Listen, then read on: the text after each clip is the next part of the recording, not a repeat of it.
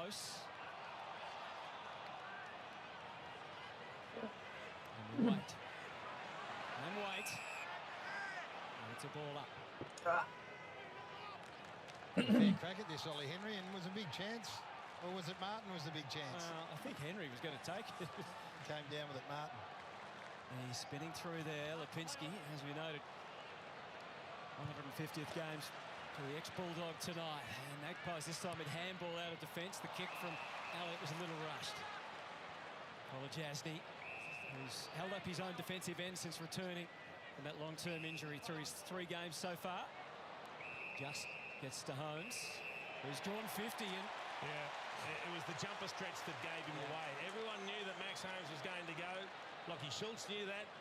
Can't hang on to him. Unmanned all on his own. A breakdown for what's the up? defence, Jack Martin. That's just clever. You are allowed to play on at any stage in that 50-metre penalty. And if you see a player free inside 50, real kick footy. it straight away. Yeah, it doesn't happen, Jace, to this defence. I just can't show the This footage, is but the we one can part of the game show the that's stood up website. so well through the course of this season, and Lockie Schultz gives it away, and Max Holmes is smart enough to take advantage. 9 goals, 6 in his 7 games, Jack Martin. What's up?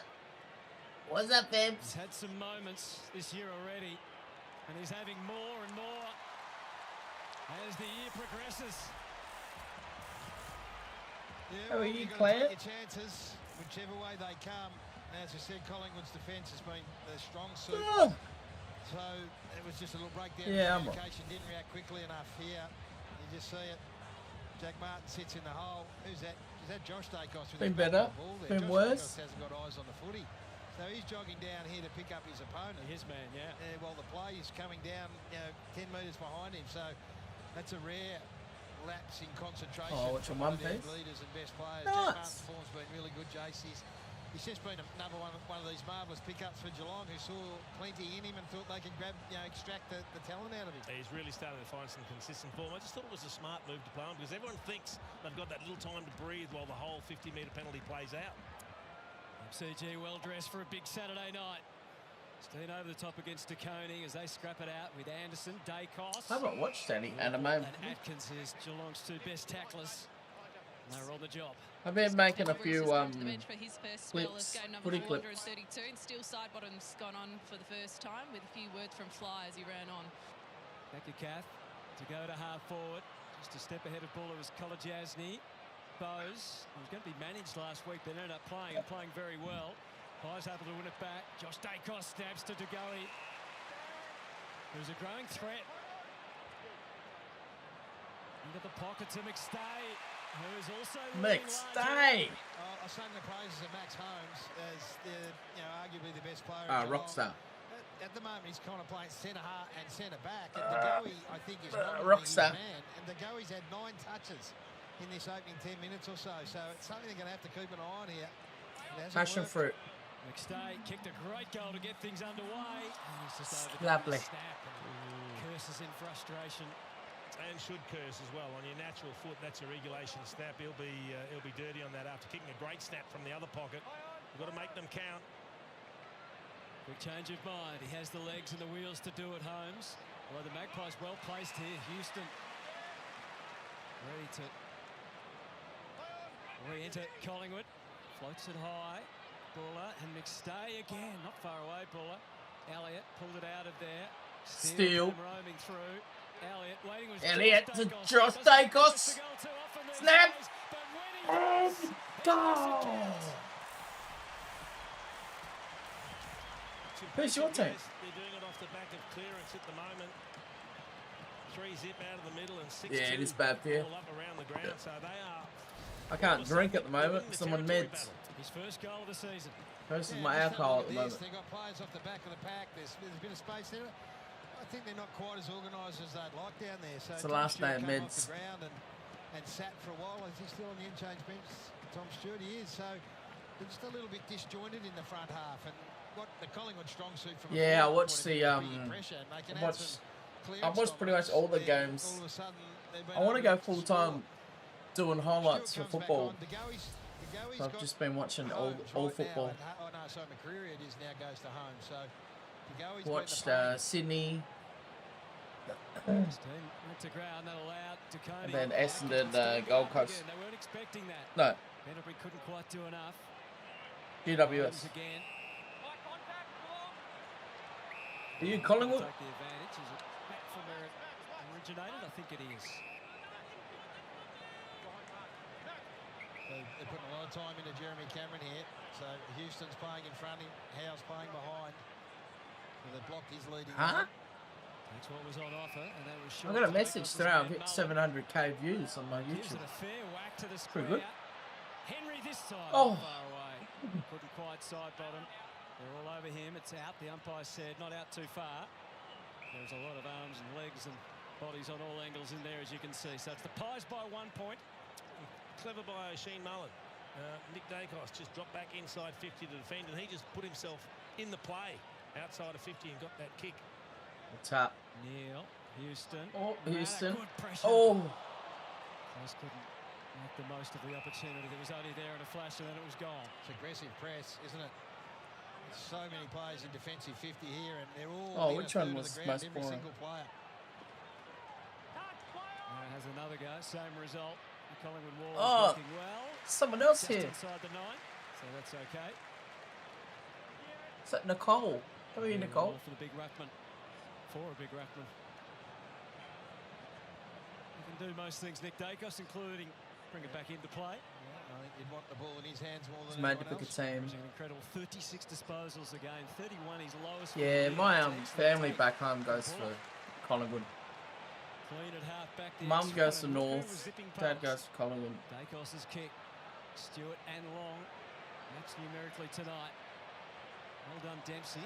Although not as well done when you consider the new rules. We talk about some of the mids that like that little give and get, Gaz, roll back around for the hand pass. He sprinted 65 metres for that return hand pass. Nick Dacos after Just kicking out. happens to be the closest man for a lasso as Yeah. well. He got 3 in 20 seconds. What about the other game? Yeah, we can check that. Filthy on that, no doubt. Clean kick to the wing. Saints to Elliott. game. He's hitting the wings as well. Long to Buller Saints again. Gold Coast. He's presenting Yeah. nicely. They're not going to obvious spots here, prepared to take it wide if they have to. Lane Steele is all on his own. Probably a bit more than a kick away, so he didn't take that on. Instead, the Cats disrupted the short, and they've done it well. They've got the free, and the advantage is paid. Had to be clean close, How's and that? it was to Dempsey. Along the line to Mullen, who's got away from Dacos. Deferred to Cameron for the kick to Shannon Neal. Neil's got a In few the focus, marks. but he decides there's a better option in the pocket. And Ollie Henry takes the mark. Half the ground cheer, the other half boo. Well, you've got to love that from O'Sheen Mullen, who's played on the best player, or arguably the best player in the competition, but that's a couple of times now that he's seen the opportunity to get ahead of the ball and not just be a defensive player, be involved in the ball going the other way. 25 games for 28 goals he played as a Magpie, but he's very much a Cat now. There's Ollie Henry. Gives Geelong the lead. Collingwood's a pretty good team It's to a great pick up. mindset for O'Sheen Mullen to have. It's one thing to tag a player, but then to make him try and think about you when you're not actually doing the job. Oh. And get involved as much as he can. He's got the tank to do that. He's starting to develop as a I player. can't remember him at Collingwood. They both had a crack at it. Collingwood weren't good enough to use the footy. They turned it over, and then Geelong, well, they made all the right decisions going forward. Yeah, so they're trying to be Forward handball a bit game. precise going forward, Collingwood. They don't want to kick high in the air to Stewart and to O'Sullivan and the interceptors, but on that occasion, the You heads can't stand up from AFL? the Oh. Geelong defenders was that they understood what was going on. And they reacted really quickly, and Mullen just, Oh, does it? he went bang. As soon as the ball got turned over, There he you got go. forward really aggressively. Two informed teams tonight. The Cats have won 3 of the last 4. The Magpies 2 wins, and last week's draw. Oh, Pendles to Pendlebury, Dacos. we've called that a few times over the years. Great Long spoil. touch. Collingwood based so much on their pressure. and Yeah, they have Long. brought it to the MCG tonight. Not sure if defence feeling it. Ned Long's ever played this role before as a defensive forward on someone like Tommy Stewart, but going back with a flight and just getting clear footy, That was it's a good. fantastic defensive play there, and it amounts in a stoppage. Only had the 2 possessions, Tom Stewart, thus far. Yeah, well, not a great present for somebody in his 200th game, isn't it? Meant to be a celebration, but we've seen it work to great effect Walpole. over the last couple of years at times. Quaynor. Quaynor, Stewart. Oh, Stewart! 200. Reads it as good as Takes anyone, a hanger. which has been the hallmark of his great intercepting play. Untidy handball. It's O'Sullivan. copyright. Played a few blues early. McCreary there to capitalise. Maynard jabs it out wide to half forward. Steen happy to get involved in the offence. No one on the mark. So they're outside the protected area. Plums for De Goey. It was a little predictable. You can't stream live Just a little sport. bit slow, Oscar-Steen. He had options, screaming Well, everywhere. you can do Tom clips of Silver it though. just spoken about. He's been quiet. Ned Long has the defensive role on him. He's making his presence Yeah, felt you can do there. that. Guthrie third man up. Conor O'Sullivan very untidy coming out of the fence. Could do that. De Goey on the move. Guthrie handed off to Bailey Smith. He didn't have any means of controlling it. Leaked all the way through. Just a little hold there on Ollie Henry. Braden Maynard, his ex-teammate, who probably couldn't resist putting a little extra pressure on. Warple has made some space and position on the wing. He's done it well. So Mullen running hard the other way. Had 18 disposals last week, which was a career high, Oisin Mullen. And unfortunately, the kick from a Geelong point of view is turned back by Dacos. Side bottom. He's been alongside penalty for so many of those 432 games. A bit of a wobbly number on the way out. O'Sullivan with more fortune and skill. Got it to Bruin and off to O'Connor. There's Cats loose in the pocket. No worries. Enjoy. Thanks for dropping in. Martin was Appreciate it. a strong temptation for him. You would be on high alert here. I probably won't be on long. Just to look like he's going to Film have the set shit shot, from take the the 30 seconds, Mets. and then he and Jeremy Cameron have got an unbelievable understanding. So anyone in the vicinity of Jeremy Cameron, which they are, Maynard's taken front spot. There's nowhere for him to go. Difficult start for the year for Brad Close, left out of the side, but last week there was traces that he was Goes starting bang! to find his best football form. And that What a is goal. more fine evidence. That is a great goal. Well, Oisin Mullen involved again then. So he's had Saints are going to roll. roll. He's been involved in a couple of scoring movements on the way through. The pressure all over the ground's been really good. It's a sort of 1v1 game, but you've got to take advantage when you get the opportunity, and players get a little bit ahead of themselves, and then when you get a shot at goal like this, to go back and drill it, it's worth its weight. So the worrying signs for Collingwood is that defensively they've been so good for so long, but they've only had 8 inside 50s Geelong for 6 scores. Yeah. That's an incredibly high conversion rate. And they're winning centre bounce, Jace, 4-1 Collingwood, so the delivery, field position is their way, and then the transition's hurting them. Cats with the last couple of goals to establish that lead, the biggest of the match. Smith used his body to good effect. Warple and Humphries were there to send it a little further, a little wider to Bowes. Oh, he was already thinking about what he was going to do next. Now he has to try and go in and make good. The slide puts him at a disadvantage, but he's clever enough. Smith to Humphries, anything goes. And Dangerfield was waiting. Maynard's touch was critical. And he probably playing his best game for the season last week, but it's still pretty low by his very high standards. It's the 11 touches. He's at least kicked a goal each week so far this year. Danger yet to have a touch tonight. And Cosgrove with a loose touch, and then chasing that loose touch. He's gone into the half over the top. who's really taken exception. Good enough to Bruin. Players are coming from all points of the presentation by Neil. He just flipped it out to Dangerfield. Still hasn't. That's his first disposal. To Neil. Close, buzzing around, and Henry could easily have had a stellar opening quarter. He's had a few chances. Well, they are scoring. They are scoring when they get field position. Maynard just tucks it into the pocket. Josh Dacos. And McStay, the goal kicker so far for the Pies.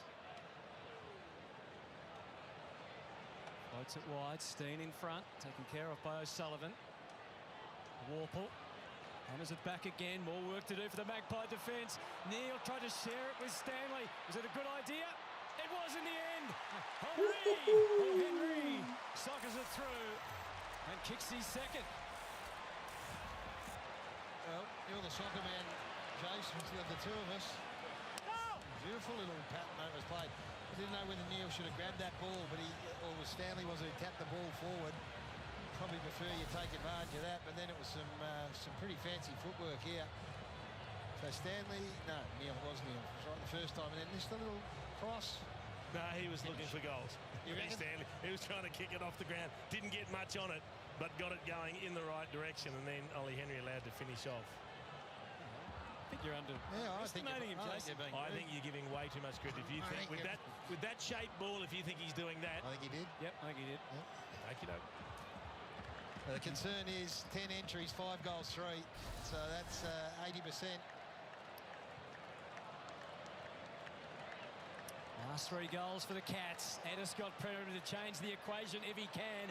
Starts to change of handballs, and that does lead to Ned Long on his own. A big job tonight on Stewart, and sends it into the pocket, which is an interesting choice to find Buller. I think he was much better positioned where he was, Ned Long, to actually take that set shot. Now he's made life very difficult for Jack Buller. A very tight angle. Played the first couple of games of the season and didn't make much of an impact. Still just finding his way in this new Collingwood system. Bit of time in the VFL, returned last week. Kicked it, his first goal as a Magpie. Started to show some of the confidence and why they had the faith to pick him up from the Swans. Oh, and that's exactly why. Converting a big opportunity on the MCG. Sheesh. Well played, Jack Buller. Don't worry about the tight angle. That's why he The passed it to Buller. him. Maybe he knew better than we did that he's a much better set shot than perhaps Ned Long was, who had more confidence. So go back to centre bounce. So the whole thing about Stewart and Ned Long. So Stewart's got Jamie Elliott here. So it's not him with Ned Long here. Zach Guthrie is the one. So what's Guthrie do here that allows Ned Long to go and get space? He just watches. And there the chip over the top. So that's not on Tommy Stewart. That's on Zach Guthrie. It's a big watch for Guthrie, isn't it? Because you saw Ned Long trailing Tom Stewart as though he's still going to go to him. And so then Guthrie thinks, OK, they've got a 2-on-1. I'll zone off and I'll be loose, and that'll work out beautifully. But then as soon as play got there, Ned Long then took off and freed himself up. So it's going to be a good watch tactically how that plays out. 22 points, the biggest margin between these two teams in the last 7 matches. So we'd expect it to be close. 3-pointer last year, of course. Geelong have won the last 2 and 3 of the last 5. Steen to De Goey. Been good to go. Yeah, to Dacos. Bit of a wild handball and error from Stewart. No, could get it. To recover. Dempsey didn't think he had the clear way to go forward, so goes back via Stewart to Warple, who's covering a bit of ground tonight. Ex-Hawk, best and fairest. Down to Dangerfield, couldn't reel it in against Howe, but he goes back in after it again. De Goey and Atkins, a couple of tough nuts there. Collingwood brought in 810 games worth of experience in 3 players tonight, with Pendlebury, Howe and McCreary. Rush kick, Martin behind Pendlebury may have interfered. Just coming up for a lazy possession, number 9, Scott Yeah, Pendlebury. used his body well. A bit of old school craft in that, wasn't there?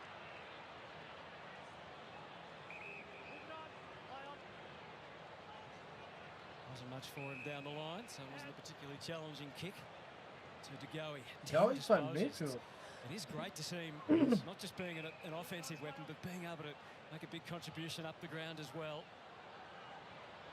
Cameron leapt with authority, didn't bring it down. Elliott, Stewart, clever.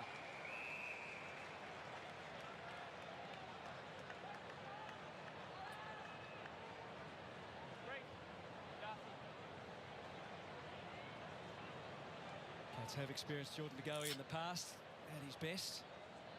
On a couple of occasions, including in that brilliant qualifying final, which Geelong just got over the line back in 2022 in Craig McRae's first year. Crisp gets it to him again, and he's off and running, feeding it through to Long. He couldn't keep it going on the first, but he does the second to Elliott, so Crisp eventually takes it, and Schultz turns around. The height of Humphries was a factor there for Geelong. Not as clean as he would have liked. Oh, that's Is that intentional? Has to be. It is insufficient. He did a brilliant job, Humphrey, to get back on Schultz. He had horrible position. And then just inexplicably just whacked it across the line. Had to go up the line at worst. Received a coach's vote against the Hawks in that draw. 8 goals, 5. Always was a little too far to the left. Got to finish, mate. Just Unlucky. made him Not jumpy. necessarily belted across. No, he's trying to grab it. Frampton up to make sure that Dempsey didn't get a free run. O'Connor got the tackling heat, not once but twice from Long. Good enough to get it to Neil. On that tightrope, well done, Frampton. Pumped it off of Lipinski. You can see the hard run of Nick Dacos, who would have been tempted to run on.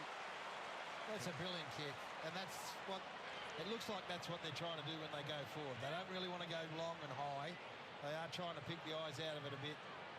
And when you get this bloke going forward, he's a pretty good choice. O'Shane Mullen just having a spell on the bench at the moment, having a rest. Dacos takes that opportunity to push forward.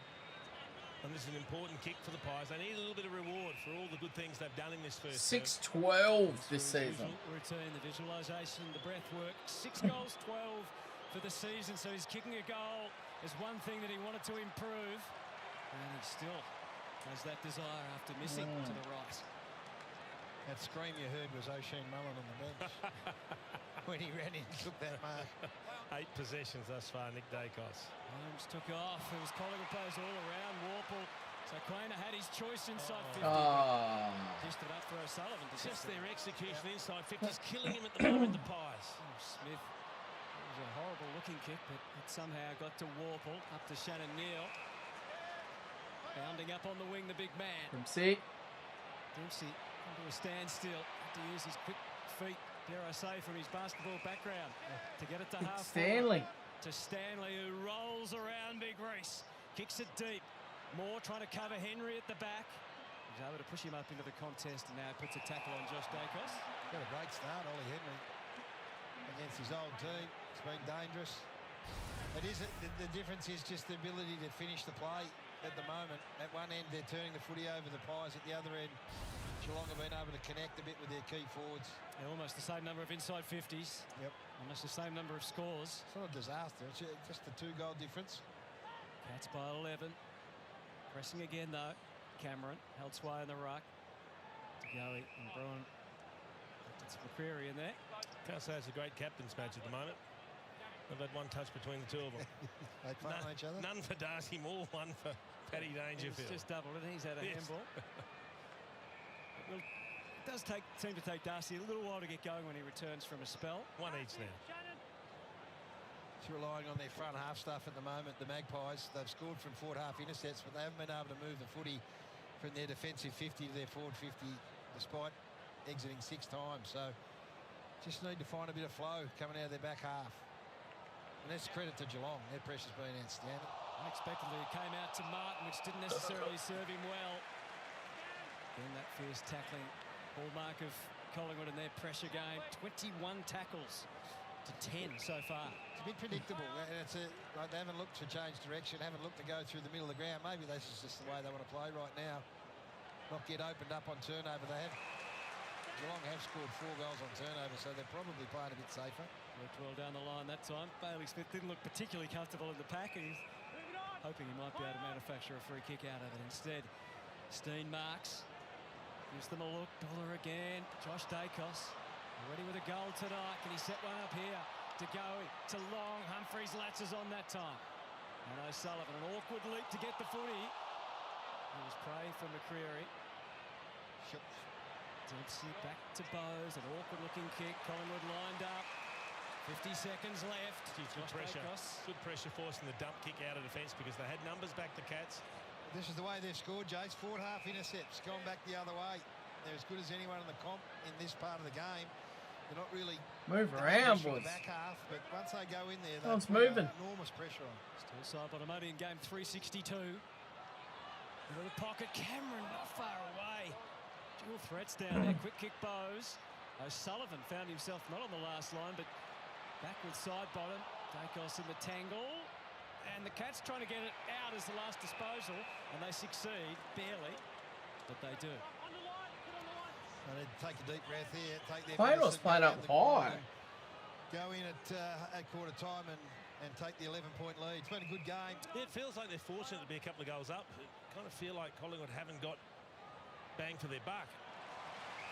Howe, the other returning veteran. Jeremy Howe. But I think the clock's going to beat them, particularly as he's gone back before kicking it deep. Maybe one last grab. Stewart does enough to disrupt. So a very even opening term in terms of opportunity. In fact, Collingwood in the end had 4 more inside 50s.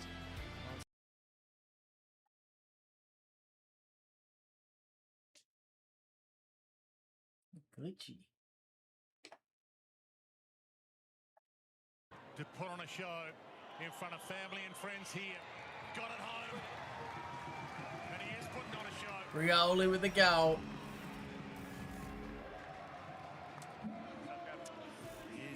He's He's had 16 possessions, 4 score involvements, 3 inside 50s and a goal. It's not a bad quarter and a half, Jared. Yeah, coming off that half-back line, another goal from the half-backs.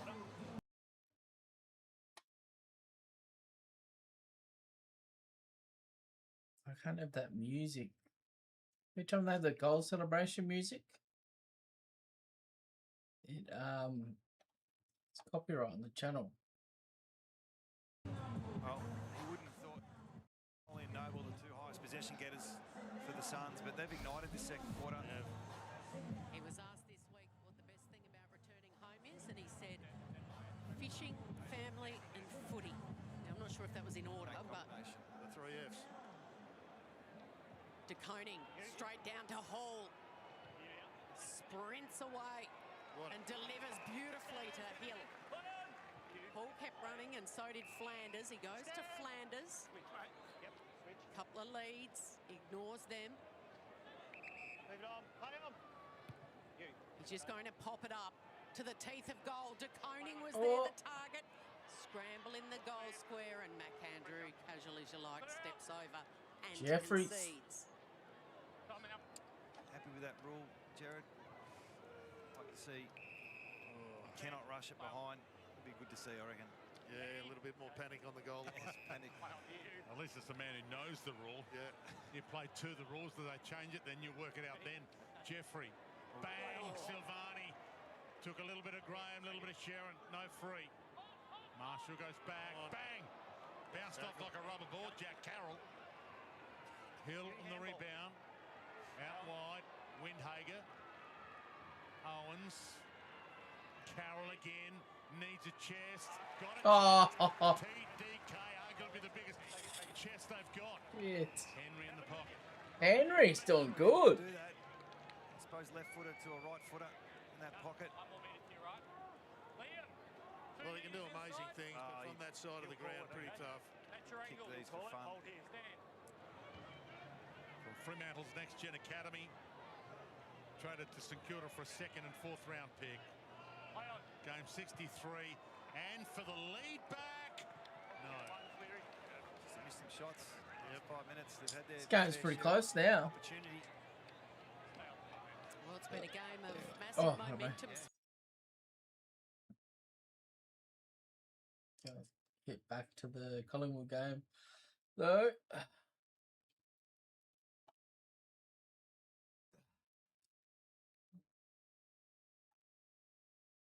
I do split view, but I need to get highlights, so I need one go. One game at a time.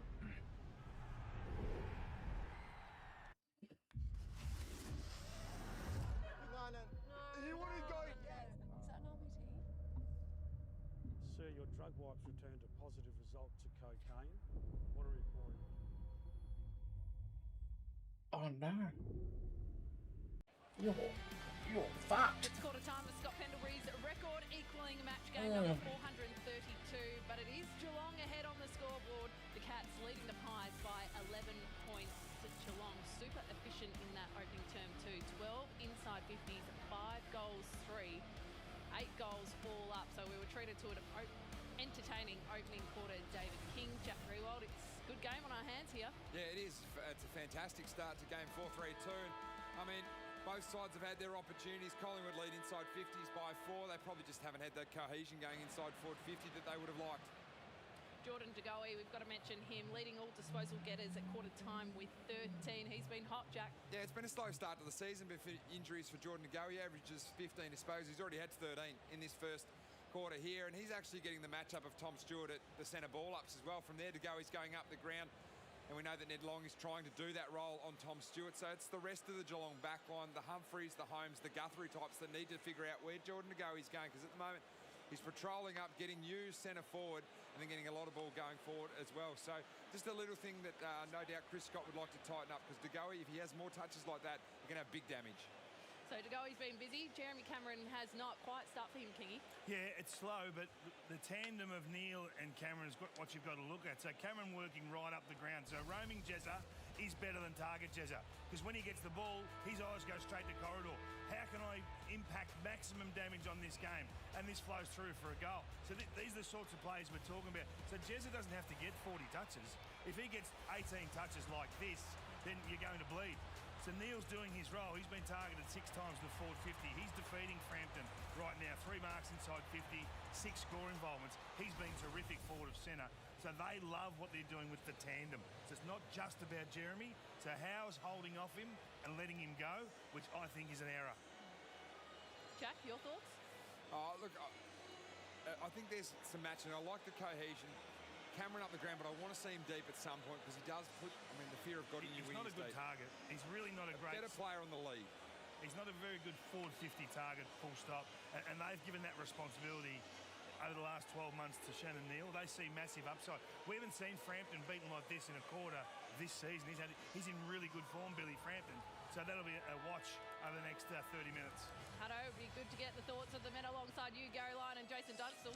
Why don't we just do that, Gary? What are your thoughts on, I guess, where the improvements going to come for either team? I'm looking at the other end from a Collingwood point of view. Their forward half work, defensive stuff was fantastic. They had 10 forward half intercepts for the quarter. They averaged 9 in a game, and they went and kicked 2 goals free. That man there, Paddy Dangerfield, he just hasn't quite got involved just yet. Cats take an 11-point advantage, and they look to build on it through Stanley. The entry was quick, and it gets over Danger's head. Howe back onto it, step through to Moore. He looked dumbstruck for a moment. Now, this is an interesting decision because it started outside the 9. Must have deemed that there was enough pressure. But it may have been a Geelong touch in amongst it all as well. Okay. Nah. Anyway, decision's been made. I don't think we can pull it back. You never know these days with the arc. As floating across was Guthrie to go to the inside to Chris, but the hands were slick to Steele. Sets up long. Buller one-on-one inside 50 with Kolajasny, and he had his way with him. Promising signs. Yeah, he's a hard man to move, Kolajasny. He's been so consistent in that back half. And the way he kicked his first goal, Jace, he might be thinking I'm half a chance here. He's following the trend of a bit of a squeeze of the footy on either end. And getting his sights set. 1 goal from the pocket at this end, which favoured the right footer, so the degree of difficulty a little harder. And he falls short. Tough shot. Far off, drifting across. He is capable of taking a mark, which is the other handy part about him playing in that role on Tom Stewart. Listed at 194 centimetres, Ned Long. He's sneaky tall. Yeah. Paddy Cripps style. Stewart. Kolajasny this time works his way to the front. Much more comfortable in that scenario. Off to Guthrie. Important member of this Geelong defence. That's not a great kick. Frampton work back and takes the mark. So early minutes of this second term, and Howe with precision to Maynard sets up the run. Lipinski. Last kick from Lipinski. Elliott up. O'Sullivan just in the nick of time. Kick your face. Stewart. He was about to fall to ground, but he saw Holmes. But a safety. Humphries, awkward handballs. The strength of Dangerfield required every little bit of it, every sinew that was strained to get it back to O'Connor. And then a floating ball for Holmes. Well done, Chris. But the Cats had overwhelming numbers out there. Careful kick that time from Dempsey to half forward. Bruin, side bottom, Dangerfield to his own advantage, to his team's advantage. Cameron looking to feed it back to Manor. Came to life last week. Kicks to the square. And that's a great desperate lunge and an effective one from Steele. That's the first time the game's opened up a bit. Paddy Dangerfield was a sitting duck there, and Isaac Quone was a powerful man, so... Might have gone away with a high fan I think there. he might have as well. That's the first time that the corridor use from Jeremy Howe just set the whole thing up. And for a moment, we had a wide open game. Neil again at the front. Backed out of the air by Cameron. That was an interesting approach. Maynard to Steele. Crisp knew not to take possession. Awkward for Elliott. Making it that way was Guthrie. Elliott fights a very good fight. Buller just hacked it out of the air. Guthrie to Smith. Can't get running. Just feeds it through to Mullen and then to Manor. Crisp again with Houston this time. It is great pressure in the back half there. Dacos. Kolajasny. 3 pies for closing, but not quick enough. And the veteran Cat who celebrated his 200th game a few weeks ago. along with the injured Mark Blitzarves in his 300th.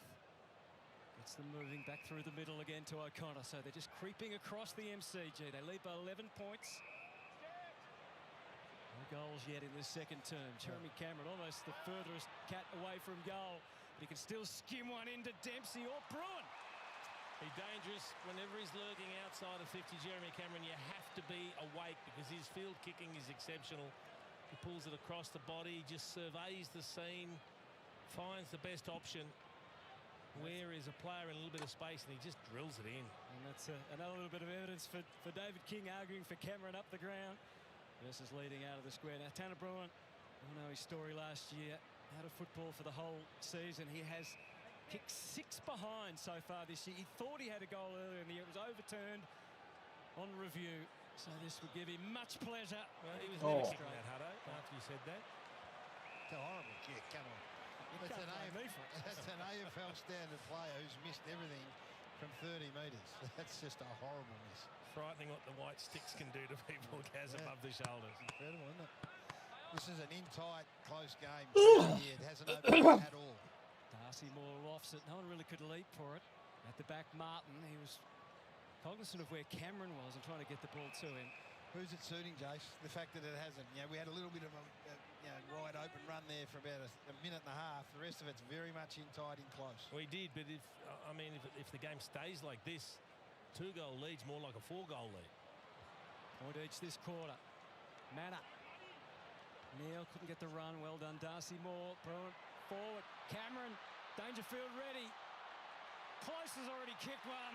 He wasn't going to miss that. Cats get the all-important got first 2 goal of the second term. A big night at the MCG. Big boy. game. They skip away to a 17-point lead.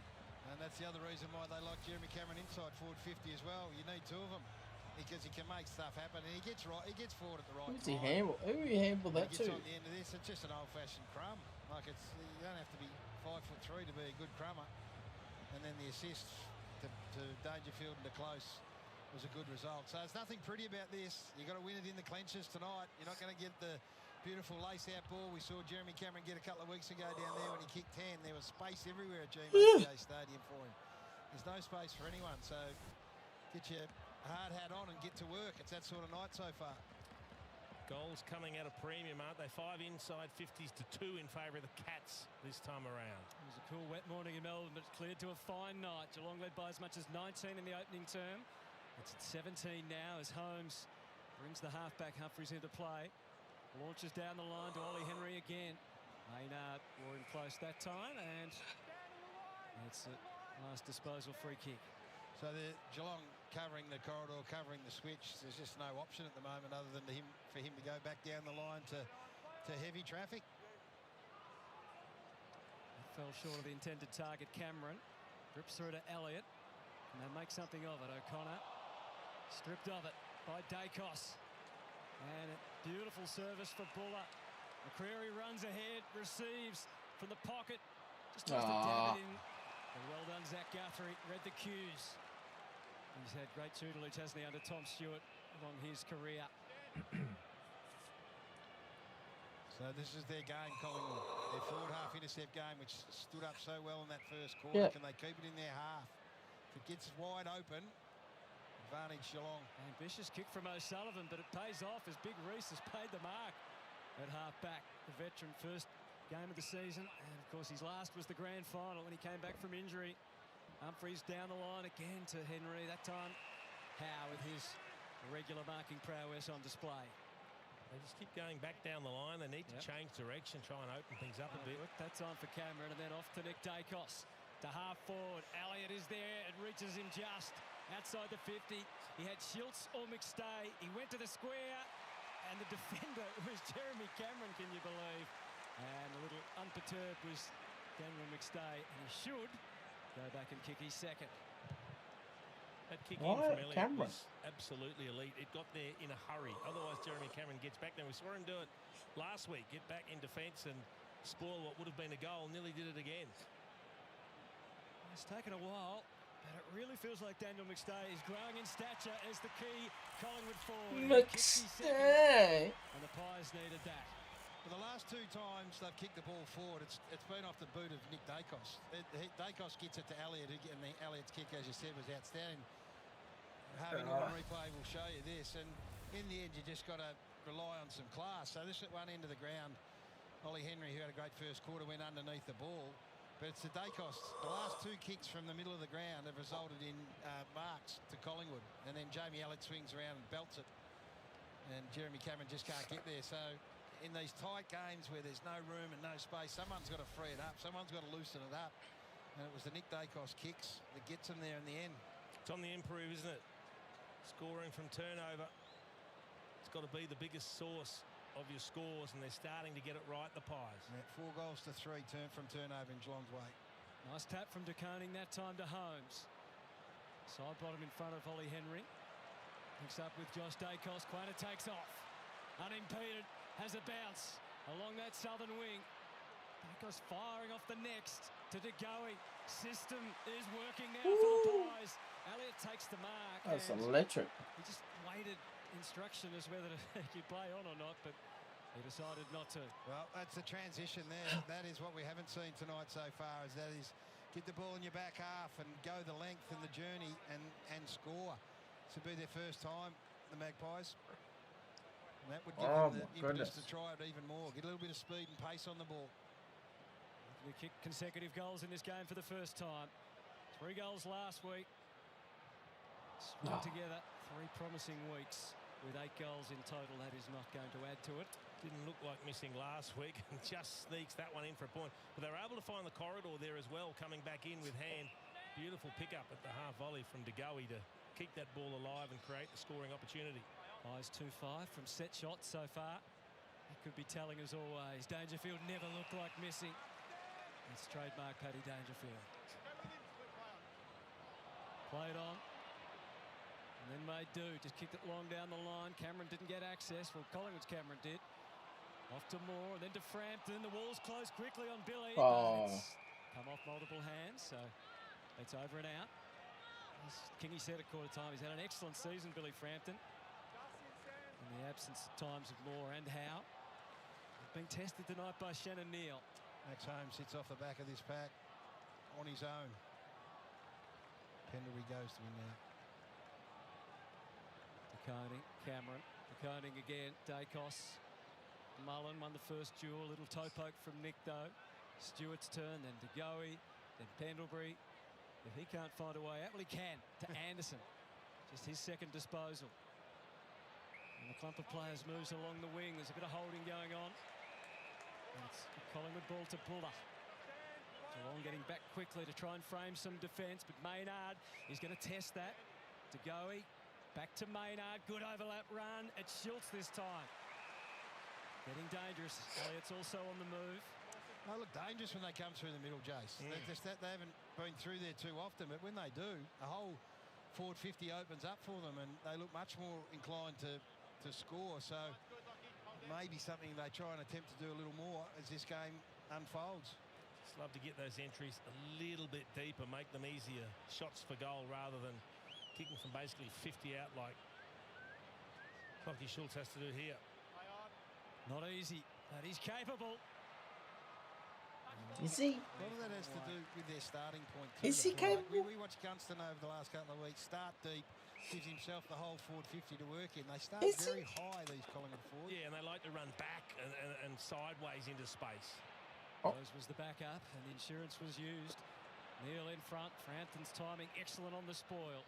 Ground ball battle now, won by Moore. I'll try and make sure that goes out of bounds unimpeded, so the Cats to win it.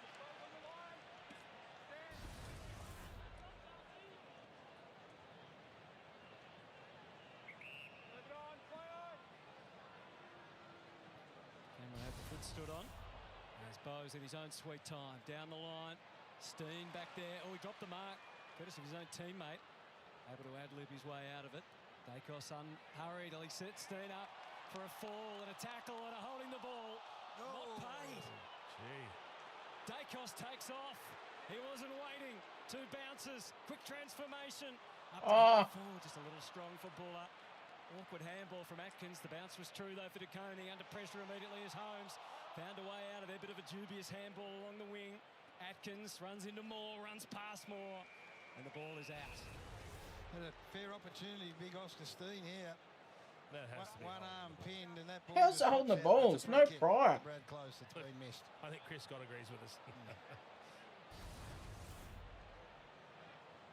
Darcy Cameron having a rest. He had that foot looked at. Over the top to Koning. Bruin. Good reflex into Manor. 4 goals last week, returning to form. Bailey Smith in a corner, a tight one. That's the best he could do along the line, and well done by Houston. Ollie Dempsey, you can see down there in the goal squares, just made his way down as he loves to do. At the far side winger, Isaac Quayner's got him. So he's the deepest forward. Jeremy Cameron with Maynard in front of him. Bailey Smith, 9 disposals so far, so reasonably low by his prolific standards, averaging 31 disposals a game. It's in the back. Calling the ball anyway to go to Houston, and then to Buller. He's looked sharp, Jordan De Goey. He's looked really sharp around the ball. Possession 8 for Jack Buller. Already kicked a goal. Headlong leads up to the footy, just at the last moment. Important spoil for Humphries, and the Cats away through Manor, although that's no sort of service for your forwards. No, but that's a result of some of the pressure. Sean Manor just thought he had no time and blasted away.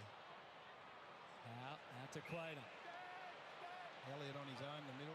Averaging 18 disposals a game, with his career high. Isaac Quayner settles for side bottom. And the Pies have settled in this one to half forward. Maybe beyond yet from long. Well, they're 2-on-1 in favour of the attacking team. College Asney was the one. Wow. Bruh. They had 2 forwards that decided to stay deep, Jason. They still couldn't find them. And they're getting back. That's what's costing Collingwood. Just their disposal into the 50. Apology issued, but it won't change anything because McCreary had his pick inside 50, and Jack Buller is going to have another shot for goal.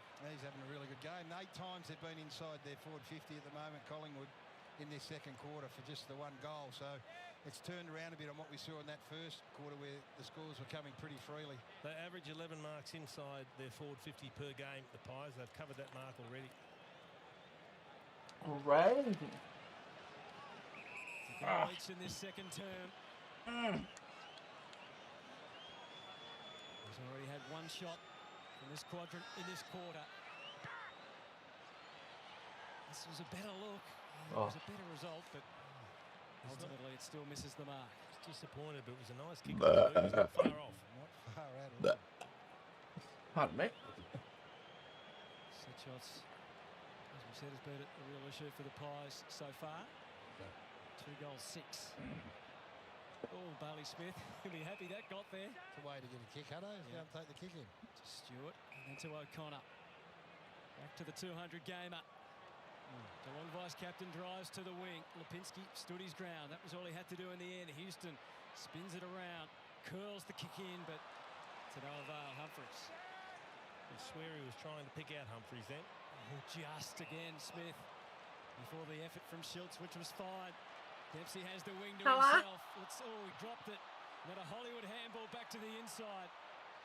Gave Collingwood a good look just to lock it up. McCreary no intent to get rid of it. It was an apology from Ollie that time. Great effort. That's a great... Ollie Dempsey marks that 99 times out of 100, but outnumbered. They stop it on the wing.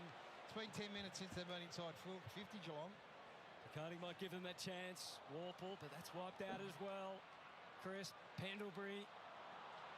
Wouldn't behave for Anderson. He did well to Maynard. Again, some space for the forwards to work in. Again, there's more Pies in the forward 50 than Cats. They're everywhere. Again, able to just hold up the fort. Humphries initially, then Bowes. That was tunnel ball throughout. Straight out to Humphries. They're under siege here, the Cats. Bowes copping it now. Buller. They've got to do something with it, though, the Pies. Bowes goes back. Anderson is strong, as he's been so far in his fledgling career, and it's a ball. That's a good win. That was a 3-on-2. That's a 3-on-2 against Geelong here. Look at the Collingwood players outnumbering everywhere. So to hold it up's a good result. Koning leaping in the air. Got the tap down. Who's going to get the clearance? Anderson for Collingwood. Josh Dacos already with 1 tonight. McStay not quite in the air. Still a possibility at ground level. Schultz about to tackle Atkins. The pressure is immense. Will it tell? McCreary. Elliott Still they hold up the Cats somehow. Crazy. The heat is on at the moment. That's the hell. Mistakes that you just don't expect to see. And we talked about the first quarter. They had 10 forward half intercepts. They averaged 19 a game, Jace. Pressure in the front half for Collingwood's been superb. Bruin just floats it over the top. Stays in from McCreary. Lipinski had time to consider. Kicked it to Steen. No mark. Kolajasny. Handcuffed. Bro. Gone. It had to pay off eventually. Incorrect disposal. Come on. One arm captured, so he couldn't get rid of it. And that is just persistent pressure that has paid off for the Pies. That would please the coach more than just about anything else you will see in the game. 15 forward half intercepts to the Collingwood Footy Club. They average 19 a game. They've cranked it up. They've ramped it up. And here's the moment, Anthony. They are saluting Scott Pendlebury in his record-equaling game. Scott Pendlebury with a simple shot for goal, as measured as the man, the milestone man himself.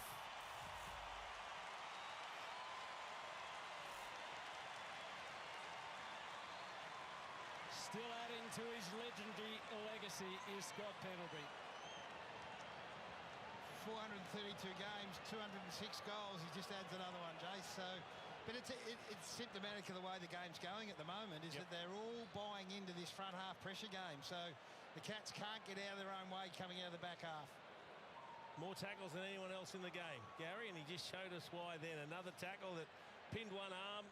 The ball was incorrectly disposed of. He gets the free kick right in front, gives them the goal they desperately need. This is just it's turned into a really enthralling contest now. There are no easy possessions. It's become a contested game. Most goals he's kicked in a game, Scott Pendlebury is for it. It was against the Cats 14 years ago. Up in the middle, Steen gets the tap down. Stanley takes some much-needed territory for Geelong. Dangerfield on the slide. They need some territory. And they get a little more. The kick was in haste. Although Martin got there. He's got this habit of getting to the right place just when his team needs it. Is that a pass or a long shot? More good luck than good fortune. Yeah, that's what I thought. Definitely. But they'll take it. They haven't been down this part of the ground for most of the quarter. Collingwood have dominated field position, so this is very much against the flow. And just cruise mode, around he goes as he eases it through. The Cats counter quickly. Got a couple of goals for Jack Martin. He's become such a reliable scorer for the Cats. He takes important marks, he pushes up the ground, he comes. It doesn't always get big possessions, but he's hitting the scoreboard regularly. And he's doing it at times when they need people to stand up. Petty Dangerfield, Dartmouth was playing way off him. I think he's just unloaded from basically the edge of the square, pulled the kick, and Johnny on the spot was Jack Martin, who takes the mark and kicks the goal. Nothing pretty, but they'll take it. They've only been inside 56 times for the quarter, the Cats. And they've kicked 2 goals, 1.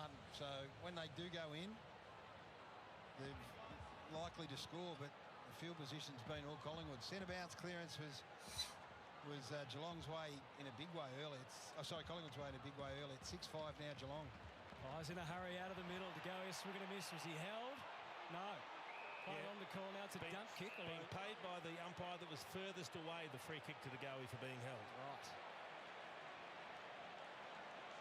So De Goey, who was the star of the opening term, and he's continued it on. His 17th disposal is incoming. Steen again. Really worthy and viable target. It's gone under it. DeConing. Hands were effective. Dempsey looks to start the chain. It's awkward. Humphries and Dempsey again. Cameron hurls it along the line for Manor. Looked behind, didn't like it. Looked ahead, found Holmes. They keep chugging along, but not with any great authority. Manor, somehow they've braided this up and got it to half forward. Dangerfield off to Humphries. It's a prolonged but it's a fine finish. And Tanner Bruce could go one more, but yes, he does decide to do that. And he's gone for Martin. Absolute credit to them. Credit to the Cats. Wow. Because we've lauded Great the pressure movement. that Collingwood have brought all night.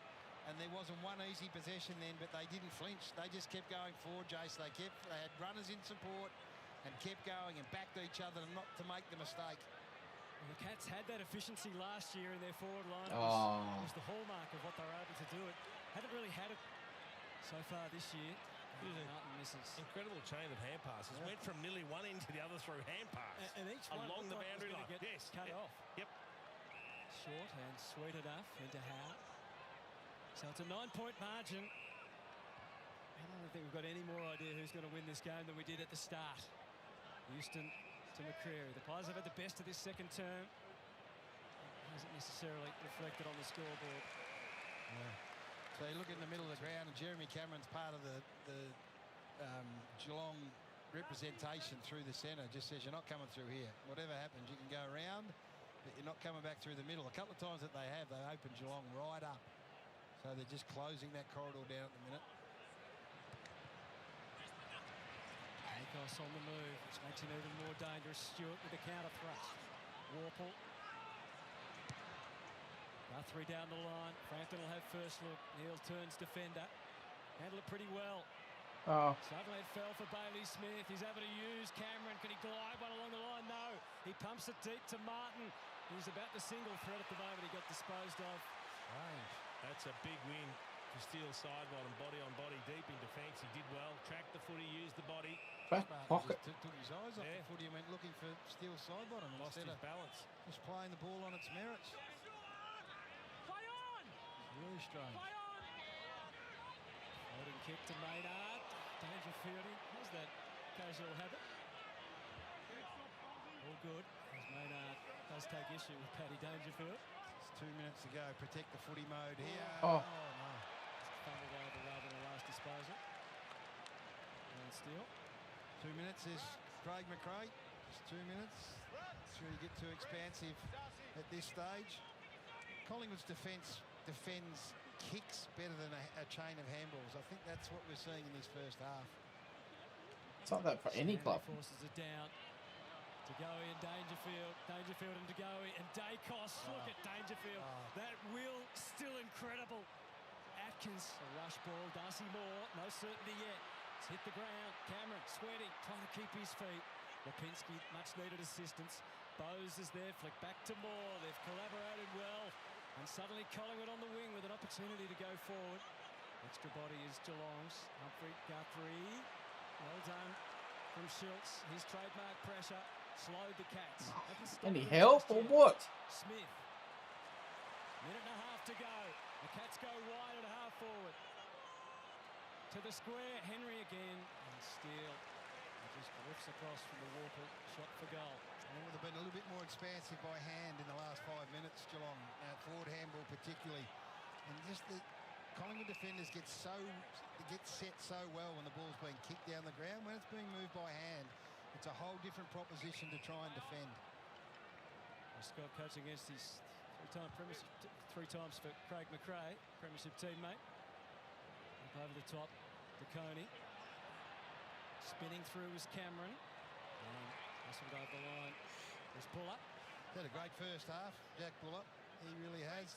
He's come from Sydney, at times looked a little bit off the pace, but tonight he's certainly looked comfortable. I think we've seen with Schultz and Houston that it takes a little while to get accustomed to Collingwood as such a system-based team. Cats lead by 10. 60 seconds to go. Dangerfield is really amped at the moment, but the soccer from Crispin at the middle. Colin Chesney wasn't sure whether to stay or go. A little bit of indecision may have cost them there. Schultz fought the great fight. Now Crisp again to Schultz. A double grab initially, but no sign of panic. The run from defence. Good leg. Came from Lipinski. Offensive winger getting forward. Into the pocket to McStay. Sullivan. Oh, it's a free kick the Cats way. What? It takes some pressure off. Take a bow, Jack. Lucky Schultz in the middle of the ground. His effort to win a 50-50 was extraordinary. They just got away with one here. They just wanted to How do you get holding when you're getting pushed in the back? Conservatively down the line. Good contest. It's a really interesting contest on our hands here. Stanley, 18 seconds, so the Cats have a crack. Well, Holmes only knows one way, and that is forward at a rapid rate of knots. To Martin, Dangerfield demanded it down the line. Tried to get there quicker. Choppers it forward. Awkward for Shannon Neal. 5 seconds left. Oh. Wow. That's an attack on the footy. That is ferocious attack on the footy. And Darcy Moore's got up. He's tough. Darcy Moore. That is a... O'Shea Mullen didn't put in a short step in here. It's attacked the footy. they'll have a good look at that at half-time, I've got no question. He looks to be okay, and it was an attack on the footy. Turn last week, of course, the Collingwood captain. Have a look at that. They've got half-time to do it. That man, Scott Pendlebury, 432 games. Half-time, huh? 2006 here at the MCG. His team is 10 points in a row.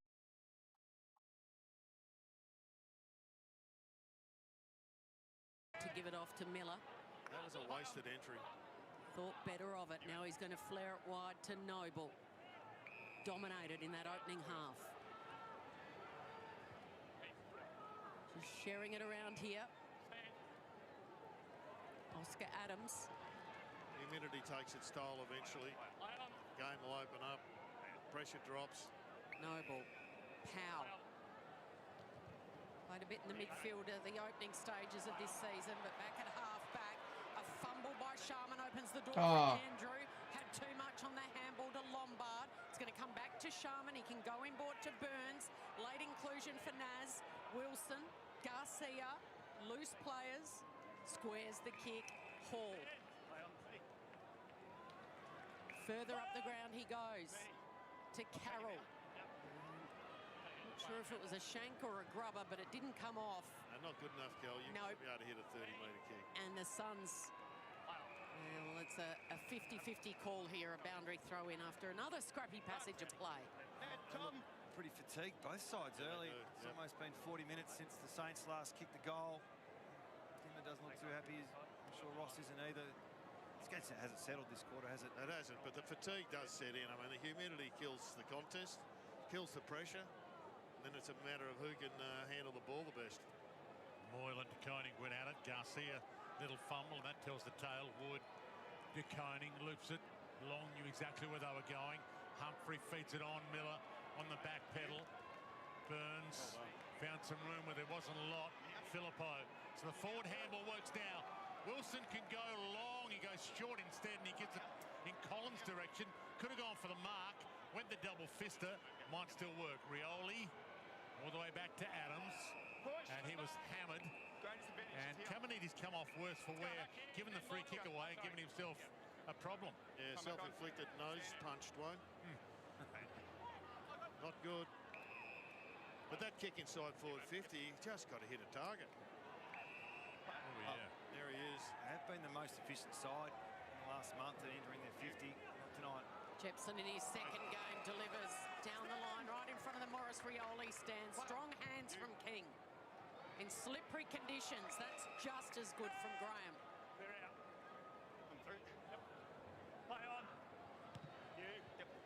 Lead from Long. Oh, it's bounced off his chest. He did all the hard work to get separation on Ryan Burns. Dangerous player. He hasn't handled the ball as well as normal tonight, but geez, in 5 minutes he can rip your heart out, this bloke. Kicked multiple goals in 6 of his 8 games so far this year, Gerald. Yeah, he's been terrific. Bank account took a bit of a beating during the week. Yeah, he could have got a week off, actually, for the could have got a spell. Open hand slap to the face. Sheriff was kind one. Yeah, been long, but 79 games for the Saints as well. But he got lucky during the week from the MRO. De Koning playing in front, but missed it. Attack from Phillippo, and he missed it. Wilson went for it. He slipped it to Miller. Wilson's the igniter for me. If the Saints are going to win that, they need to get some run and gun going. No one does it better than him, and Bradley Hill as well. Holding St Kilda free. Gaby's got the clearance, but it's not going to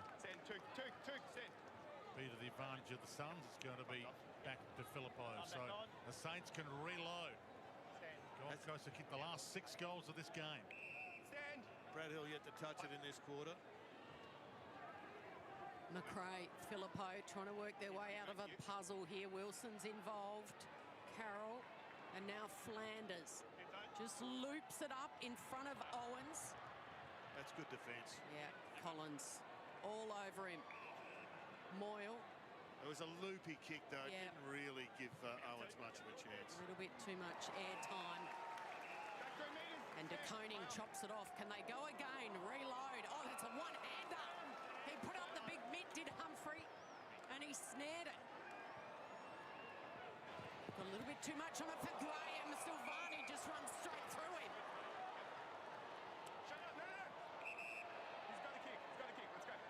What? Simo? Oh, What was that free for?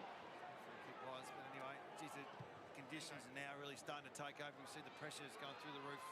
What was that a free?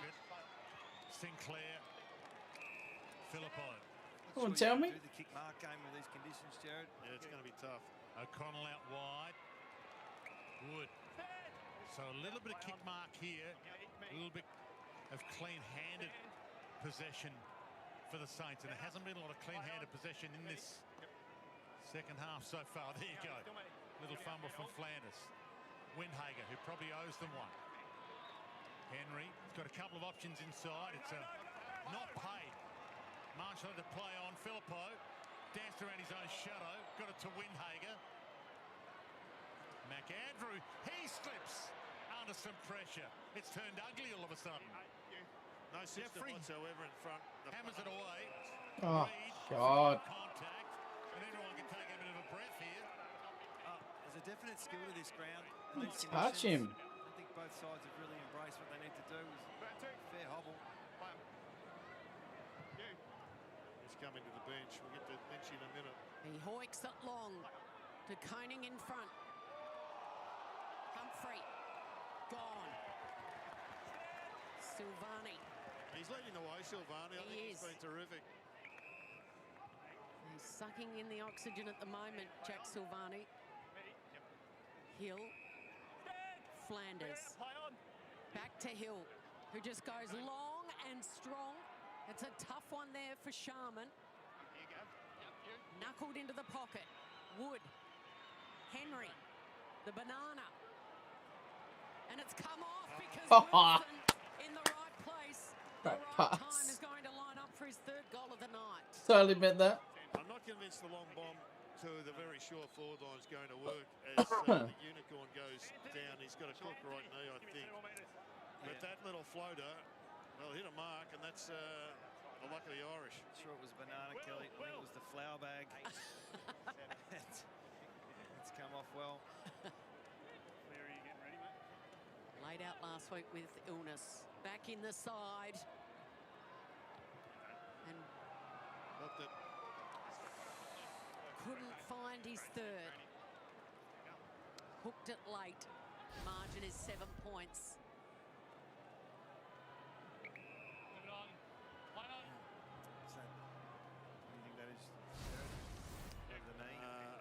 It looks a bit nasty, actually. Yeah, already had strapping on it, so there was already an issue. Moyle, good grab. So Reed, with that knee, that's a big worry. He's re-injured it. No, 15, play on. Not the required. Miller had to go. Heads out wide. Jepson had to touch it before it went out. Was clever enough to do exactly that. And the Saints are right in this game. Just not taking advantage of their dominance. They're 14 shots to 11, you know, so our Dataland predicted score probably suggests that they should be in front. 3 behinds to none for the Saints in this third term. Their last goal came at the 25-minute mark of the opening quarter. It's falling the Suns' way at the moment. He goes quickly for Jamara. Got the leap, just couldn't quite get the sticky hands working in these sticky conditions. Collins. Now these turnover kicks are killing St Kilda. Intercept mark to Andrew. Collins having a big game. Jeffrey. Doing well. Short. That's a 5. Clear out. Powell.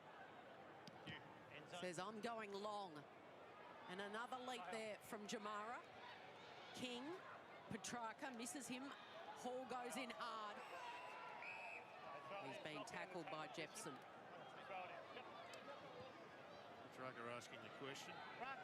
He deliberately handballed it over the boundary, but no free kick. Last goal in this match came at the 24-minute mark of the second term. So we've gone 15 minutes in this third. We're yet to see a major. Petrarca trying to change that. Marshall just bangs it out of there, only as far as Collins. No one's played more games at this stadium, at this ground than Sam Collins. Well, he's using his home ground to advantage right now, Cal. He's killing him. Jeffrey Noble. Outside 5. The Nobes. Play on. You. What's the best option? He spears it. Jamara, surrounded by Saints, holding the ball. Been well held today. Play on. Hey, mate. This game's a real stalemate at the moment. Both teams are playing a similar kick mark style. He played on and then handball out of bounds. What is that? Is that a last position out of bounds free or not? That is a ball in. He played on, handballed out of bounds, and the umpire said, "I know you didn't mean it." Just fumbled it. Yeah, sorry, mate. Post kick. So Flanders on the move. Saints, can they use that break? Jeffrey goes and gets it. The switch is on. Rioli. See if he goes on one of those sweeping runs again. We're pushing everybody up the ground, and Brad Hill is the last player. Yeah. Well, it's got to get there. Anderson says, "Let's calm it down, guys." Looks like Hill's putting his Slim Henry putting his time into Rioli. So you use the spine. Long looks. He wants to turn and go. Sends it long over the back. He's got the option, Humphrey. He's got 3 there, Humphrey. He might just go himself. Oh. He burned them all. No, he passed the King.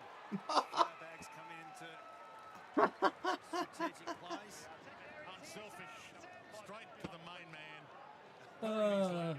Let the goal kicking extraordinaire finish it off.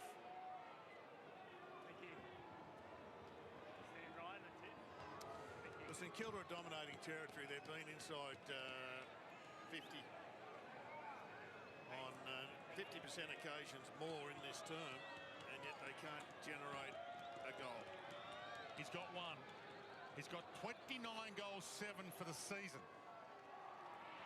He is deadly. Shot. 7 goals in a row now for the Suns.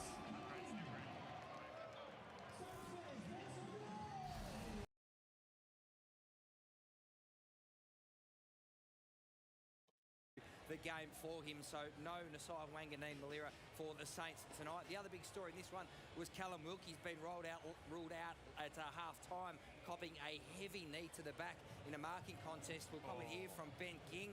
So there it is, you can see it flush in the middle of his back. He had it assessed at half-time, but he is done for the night. They play Richmond next week. Be hopeful to get up for that one. That's 4 points they'll be banking on, but Cal Wilkie, without him, it'll be tough for the Saints defence with Ben King clearly. Yeah, and they're always such an arm wrestle kind of games in the top end, Jack. Well, it's a happy hunting ground for the Suns. I think they've won their last 7 up there as well, and they'll be spending the week up there. They play there next week too, so it's a game that I think they would have penciled in to win, because they certainly do play well there. That's why I never went back with the flight, Kath. It's a health risk. It's not a smart business decision. And he's done for half of a game. No good. He's a tough backman, that's for sure. Also, just getting word that Darcy Moore, the Collingwood superstar, is being assessed in the Collingwood rooms as we speak. We know he's had the soft tissue issues and a bursa problem behind his knee, so we'll get the latest from that. But a cloud over Darcy Moore at the moment in the Collingwood rooms. We'll have the latest, Kath. Gee, you hope everything's okay, because it's been one of those up and down seasons for him, hasn't it? It was that big collision late with O'Sheen Mullen, both going at the ball pretty hard. So it'll be interesting to see if he takes part in that second half. A final prediction before we sign off on half-time and get stuck into the third quarter. Who wins? Jezza to kick 3 outside 50 bombs in the second half. This is a penalty masterclass in this second half. I can see them getting up in game 4, 3-2. Well, we know what Jay's going to say now. Yes. I love you, Pendles. And we love the NAB Oz kickers having a kick at half-time at the MCG. Oh, he's not happy. He wanted the ball. We'll be back with the second half after the break. Anthony Hudson to call all the action. It's 10 points to Geelong.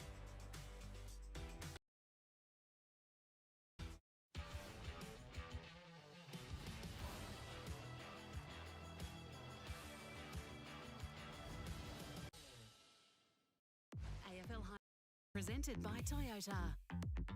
He looked about 30 when he was about 18, didn't he? He's always looked the same. He's the same when he was 18. Oh, he's looking like a mature man. Full goal, look at Nanu! He took his armchair with him and sat on top Nick Natanui. What about the view from up there for Nick Nat? And look at them stand on their feet.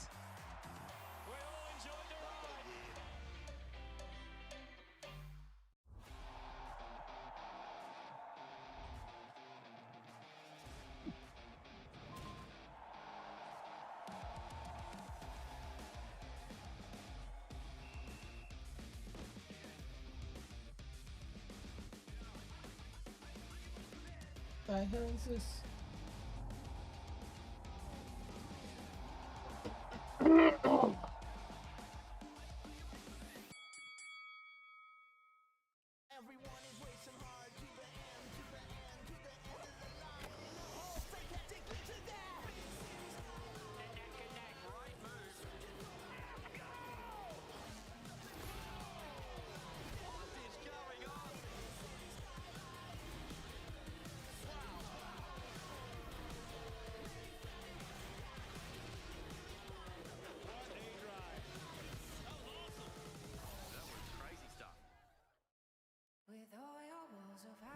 What sort of fireworks are we about to see?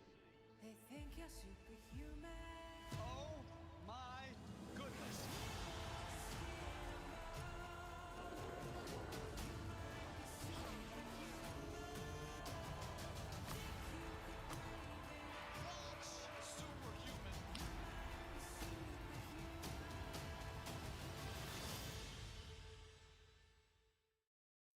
Green flag, green flag.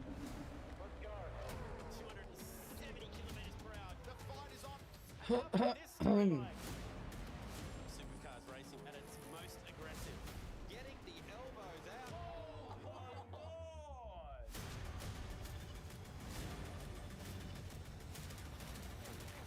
What is going on out here? That is Supercars at its finest.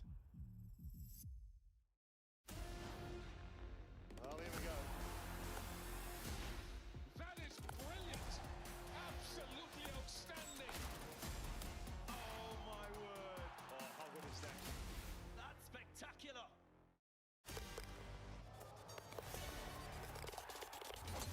Let's just see who can really stand up to this test. Come on. That is so good. This is Motor Racing 360, a brand new show. Every Wednesday, we're going to have fun. Nothing's off limits. We're here to fire up. Motor Racing 360 on KO Sports. Jack's 13, little Mim is 11, and Olivia's 16. And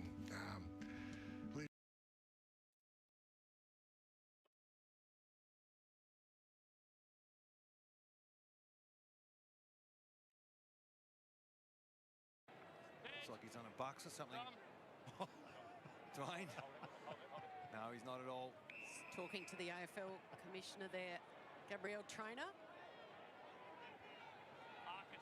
CEO Andrew Dillon. So they have worked it out that it wasn't touched, and now it is a free. Big switch, mate. Last disposal. How'd they work it out, Dwight? Not sure, Gerard, but by committee they got the right call. I'm not sure it was actually touched, but Andrew Dillon might have yelled it at me. Red time. All important here. The final 3 minutes before three-quarter time. And it's coming back. Clear right out. Max. Go on out. Free against De Koning, so Ned Moyle will take it. How have you seen his night, Jared? I think he's been pretty competitive. I really rate him as a ruckman. I think he's going to be a beauty. I mean, they've got the advantage. They can play two rucks. They can play them a month at a time each. He's been patient. Yeah, he has been too patient in some. 15th game in 5 years. Waiting for his opportunity. Waiting to kick his first goal of the season. Another misfire for the Suns. Yeah, Ross will be starting to have conversations with his coaches. What to attack in the last quarter. Got to manage the last 2 minutes, but... So Carroll placed it on the deck, danced inside, had another bounce. Broke King's ankles and kicks long. A little bit of carrying. That's a good grab from Collins. Good. He's just about BOG at the moment. One of Matty Hill's tipsy doozies It's there. good old. Coming from the It's back. good Collins. Here's the half forward, and the big ruck from De Koning takes the mark, and now the Saints can reload. What does he want here? He doesn't like what he's got on offer by foot. He was looking for a handball target. Just dumps it down the line. McAndrew, Collins, both there. It spills. Marshall Oh, gee, that looked a little high on Graham. Free kick against Hill. The Saints have gone with the plus on behind.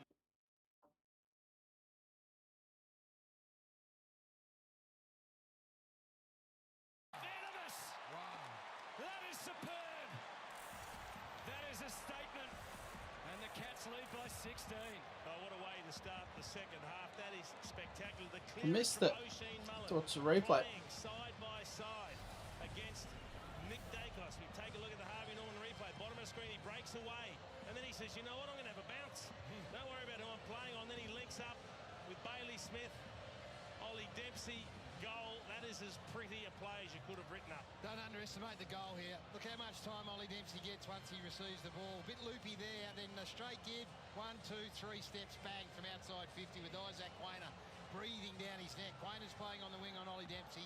We know he's a forward threat. He usually take a mark in the goal square, but that is their best movement of the night. Yeah, it's a long way out, isn't it, for him? Out of the middle. Collingwood's turn. Aided by a whistle going Nick Dacos' way. Possession 18, set to Goey in motion. De Buller again. It's been a good target for them so far. Later working hard. Great run from De Goey.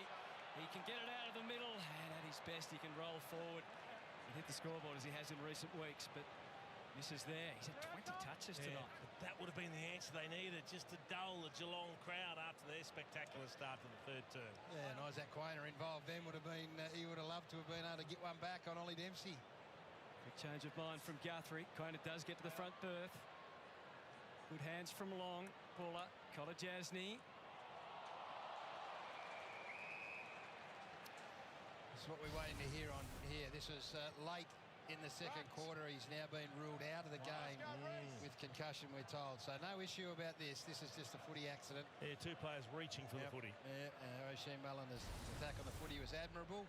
And unfortunately for the Collingwood skipper, no longer a part of this game. Yeah, it's a shame he's only second game back. He's had a disrupted start to the year. Dangerfield got right into the game in the second quarter. Mullen again. He's done some useful things with the footy. And that's another prime example. Neil leading hard, running hard, turning quickly. Cameron. The two big guys for the Cats. So Moore goes off the ground. It wasn't a dominant player in the front half, but it does mean a bit of a reshuffle. Yeah. So Shannon Neal gets Billy Frampton, and their two key forwards combined here with Big Jezza on Jezza.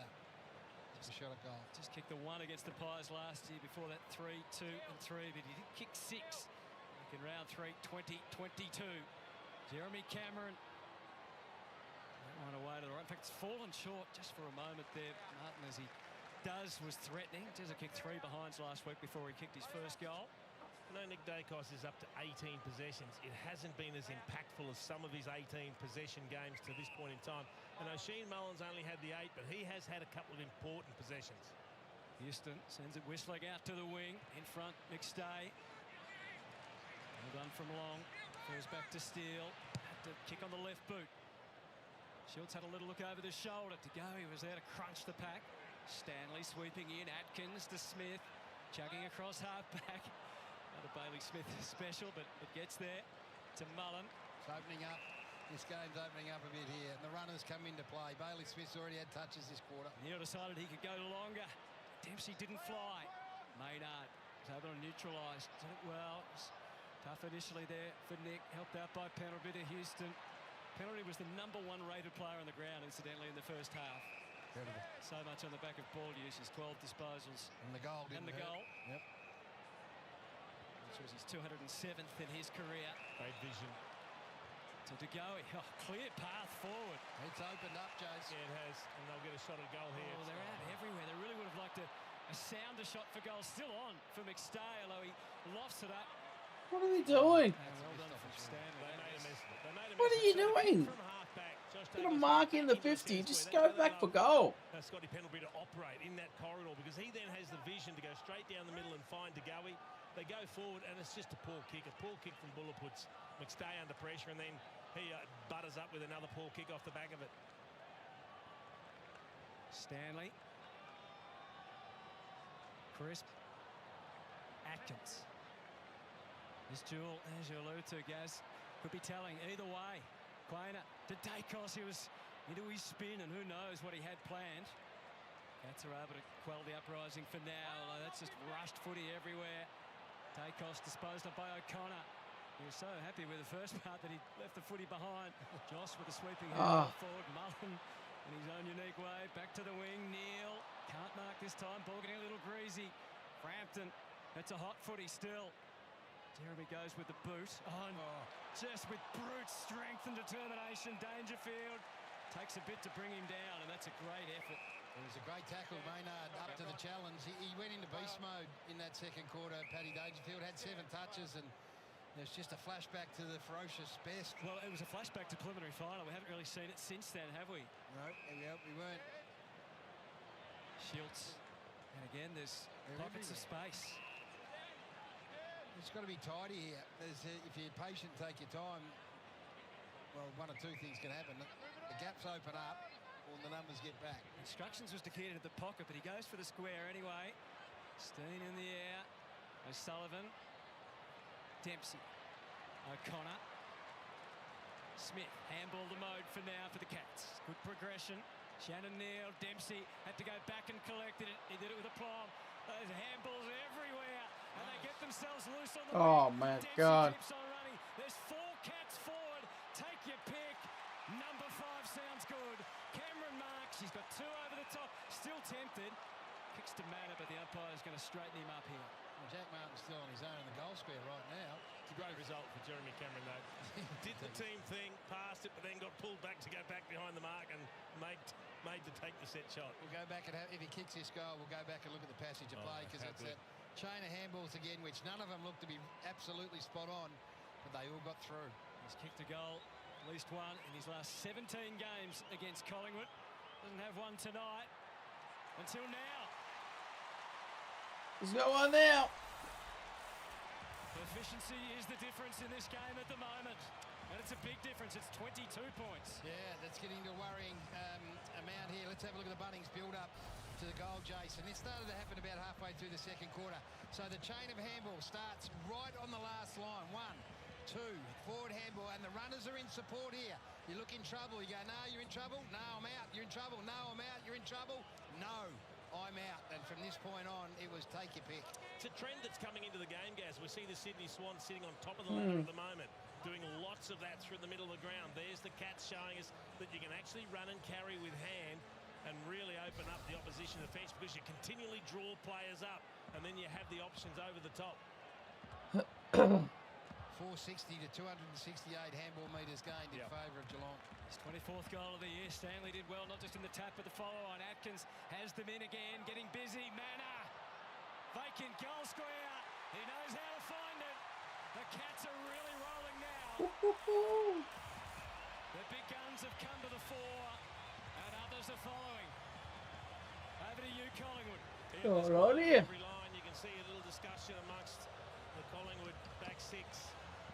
Not as well organised as they have been. No Darcy Moore now. They've got to figure this out themselves, and Sean Manor continues to show what a great pickup he's been for the Cats. 2 goals from centre bounce, Jay. Sean Manor hasn't seen a goal he doesn't like. He was always going to have a lash at that.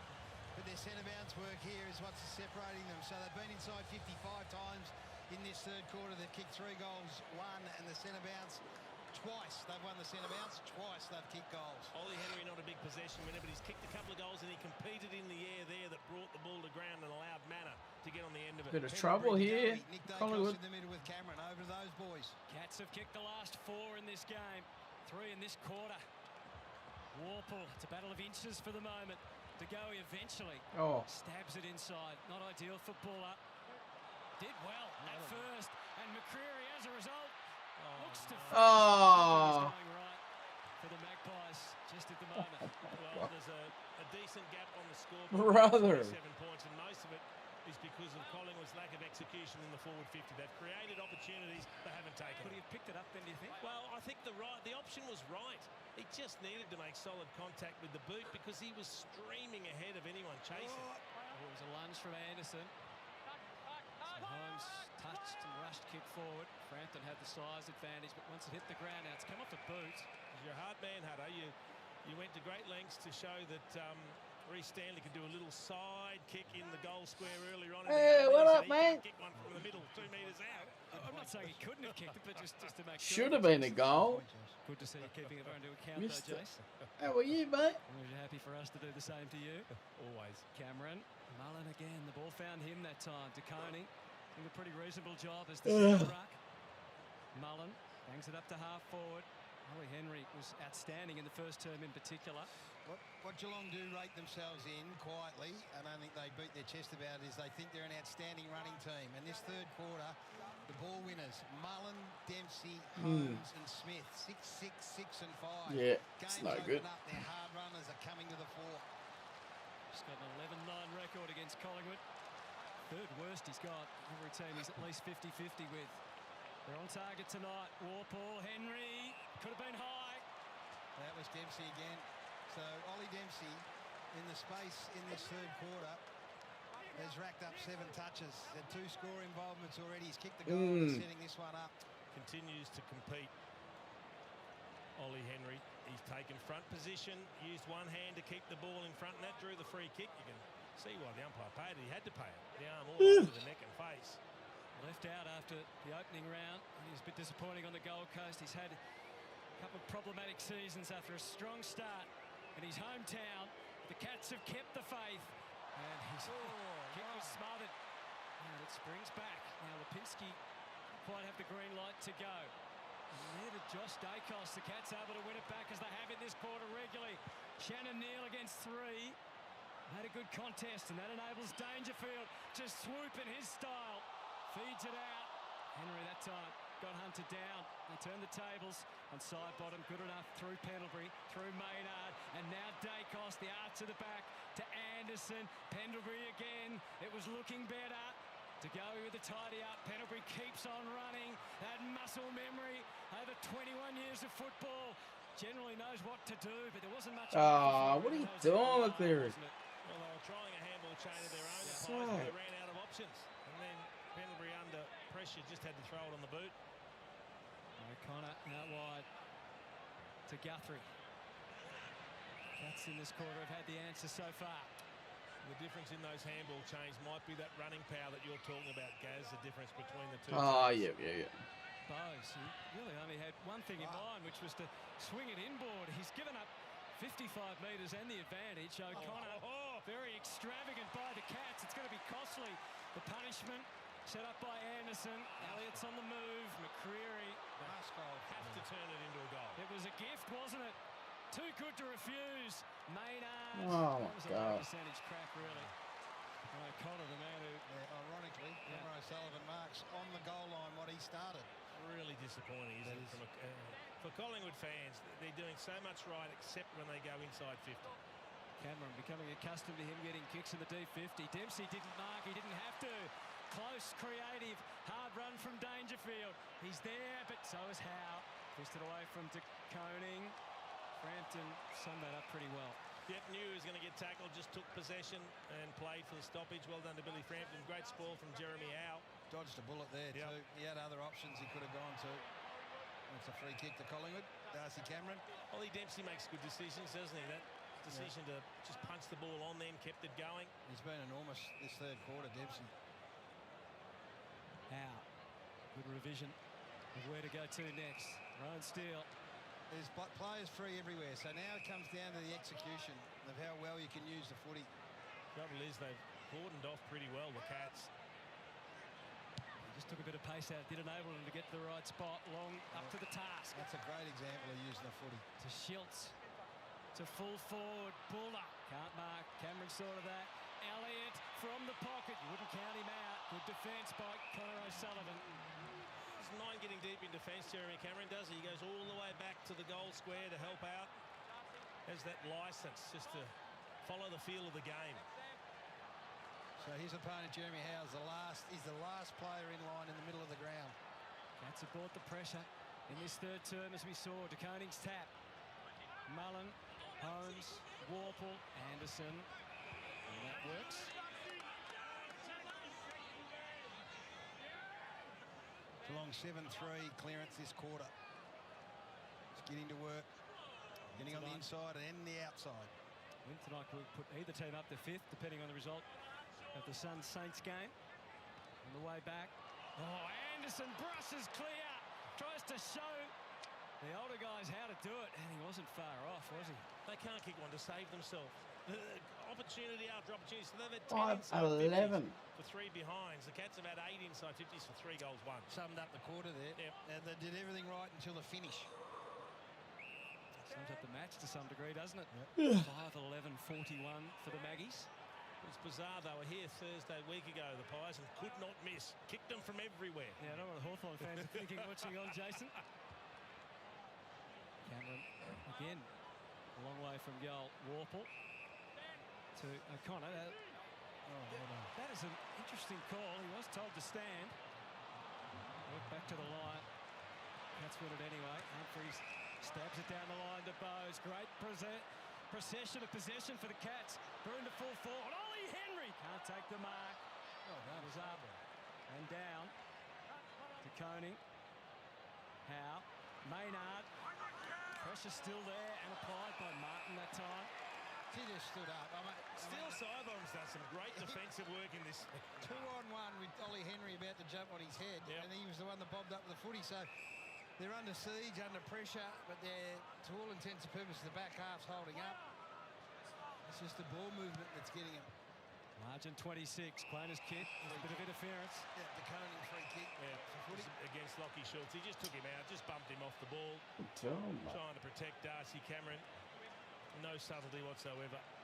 You'll at least make it like you're putting yourself in position to mark the ball while you're getting in the way accidentally of someone. A long time to think about it to Koning. Neil, both hands around it. And even had the chance to feed it out to Bowes. And now Cameron back towards Martin. Nick Dacos to Anderson. Hot ball again. Brutal important touch. Warple. Oh, Steen. Quainer. Warple. Pressure. Again Anderson. Relentless with his efforts. And they needed it too. Frampton. Rarity of a bit of time and space. And the luxury was not there for Lipinski. Tackled over by Manor. And he didn't mind that either, because he had absolutely nothing to kick to. If he lets that ball go by foot, it's coming straight back. Because they're all defending for their lives inside the defensive 50. The Cats putting him under enormous pressure. They stood up then, 2 big smothers. They needed to. The lead is already expanded to 26. Shannon Neal got it to boot. Steele got pushed around by Bowes. Cameron threatening. Schultz, great tackle from Humphries. Here's the Cameron curl, but it's shut down quickly. Big gotcha moment there for Jeremy Howe. The Jezza's come together. Yeah, great tackle. And the Magpie version prevailed. That's a great tackle. It's a goal-saving tackle. Yeah, he's running onto that deadly left foot. Just not seeing much run from the Pies. Another misfire. Holmes. Cats were lining up. And Ollie Henry takes the mark. He's threatening to have a night. Holmes has had 9 for the quarter. Ollie Dempsey's had 8 for the quarter. Mullen 7. Cameron 7. So just a great awareness here from Max Holmes. And then once you turn the footy over into front half, this was Collingwood's domain early. They were just everywhere. He had 3 options, and Ollie Henry continues to be a thorn. Looking for his 3rd. From just inside the 50. Goal at his mercy, and so are the Magpies. It's a long way back now. A long way back for a team that hasn't been able to take their opportunities, unfortunately. I think Geelong have been magnificent. We admire what Collingwood are able to do and how well they can defend the ball. You know, it's been their strength throughout the year. We know in the front half it hasn't been that great. They've only kicked 5 goals for the game. But it's this unrelenting pressure that Geelong are starting to build. It's been a bit of an arm wrestle, but about halfway through, maybe 3/4 way through the second quarter, it just opened up. They started to use their hands and play to their strength, and that's their athletic ability and their ability to make the ground big.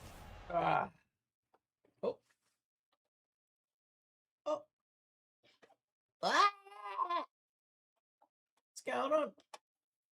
Hey, where's my mouse? Thank you. Steen, as the Pies look to do something about it out of the middle. Warple versus Pendlebury. Fucking Collingwood kicking themselves out of the game. Free kick going the Magpies' way. 5'11". Looking to move it on, big Oscar Steen. Darcy Cameron's playing deep forward. DeConing's picked him up. Yeah, I got both the scores up. Cats defence too much. And again, the Pies untidy. Dempsey did enough. Saints should be winning that as well. Against his name. Houston back against the tie.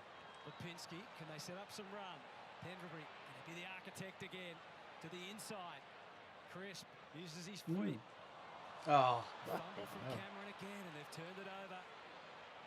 Coney wobbling his way through the labyrinth at half-back, and Stewart, the steadying influence. Yeah, skill execution going forward at the feet of Darcy Cameron, ball coming back the other way. It's a contrast, isn't it? Bowes' kick was pure, Bruin as well. Mm. It wasn't meant for you, Brad, but that's okay. Close takes the mark. Although I think one man would probably have been able to kick the goal from there. And stand by here. Look. He might anyway, Jace.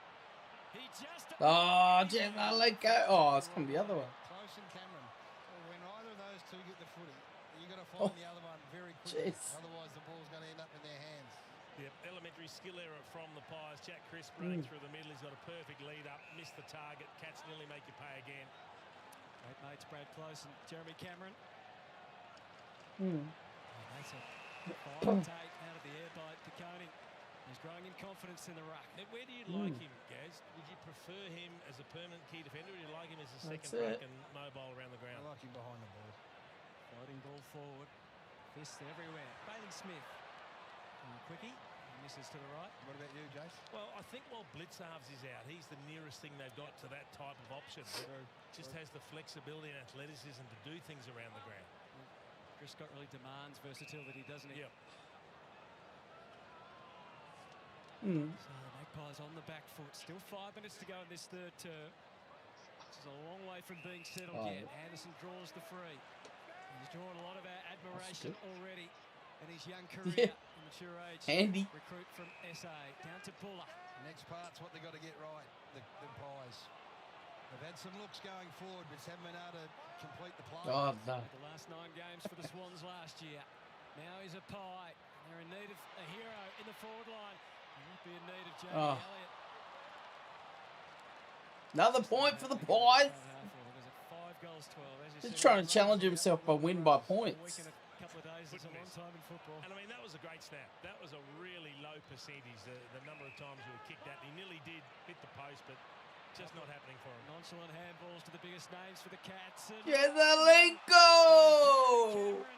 Jeremy over Jeremy. Again, Ollie Dempsey or Warple. Oh. Almost collided. Well, we talked about this game opening up and the fact that Geelong rate their running ability as well as anyone. We'll go back and have a look where this started. It was, you have a look at the players that got involved in this chain. As soon as that point was kicked by Jamie Elliott, Holmes was off. Bailey Smith was off. Holmes involved again. It went the length. Jeremy Cameron took a magnificent mark. And then they're out everywhere. So, here we go. Little handoff. Something special for the Cats. Oh. Man, I don't know. A little early to do that. It is a little early, Gary. Be looking after the 200 gamer with time on the clock in the third quarter. Boys, just seeing Tom Atkins head down into the rooms. He was with the medical staff about 5 minutes ago. Looked to be coming back on, but is now headed down into the change room. So we'll chase that one up. Okay. They just look stagnant. It's lots of kicks to a contest for the Pies. Just mark that down though. That moment for the Cats. 33-point lead. And I think James Warple's got to be smarter than that. You're 40 out directly in front, an easy kick to make the distance. You've handballed back to a bloke outside 50 that's got to kick quickly off a couple of steps. I get the romanticism of it all, but not the right option. Warple sharked that beautifully. Set up Humphreys. They'll come again. Frampton and Houston well protected. Now, can they generate some transition, a little bit of run, maybe a change of direction, try and use the corridor if possible? Just holding up the back half at the moment, Jace. They've got so many numbers back, they've got to try and wait to get some position ahead of the ball. Pendlebury, DeGoey, Lipinski. And ultimately they find themselves near the boundary and just having to kick the long door contest down the line. That's a better kick. They've got to try and pull those sorts of kicks. Elliott. Again, back to the offering from Lipinski. So it gets them to half forward. Cats well set in defence. DeConing the juggler. Didn't finish it. Still there to be won.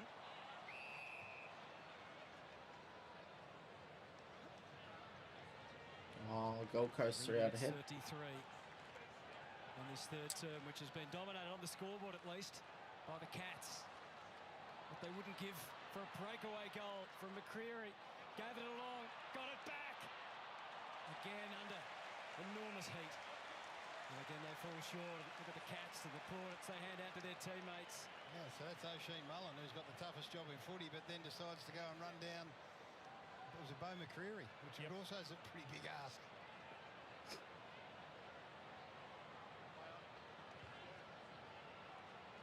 Coney out to half back.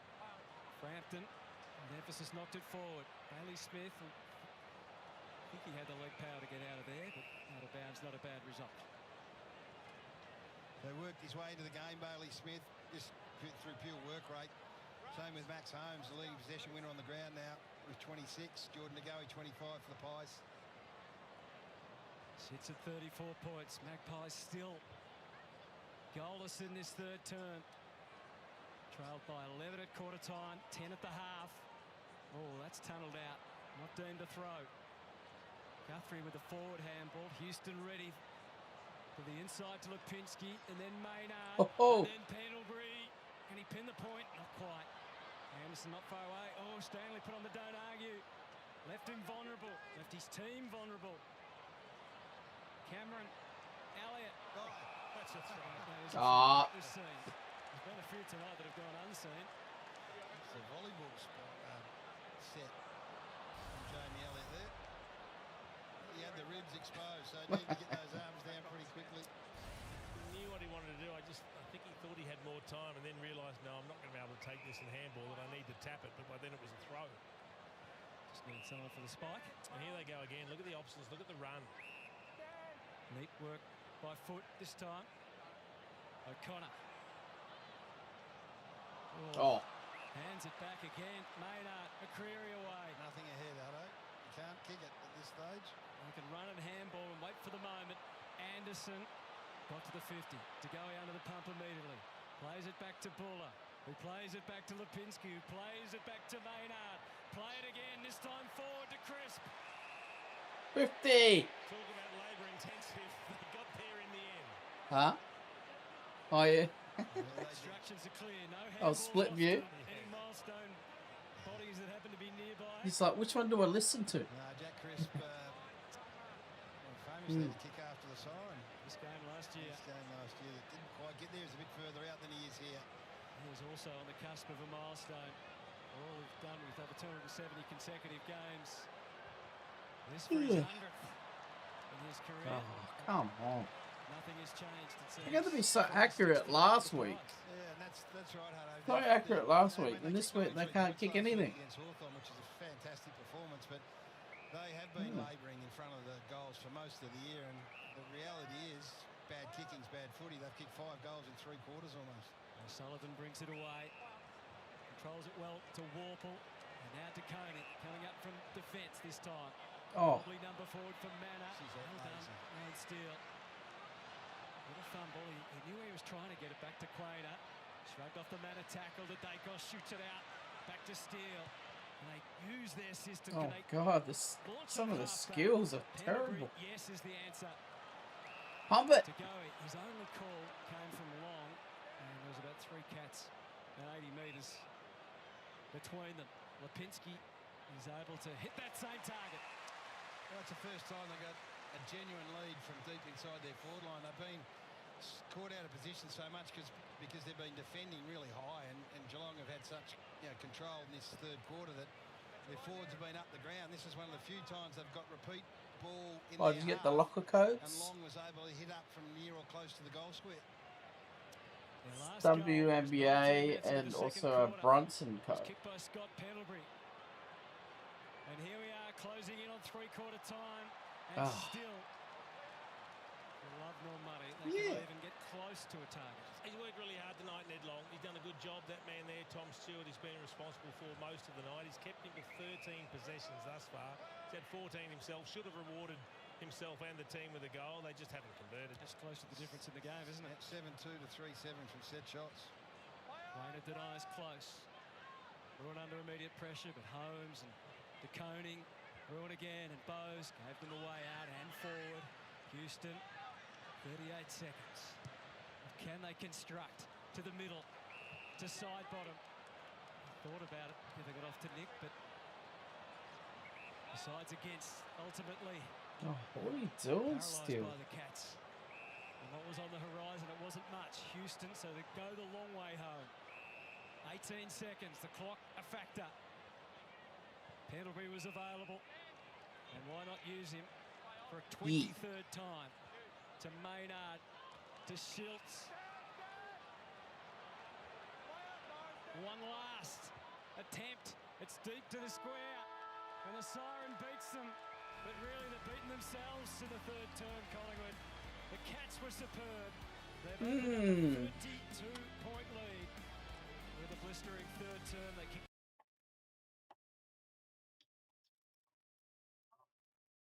Yeah. Was absolutely perfect. The contest though here, when you're getting tackled and you know you can do a 360, you've seen the guy in the corridor just rode that out and then release the hands. It's a pretty smart play. Yeah, excellent. Dwayne's lazy Susan at work.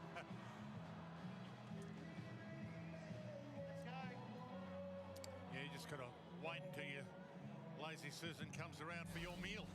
Flies in the face of the lack of time that Darcy Wilson had. Yeah, it's the weird one of the rules, but that is the rules, and Graham worked it out well, and it's been important. Humphrey, I think King up a little bit higher today. Yeah, maybe Humphrey. I like that. Yeah. You gotta stop playing these songs because I get copyright on them. Change the game up a little bit. Like Advert had that Black Betty song. I'm like, why is that coming up copyright on my buddy YouTube? Ah, the ad. Inside 50, scoots past a couple. Can they land a knockout blow here? The advert. The Suns Like a minute, in that 30 seconds. Umpire put the whistle to his mouth a couple of times, delayed it. Lombard wants to back out, didn't hear the whistle, or made out he didn't hear the whistle. What do you reckon they played King higher tonight? Any particular reason? Oh, I don't know. Simo, you're the coach. Okay. Graham had it, lost it, got it back again, and they got him. I wonder whether the conditions or maybe the fact that they got the extra tall behind the ball. No Wilkie, maybe expose Humphrey deep. I think Hugo Hagan might be another reason. They've got him down there as a target. Weller, back to Rioli, spears it in. Couldn't quite take the mark long. He'd love to get one late. Garcia dumps it out of there. 2-on-1. Moyle brings it to ground. McRae, Owens. Saints had their chances. Brilliant from Adams. Again it was. Noah Anderson is able to move it forward. It was a tough one to pick up for Humphrey at his bootlaces. Gorban, Petrarca, they're pressing here. Noble says, I'm just going to go. goes bang. I can't miss at the moment. Except he's hit the post. I can't miss at the moment. Hot form, Johnny Noble. Pretty good that you don't have a pump. No doubt Ross has activated something now. We should see a different type of game. 4 goals, 6 minutes, that's the equation. McRae knows it. Go over to O'Connell, out wide. Hall on the move. Outside of the boot kick. Henry. Oh, come on. No push. Miller out wide. Well, all the answers, the Suns. Lombard can take a breath. Take some time, more seconds. We tick down to 5.5 minutes. Thought about the long launch to King. Goes.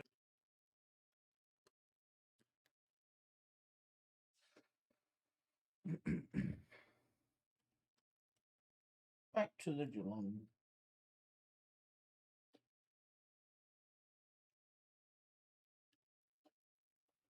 Geelong home game at Collingwood's ground.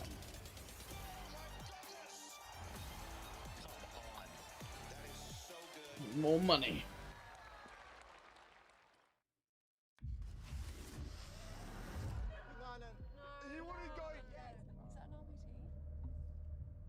Sir, your drug wipes returned a positive result to cocaine. What a report.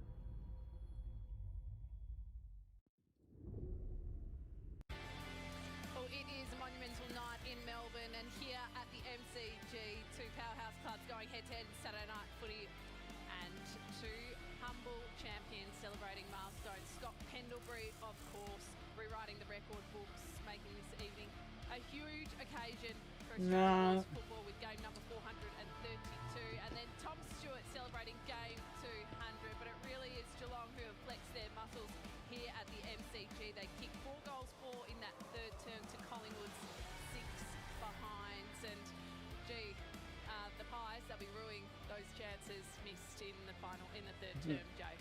Yeah, certainly, that's right. 5 seconds.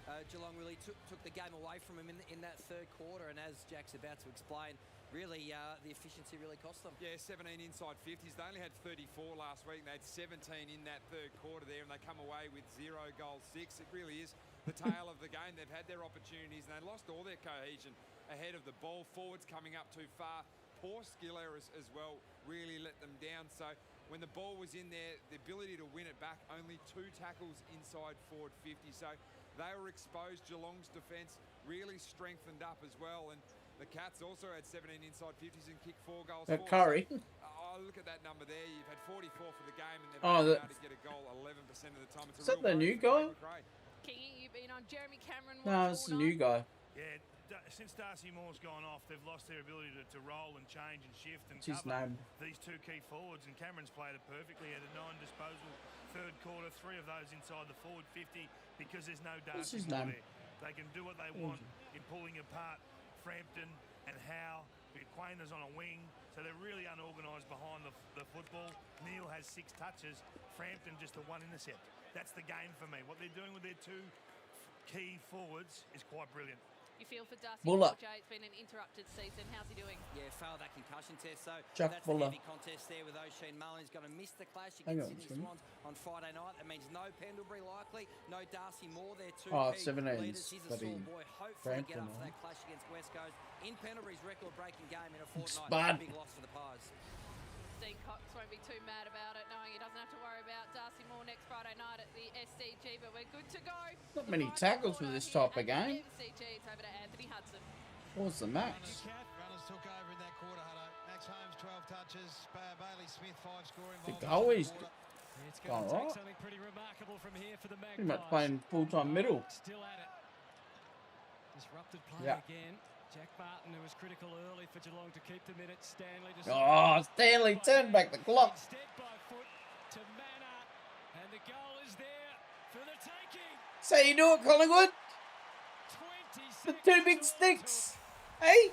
The 2 big sticks. Put in between them. It's not that hard.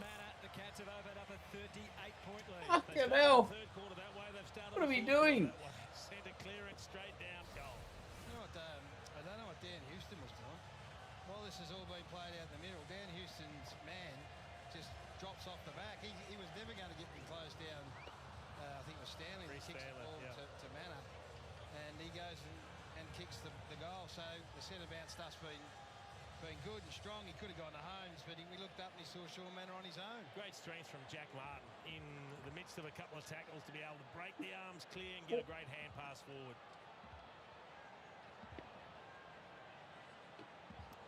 Great source of goals when he's up and running. We know had a really quiet patch, but back in form last week and continues that on. Kicked 4 goals from centre bounce tonight already, the Cats. Surging again, Smith looking for the captain, and the captain strikes. Game over. To turn this into a percentage booster now. Just feels like they've nearly broken them. Well, this could be 5 from centre bounce. So Patrick Dangerfield's had a couple of moments. He hasn't been the dominant player by any stretch of the imagination, but there's been some moments that says that he's still got work to do in the 2026 season. Yeah, he's done his best work late in the year. We saw that last season with a dominant display in the preliminary final. Can still play a part. We thought 6 was good. How about 7 in a row? Paddy! And Patrick Dangerfield joins the list of Geelong goal kickers. And the list is growing all the time. Margin is 44. So that's 5 goals straight from centre bounce. What do they average from centre bounce for the year, Jace? They average 16. So Monty Python, Paddy Dangerfield. They look like they're going to do a little bit more Come on, the They're Cats. scoring it better than 50% every time they go Absolutely forward, which is teaching great, Collingwood a lesson. Execution rate. So 40 inside 50s for 23 scores. That's a great return. 44 points. Their running capacity says they're not finished. Oh, hey, Mark, what's going on, mate? This out to Goey and Pendlebury and Nick Dacos have been brave, but they're just getting overwhelmed at the moment. 12 disposals and a goal for Paddy Dangerfield tonight. His best return of the season already. So Josh Dacos in the middle. Josh is in the middle. Can they get a different result going forward? Oh, Colin Chesney. One centre bounce goes one end. Dangerfield, they hit him up. Oh, Chesneys. Humphreys, Chesneys. What the boys were talking about three-quarter time, not taking advantage of your inside 50s. Holmes to Bailey Smith. Through Holmes to Smith. Just creating a lot more Switches it over.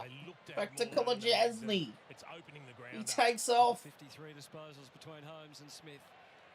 He's the milestone man. For Tom The Stewart. 200 gamer. Dempsey to close. They are lining Oh, they're just bloody. Again, it's This is a big Neil. Right options. There was a really good tap on in. They're just playing the game the way it should be played. The ball on because he was about to get collared. They're just making the right options, and even under pressure, they find a way to continue those handball chains going forward. You compare that to Josh Dacos breaking out of the middle of the ground and kicking just blazing away to a one-on-one that Colin Jasny takes an intercept mark from, to what happens at this end. For 8 in a row for the Cats. He was prominent early. And that was an unconvincing kick. Still in. It just lags away to the right. So Pendles has had to go back to fullback. Still the second highest rated player on the ground. Safely to Frampton. Up to the wing. Stewart. Just the nose, the subtleties, doesn't take the mark, but does affect the intercept. Give the Geelong Dempsey another chance, although it might be delayed. I think that might even be a lasso. Error from Dempsey. Lapinski. Got to wait for representation down the line here. They can't go long at all.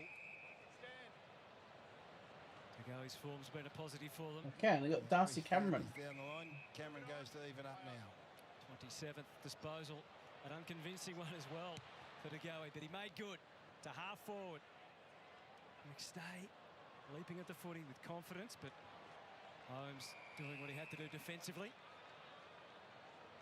Talk about those player rankings, Hutto. Nick Dacos, the number 22 ranked player on the ground. O'Sheen Mullen, number 14. So doing a great job. That's been a big win for the Cats thus far. He had 8 touches in the third quarter. Yeah, at 100%, O'Sheen Mullen. Big fist away from Stanley. Chris did it well. He had to fight off 3. He might have just let himself down with a kick, although the contest is still on. Oh, man. Elliott just waiting in the wings.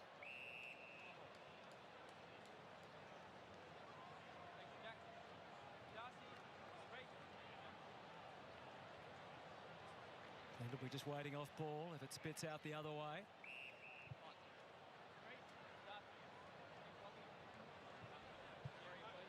I'd say Darcy Moore going off made a difference, but I don't think it would have made much difference at all. Reaching over Stanley. Cats galore around the footy. Ricochet ball. Stanley off to Mullen. Dragged down, but still kept it moving in Geelong hands. Bowes, Smith. Oh, big Spud Frampton. He's forwards to deal with. Frampton does well. Just on a different wavelength. Shannon Neal and Bailey Smith on that occasion. Not everyone's always on the same wavelength as Bailey. Reese fisted away. Reese has been good. Go again. And again from Mullen. Stanley, great tackle. As soon as I said that, he gets hold of the ball. McCreary still charging McCreary's cut his hair. Sharp from Elliott. He preferred McStay. And O'Connor backing back did just enough. Yeah, and Jamie Elliott has a look at him too. It was a good lead straight into his vision. He chose to ignore it. Might have been the easier kick.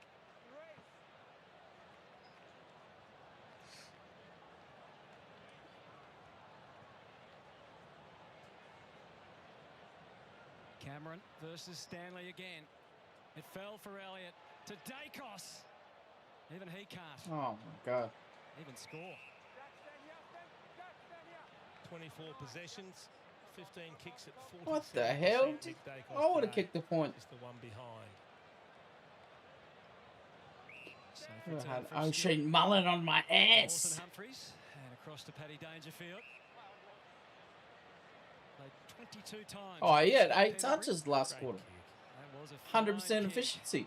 Left behind initially by Bowes. Shoots it out. Crazy Broad. times. Use Bailey Smith. He must Bowes have. to the inside. Oh. Tries to make up for Shannon Neal might have hurt his hand. Popped the finger, I think. Got He it popped away, it. Though. Still thinking team. Bowes. He's trying to put it back in, he can't. Oh! They're always fun. It's a little finger. You just have a look at that again. When the ball left the half-back flank here, there were 3 Geelong players who were at the contest who were next to the ball down the line. Oh, I think it's his pinky. Shannon looks at his finger here and is still sitting on the boundary with their doctor. Ah. Trying to rip it back into place. Anyone that's had dislocated fingers, they're not fun. Did you see Eddie Betts' finger? Still to Quainer, to half forward. There's a picture going around. His fingers like right angles. Like not his. Yeah, like but like out like this way. They're not terrible injuries, but they're just. Like someone took a picture of it. It's like, what the fuck's going on here, Eddie? Yeah, pointing a different direction. Like a party trick? Humphries and O'Connor playing their own little game. Is Humphries in left footer? Gives them a reason to move it forward. At the back, Ollie Henry. Can he get the rise or Shannon Neal? Oh! Digits. Yeah, so Ollie Henry just engages Billy Frampton, and he does it well. He looks like he's genuinely competing for the footy. Frampton's saying that he blocked him. Basically take an uncontested mark. They're just Yeah. They're growing in confidence. They're a powerful unit, the Should've Cats, and they're just getting better.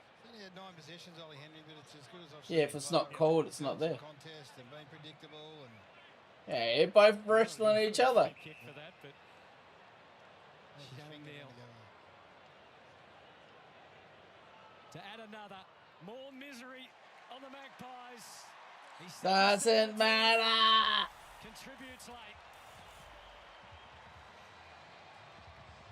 Oh, apparently I got a message that I've hit 700k views on YouTube. I don't even know how they calculate all that. So 1 month I get, 500,000. Next month it's like 400,000. I'm like, what are you talking about? For the month or what's going on? It's not quite going in, so he needs a little bit of assistance. That's like Darren Criswell back in the day. With the knee and then Not with the knee. What's dislocated finger? That's 3 weeks off work for the average human. But he just jumps up and bangs it in himself and takes a mark. There's a story here. Like, we're out to 50 points. Collingwood have managed 5 goals for the game. They haven't kicked one in the second half. Lucky this is not Pendlebury's record-breaking game. It'd be a bit embarrassing. Yeah. There's winners all over the ground. He's trying to tap it. Come on. Hasn't been disgraced by any stretch, but he's done a fantastic job on him and played well in his own right. It's 2 goals since quarter time for the Pies. Humphries. Schultz just couldn't quite keep his feet to do much with it. Anderson to McStay. He presented a danger early. Not a bad kick to Elliott, but O'Connor hasn't put the foot wrong really tonight. Gets it out. Makes a couple. I think I've done on little challenges. mistakes. Oh, I bought a 10 box. I might get some pieces from this. Under control for most. I got no pink diamonds, no Emmys, a couple Emmy pieces, and that was it. I'm like, what a fucking waste of money. I got more in the 10 pack from the exchange. I got a 99. So that could be, you could say it's overdue. And there's been the issue for the Magpies all year. Hell. And the last couple of weeks they've been better offensively, and you could say tonight in the end they just haven't taken their opportunities. But the bottom line is they kicked 6 goals for the game, and that's not the sort of form that's going to carry you too far into a big season. And look, that's credit to Geelong. Oh, I think as the game Jesus. they're better athletically. I think they cover the Yeah, I was like, I wouldn't mind having a drink this weekend. I'm like, They seem nah. to be in good shape. Schultz has tried hard. I think defensively. I'd probably have one drink and get The sick. goals per inside 50, 12% Collingwood. They went at 44% last week. These meds are pretty strong. Steve with the tap. Oh, I feel so tired. He's still on the ground trying to get up as Collingwood make the escape. McCreary tried to add a little turbo to the situation. Skips The other night, I thought it was fine, and then we were playing Panda, and I just passed out. And then I woke up, started playing again, then I passed out again. I woke up at like 3 a.m. I'm like, fuck, what happened? That's 2 quick goals, can you believe it? How often does that happen? It's a great finish, but it was a sloppy build-up. They get the good clearance out of the middle, and Bo McCreary takes a bounce, but then delivers an ordinary hand pass to Lipinski. I think FGS came in and said something as well, because I saw, you know, when someone's in the chat and then they leave, and it says was in the chat. They changed it, so it says someone was here. Oh, FGS was here. I'm like, oh. Alright, mate.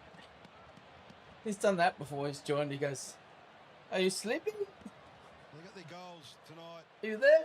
Collingwood to kick 4 goals from stoppage and 3 goals from turnover. They need to make teams pay more from turnover. They've kicked 3-7, and Geelong have kicked 7-8 from turnover. So again, they've had chances.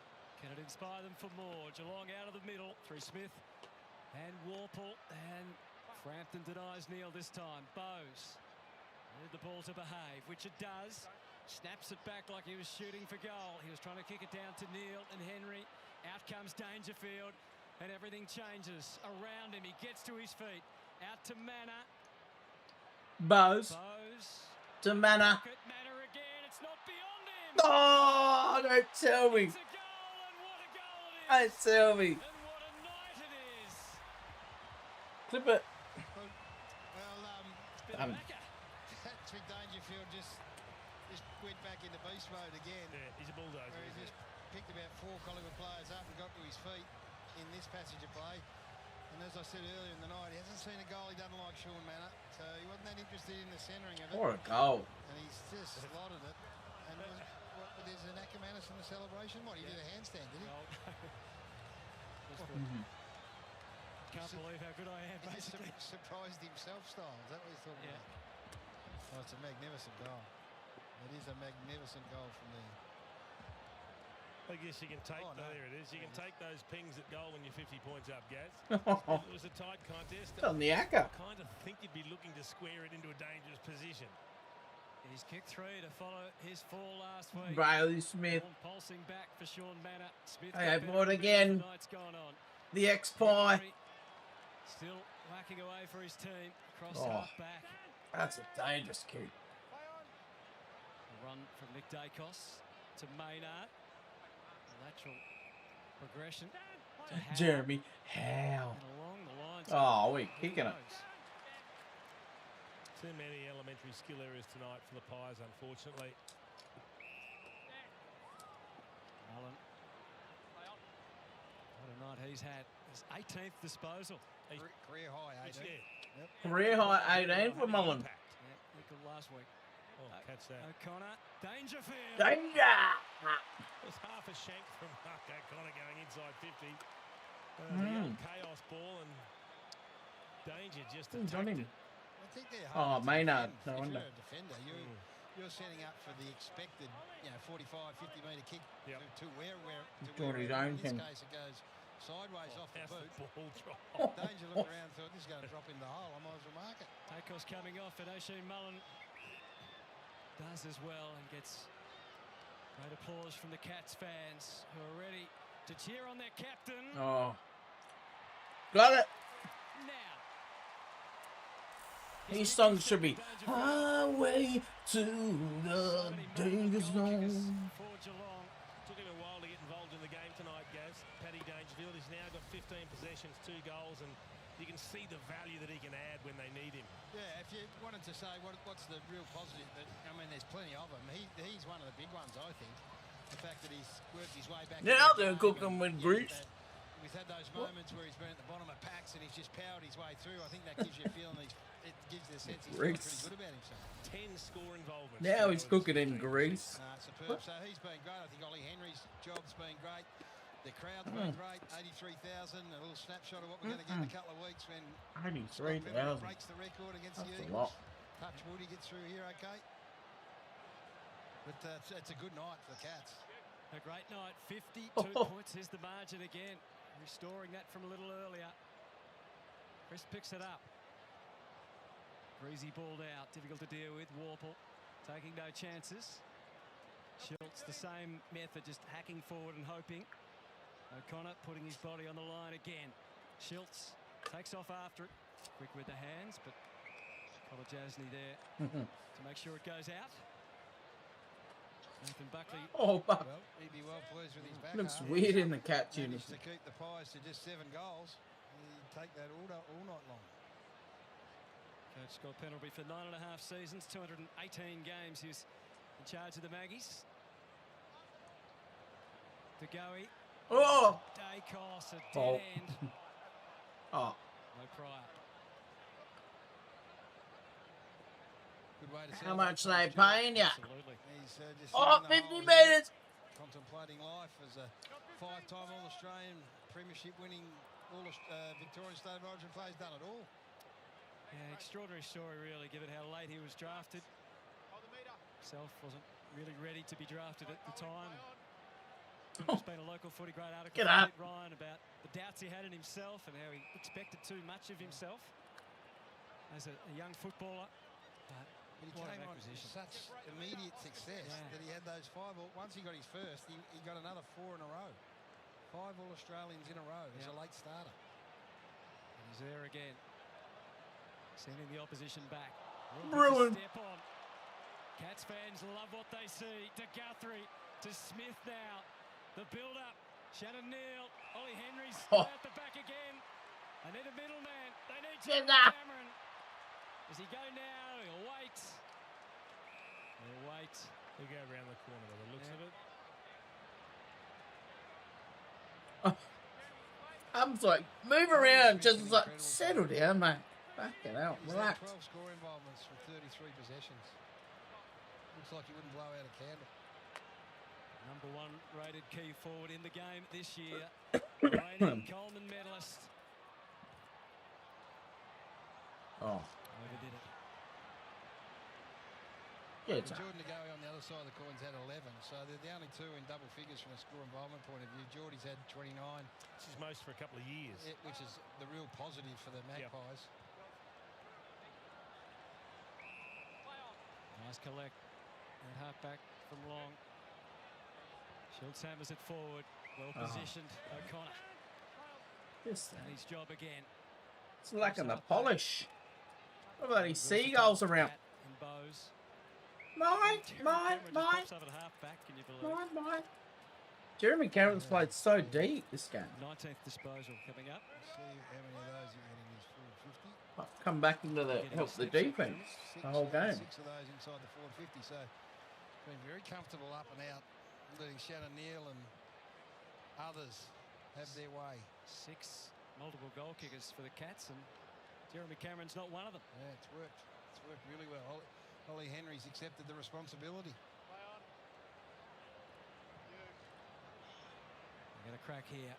And De Koning, quite comfortable in that scenario. Didn't take the mark, so it allows the Magpies to get it to Buller.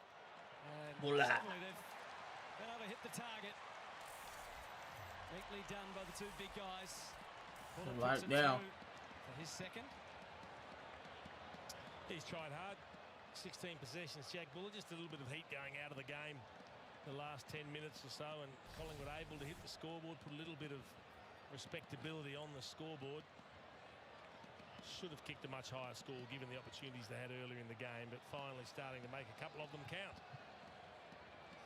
Start thinking about next week. If you're Chris Scott and Geelong, is the 5-day break, Thursday night, grand final rematch up there against Brisbane. Does he start to manage a little bit in these last few minutes? Paddy Dangerfield would he play off a 5-day break? Still doesn't look happy with that goal being kicked. They're never happy, the coaches, are they, even though the job's done? Never. Stanley battled away manfully in his return. Dacos though. Cameron, De Goey, hunted successfully by Warple. Oh, that has to be holding the ball, surely. How holding the ball down, Stu? Just got it. Trying to run away from him. Great hunt down tackle. Shut up. It. You're worse than Gary Lyon, mate. Warple quickly on the boot. Has to be holding the ball. He just grabbed it and got tackled straight away. Martin influential early. Come on, mate. Mullen again. Brilliant service from Mr. Sheen. His game is just getting better and better and better. 19 possessions. He's had 8 score involvements, 4 inside 50s. Yeah, he's just so single-minded, isn't he? And when you look at the rankings, Gaz, he's kept Nick Dacos to the 25th highest ranked player on the ground, and he's number 9. And Ollie Henry, an opportunity to kick 4 goals. Oh boy. Got it pretty hard. It's trying to work its way back, but this is the opportunity for a 4th against his old mob.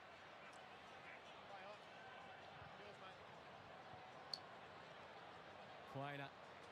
Anderson had a decent fist of it in the air. Now to Pendlebury sweeping through. An ability to find a teammate. Dacos. Back to Maynard, and that'll work. It reaches Josh. 6.5 minutes to work their way through. To half forward. Still Spring in the step of Stewart. Wonder if he might stroll forward for a chance to kick a goal.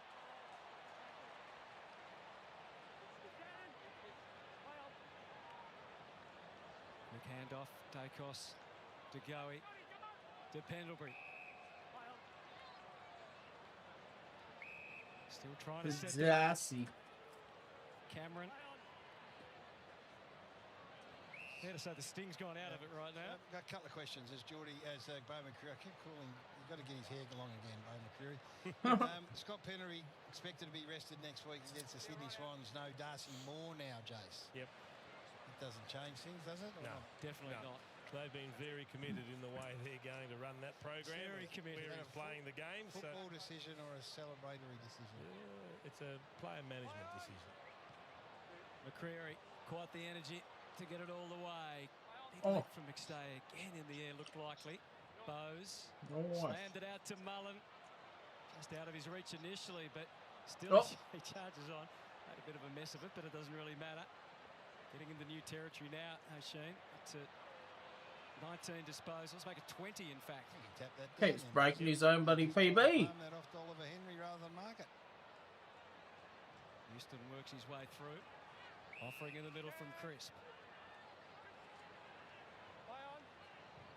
Maynard demands it, but he went for a longer option down to Schultz. To block. Another question for you, Jay. So 2 worst performances for Collingwood for the year against Brisbane. No Nick Dacos. You didn't get anywhere near the ball, mate. What are you crying about? The next, and he hasn't been terrible, but he hasn't been the dominant Nick. No. They relied on just one man. They are very reliant upon him, yes. They'd like to think not, but I think the evidence is pretty clear. Guthrie in a bind, found partially his way out of it, but Collingwood do win possession. Just kick it. What do you have on inbound for? Found himself under the pump immediately. He let it go. He should have just gone. Would have got a ball up.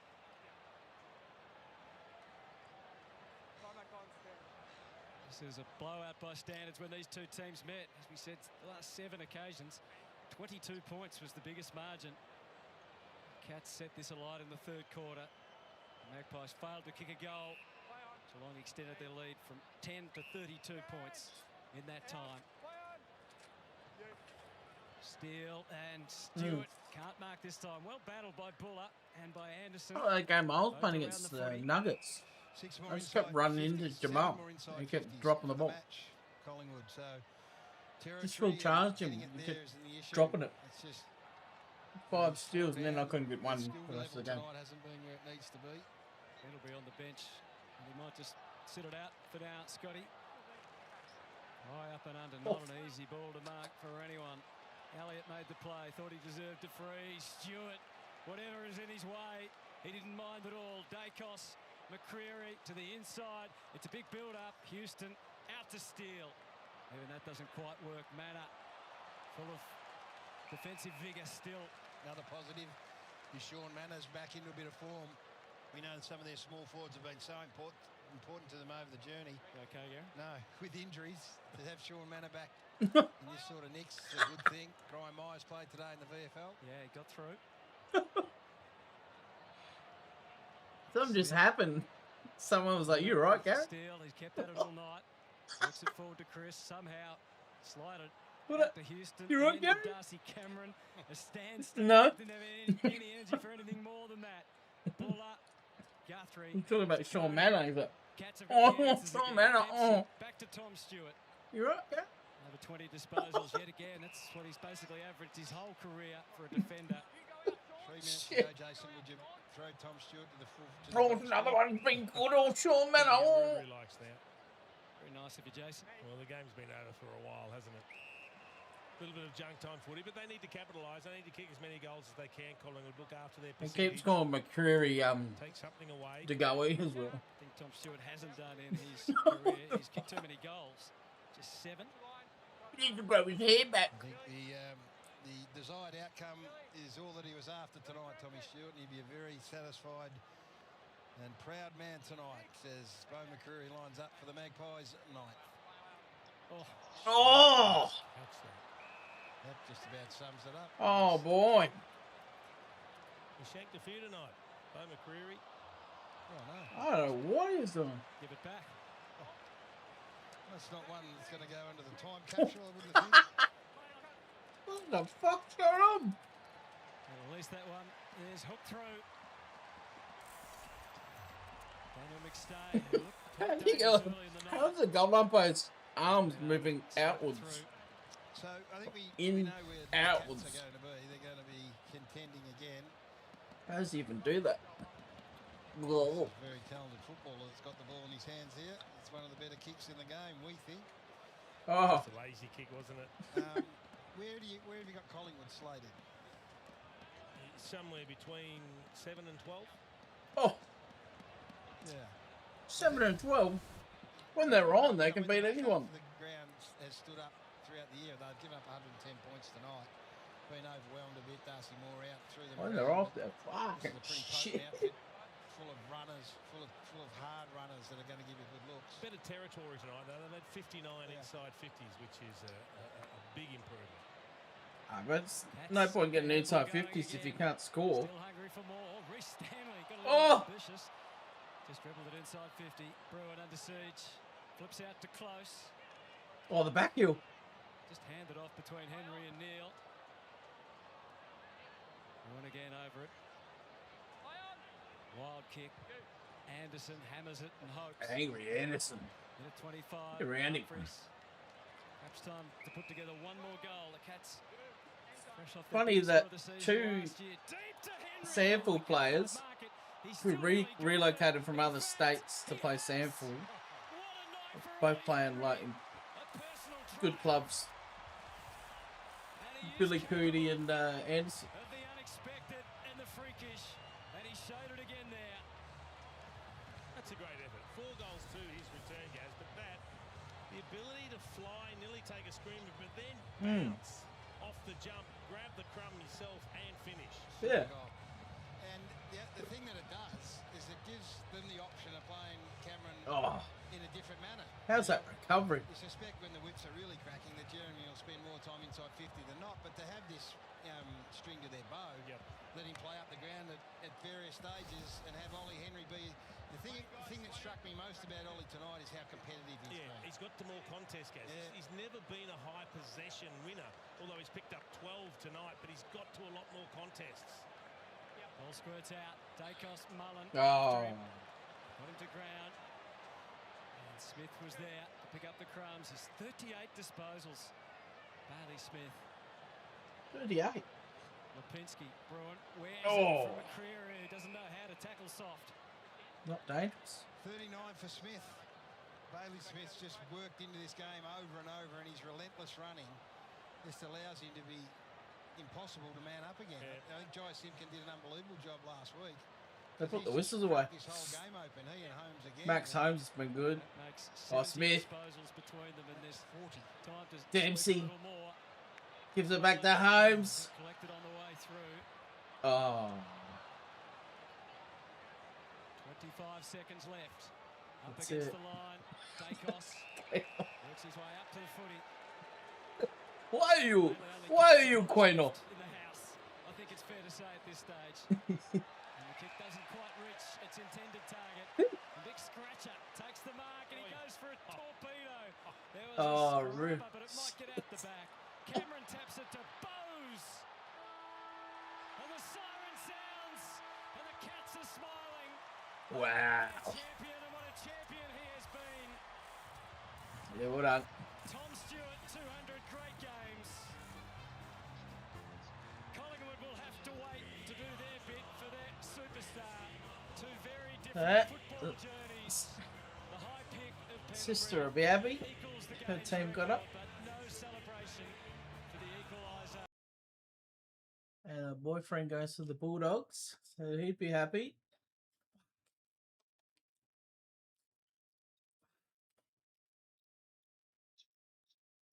Oh, yeah. Just stupid decisions. Just like blazed.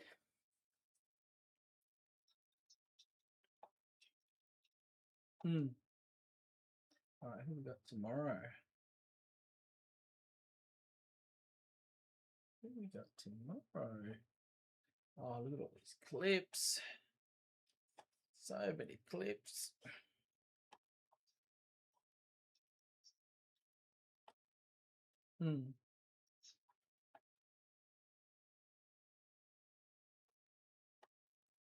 Oh. Alright, let's bring everything up over here.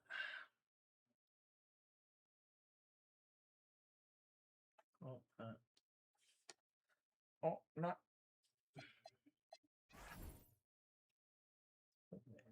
Yeah.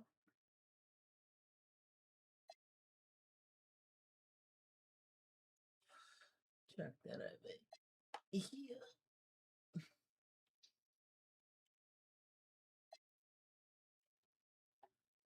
Check that over here.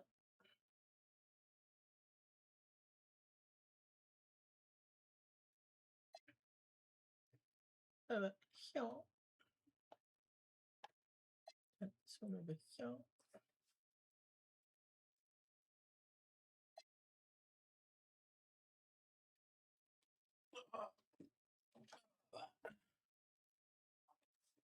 I think I've done all the challenges. I can't remember.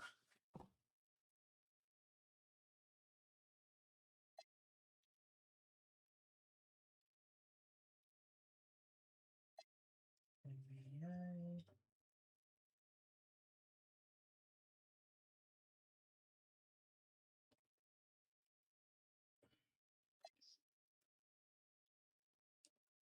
Oh, yeah.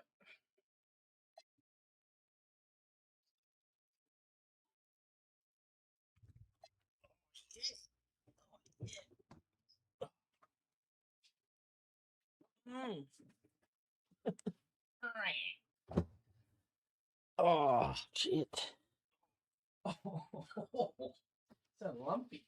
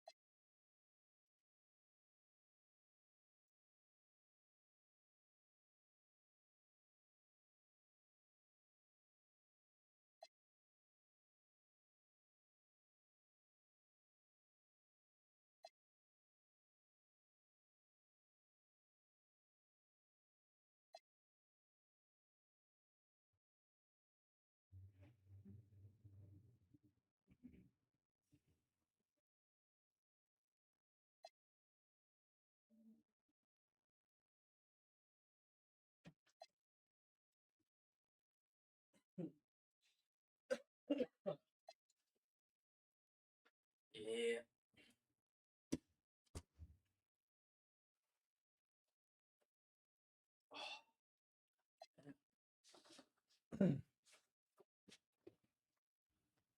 Oh. Yeah. What wireless mics? I don't know how to set them up with my camera. Oh.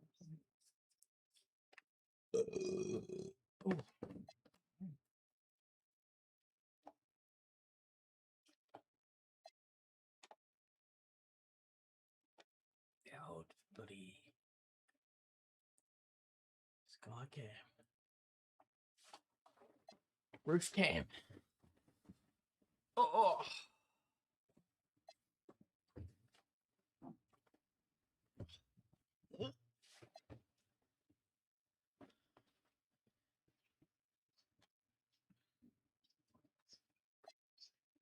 Hmm. Oh, really?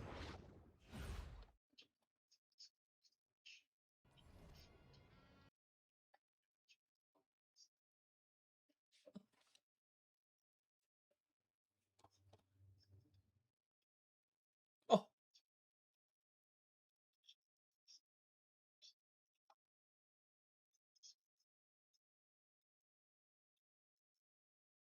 Oh. What? Jesus.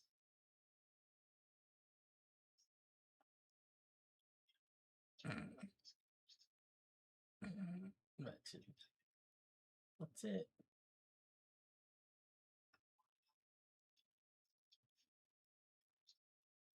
Mm.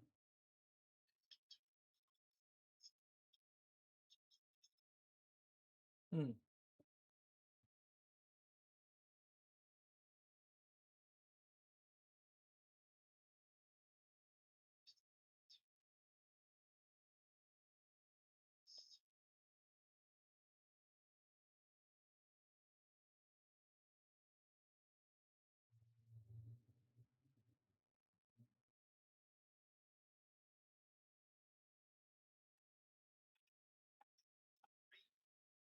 Right.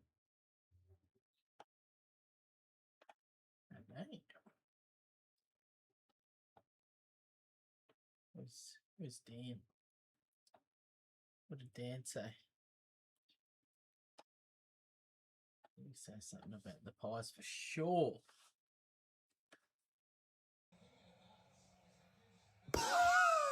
It's a lie. It's not hot pies. It's cold pies. It's freezing, freezing cold pies. And, oh, was there a fire drill halfway through the last quarter because everyone left the ground? Really? Or did it drop that you can't beat the good teams? And everything you thought you were as a team, you're not. You're frauds. Oh, and thanks for being some black and white trainer. This game's been radio. over for an hour. Fantasia. Yeah.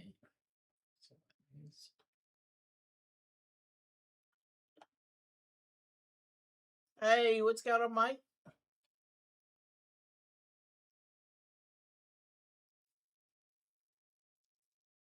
Hey, Dave. Is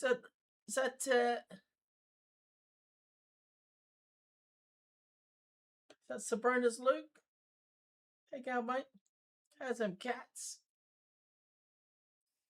And the dogs, mate. Cats and dogs, mate. Going crazy. Raining cats and dogs. God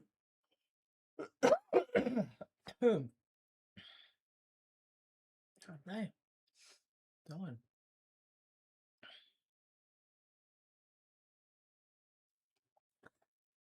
Give it a minute. Just gonna do my daily. Oh, I've done it already. What are you doing, Dave? Being a pirate, mate?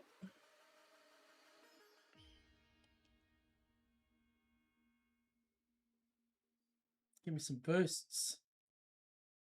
Trying to reverse psychology. Oh, it didn't work. Gave me boosts. Fuck.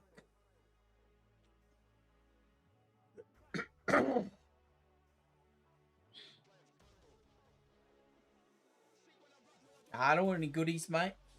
I'm good.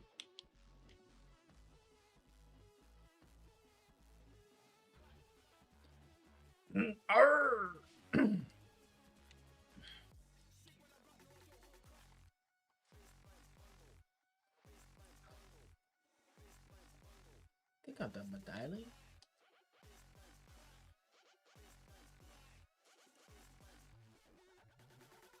Yeah, done with daily.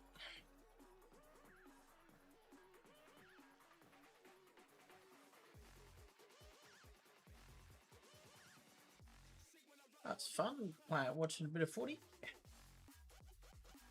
How many games we'll watch now? A lot.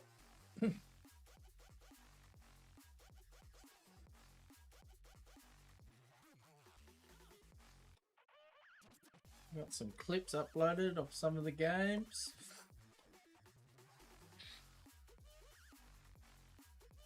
And a lot of shorts.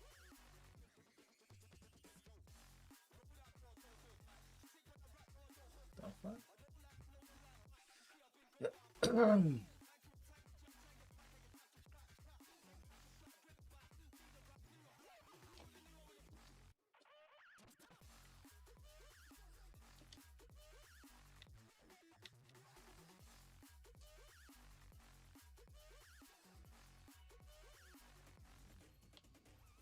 Jeez.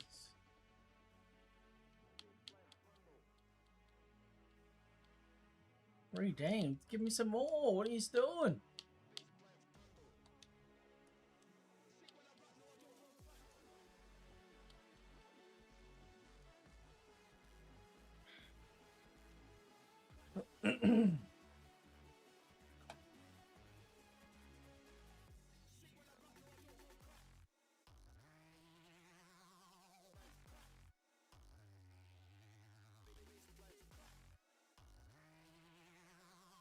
Yeah, I gotta upload that.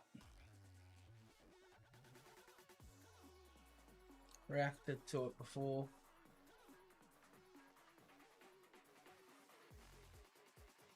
Yeah, I posted some clips from the Rio Hawthorn game. Over 1K for most of them. 1, 2, 3, 4, 5, 7, 8, 9.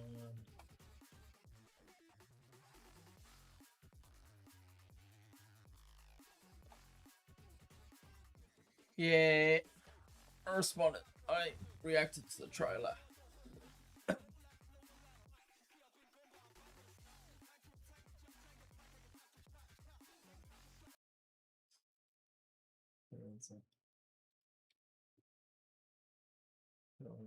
Look at all these clips.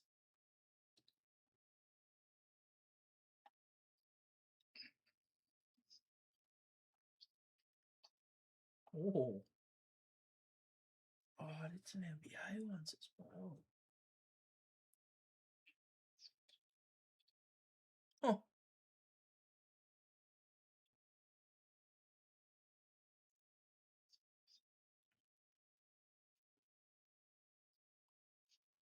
Hmm. All right. Imagine.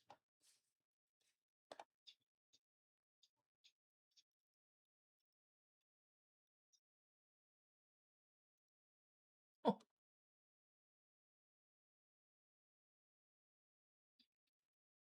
Set myself up for some new content. Drop some win rate. Ooh.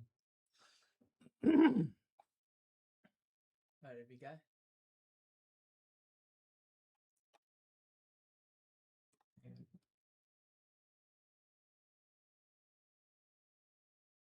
A react to reacts.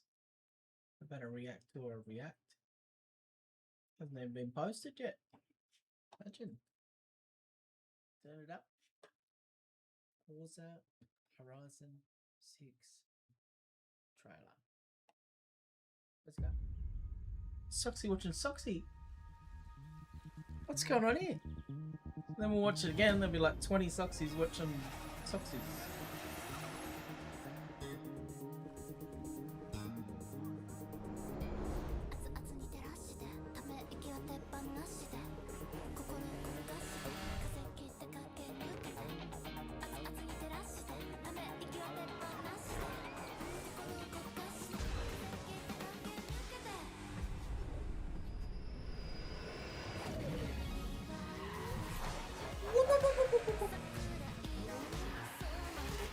That's the Miata.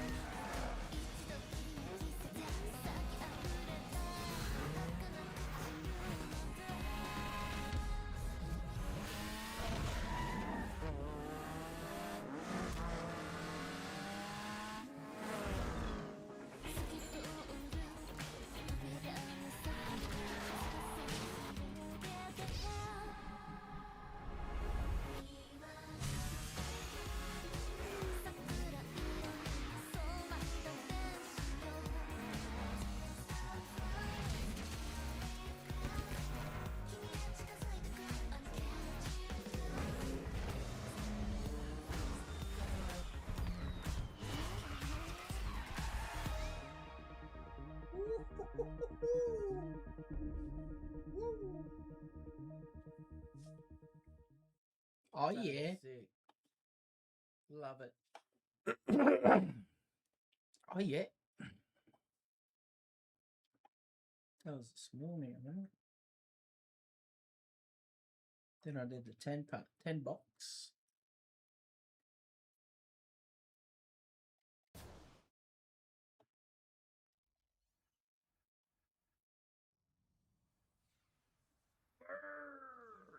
My camera was broken, so I couldn't move it.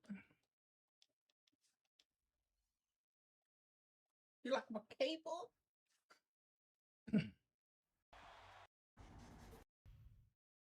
Yeah, first one was a 99. Like that. Crazy.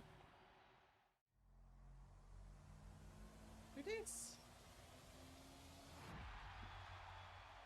Yeah, that was pretty good. Moon. The Mario Moon. Good stuff.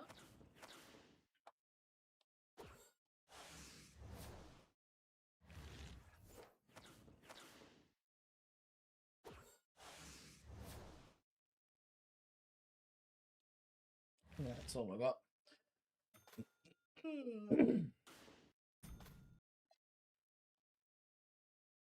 Look at this criminal behavior from 2K. Oh yeah, instead of your chain packs, now we're gonna add like viable items.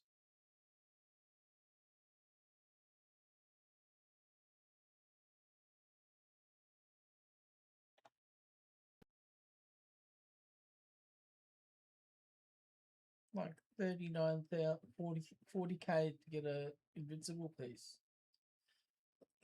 It's just stupid. And then the most useless 10 pack ever. Alright guys. Let's grab a 10 pack. There we go.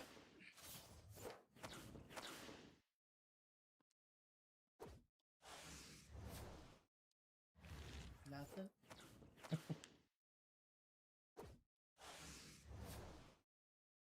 Nothing. Any piece.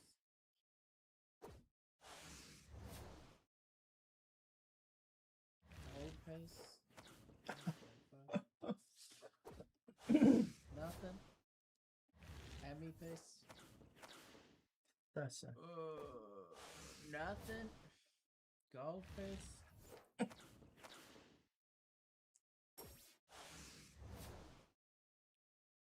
Nothing. Gold piece. Not even a fucking diamond or a pink diamond. Nothing. Diamond? Was that diamond or opal? Nothing. Gold piece.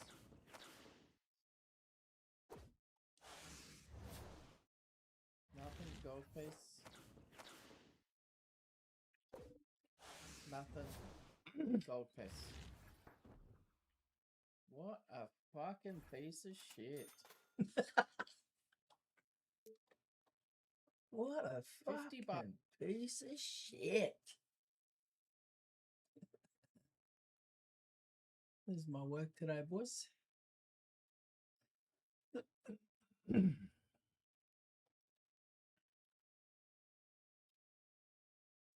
Okay then.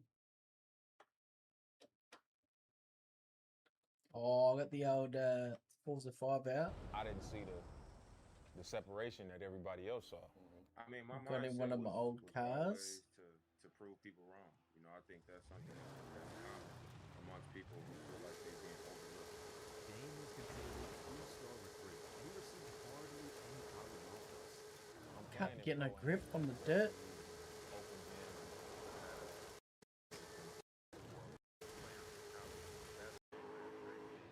After the game, he offered him a scholarship. They start recruiting. Earn your spot, and I remember thinking, man,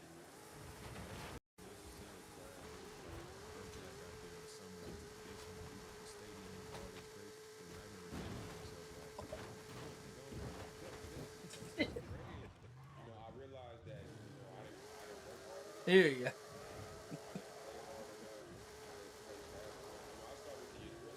There it is. You just launch it backwards and just goes, ass goes up in the air. Alright, we got a new video, guys. For $10, you already know the deal. If it's just me, there will be in the game up for ourselves as of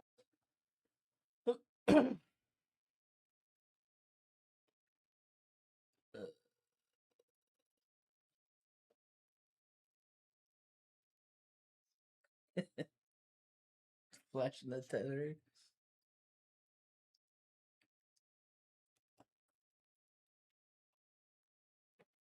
I think I've done all the challenges. Let's have a look. Yeah.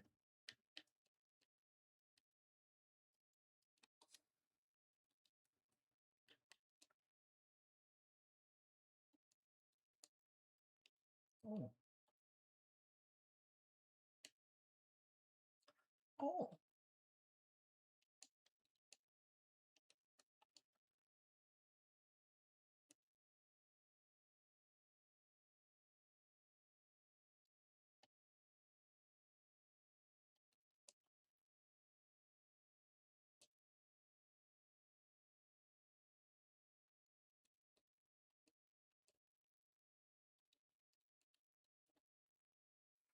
Yep. I'm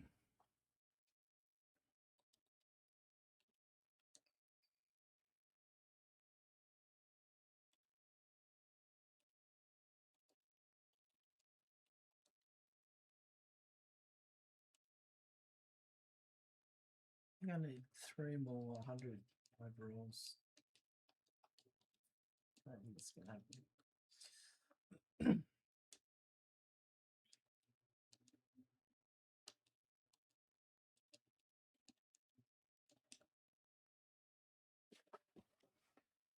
Yep.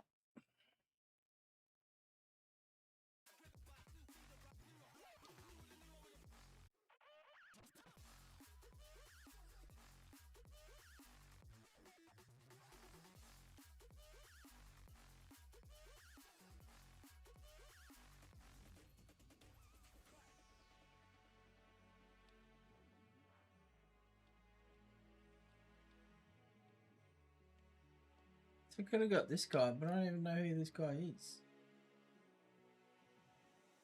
Makes him run out. Oh, he's our buddy, the center. My team, Kings. Even good. Even good. It's like a 70 in buddy. Real one. So I'll put some in for this one. So 3 more 100 overalls. The Shine Bright 99 plus. 99 plus overall. I don't know why this one's bloody 2 invincibles. Or Hero and Jacquez Jr. I wouldn't pay that. Oh, 5 opals to get DiVincenzo.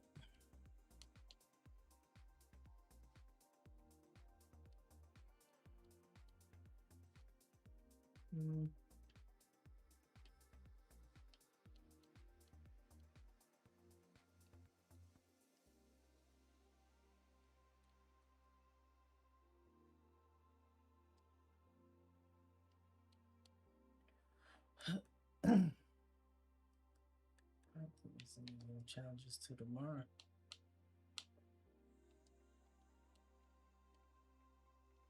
The season ones are just for rep.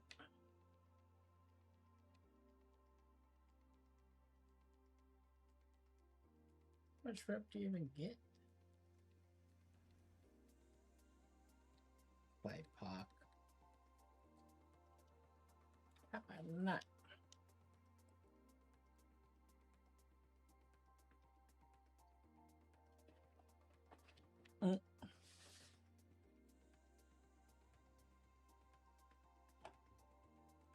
And it's going to be an update for me.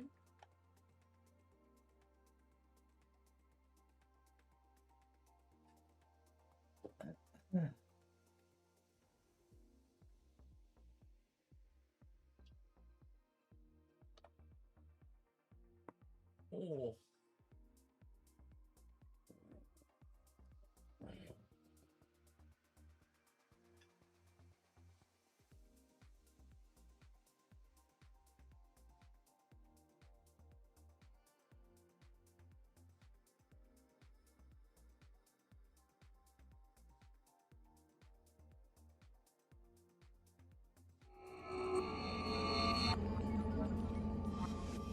Holy shit.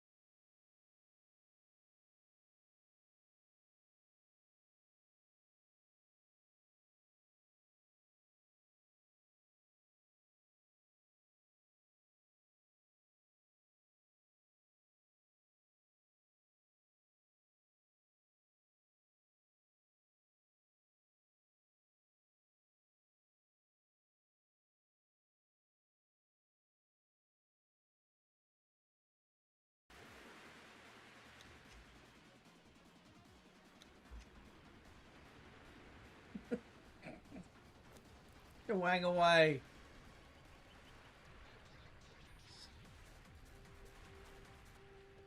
Big stump. There's me, big inventory and things.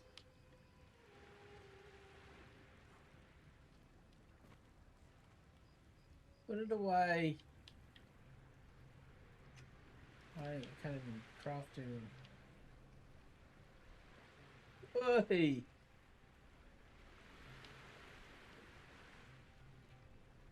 Just need some pants. Pants.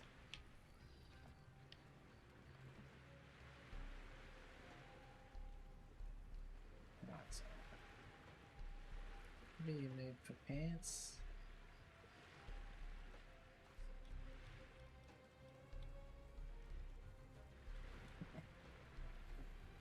Biscuit.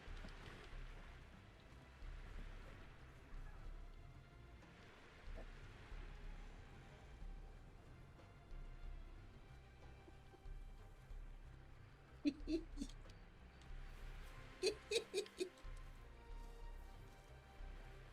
should be out of night. What do I need for pants?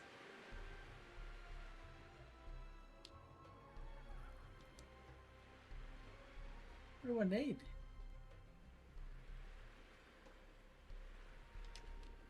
Art folder. Yeah, it's really good.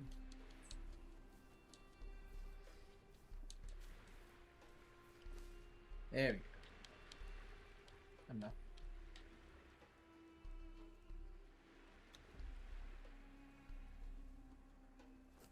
There we go. Hangs away.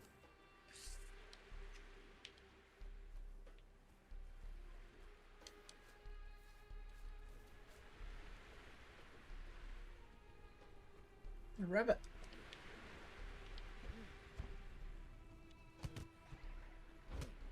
Rabbit.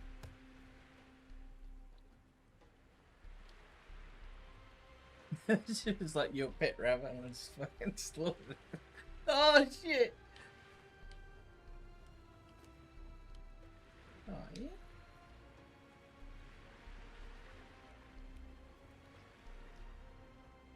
Oh.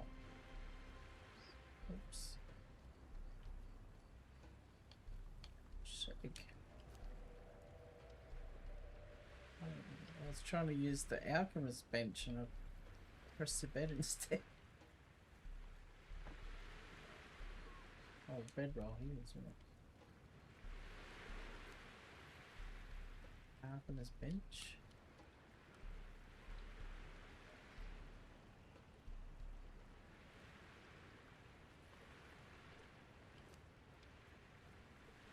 Thanks, mate.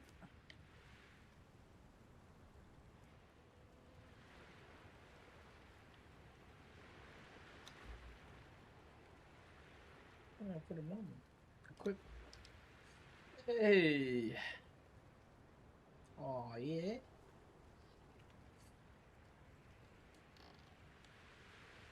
It's a rabbit at the inside of bottom.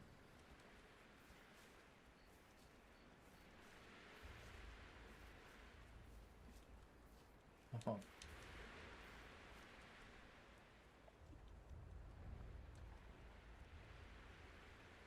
Hmm. Oh, yeah. Hmm.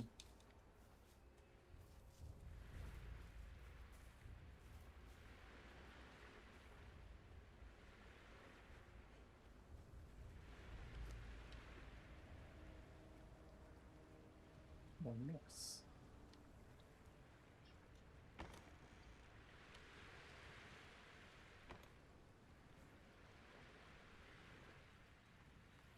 Oh, yeah.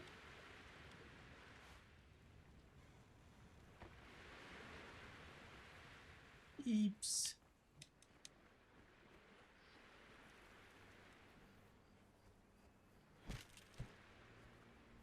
Oh,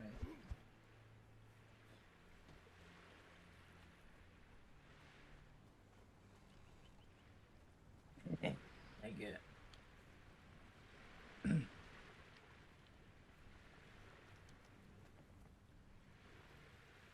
Oh, yeah, yeah, yeah.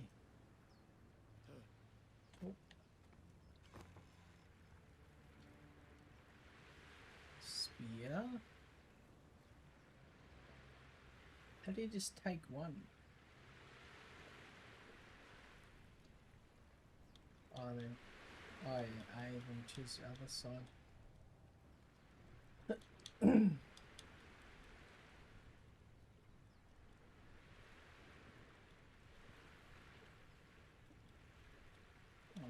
arrow about business.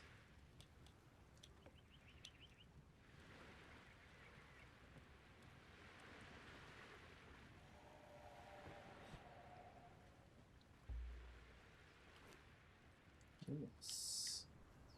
Can you put this on the quick bar? Oh, there we go. LB and then.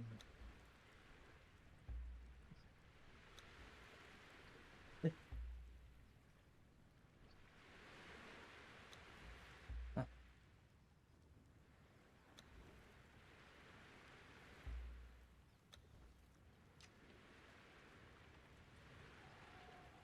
Wait, what?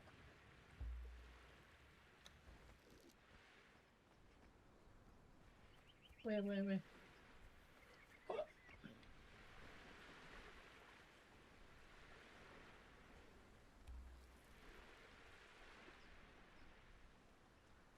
How do you shoot? Weird. Oh, it says no ammo. How do you put the ammo in?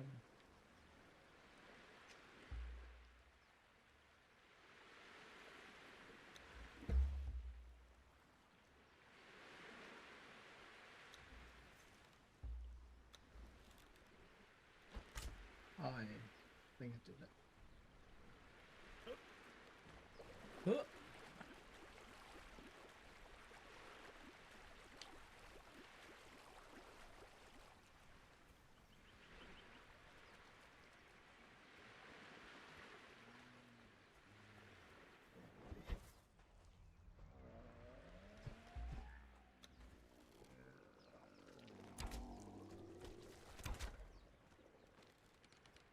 What the fuck?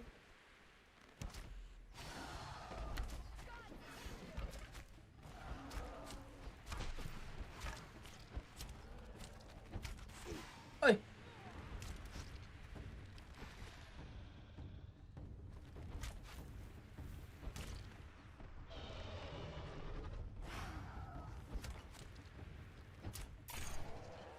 Yeah.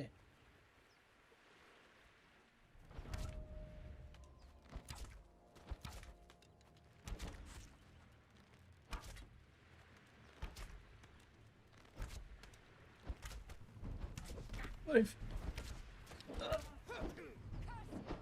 Oh shit, almost dead.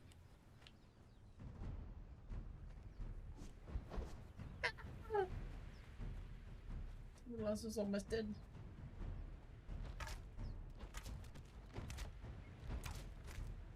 You're dead.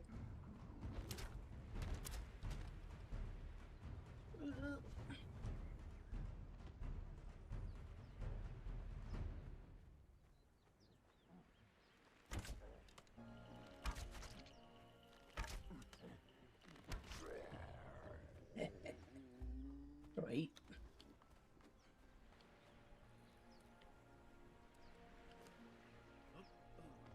Hey, cool.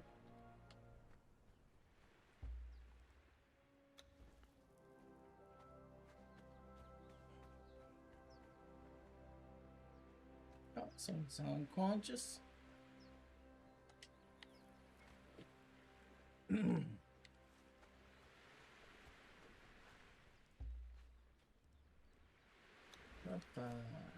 Bandages. Oh, knowledge.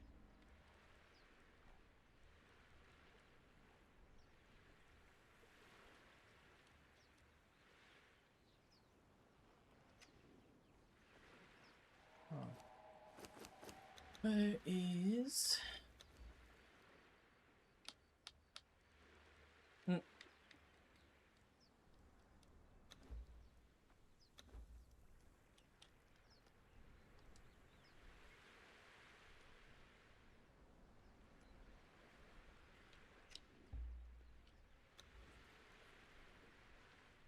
Big Titty Lizzie.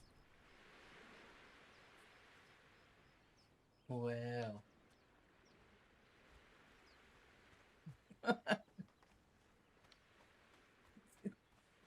Didn't I just saw that? What would be a popular name? Yeah. Big Titty. Nah. Big ass Lizzie. Oh.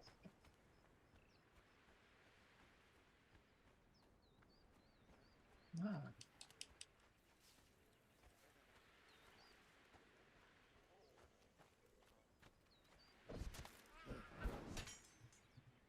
B.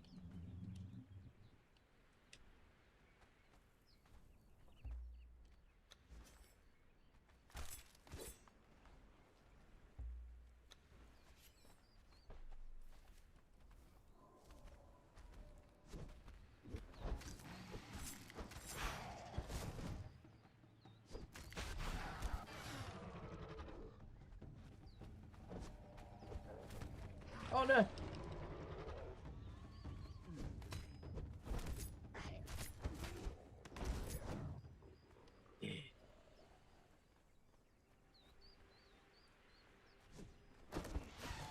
Oh, this one went to go back to sleep or something.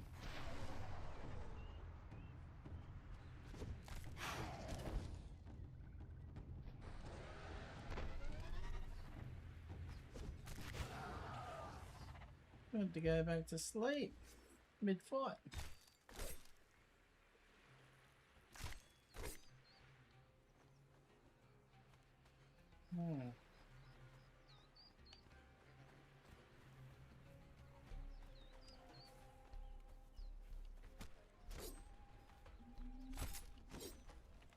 Try and kill something with a skinning knife instead of a normal.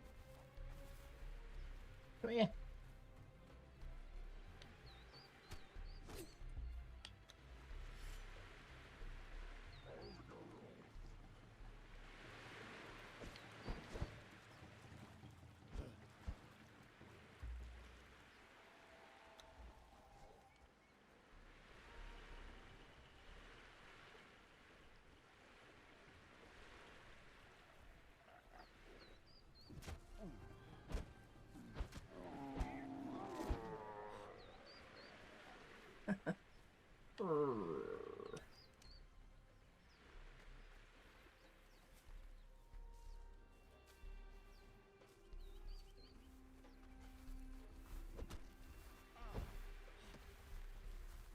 Oh, glitching. Not interested.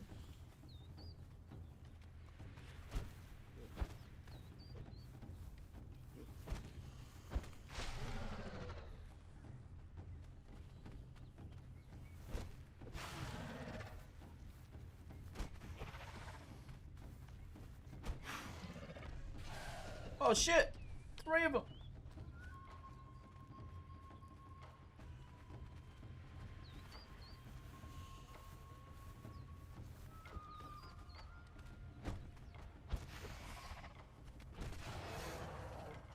Oh, what is it? Oh shit.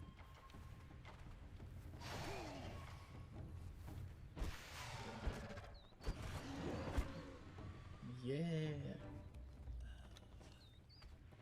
Oh shit! Trying to heal up, man.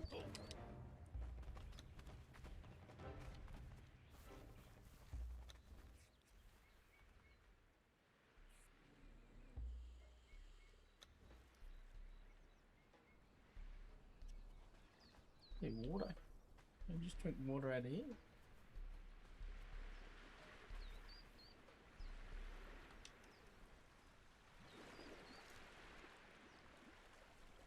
Oh yeah, beautiful. Beautiful.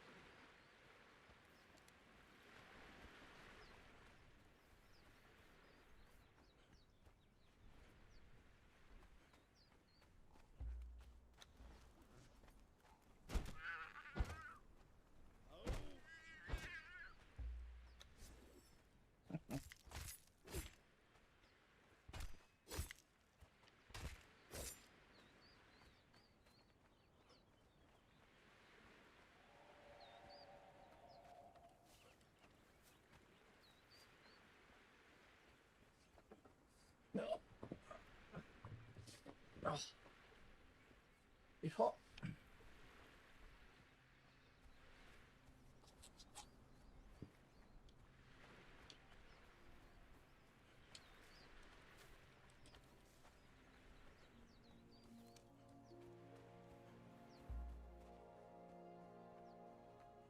Oh, access journeys.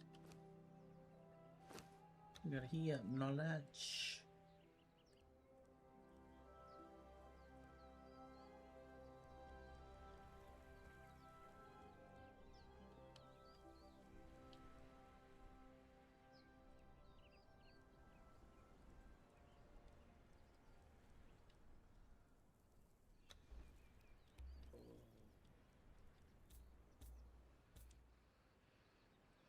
What have we got under knowledge?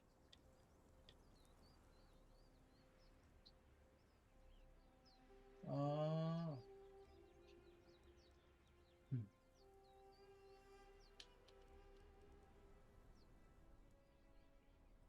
Cost 3 for that one.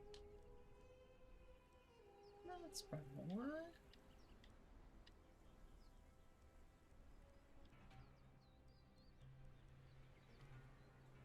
Cost 50.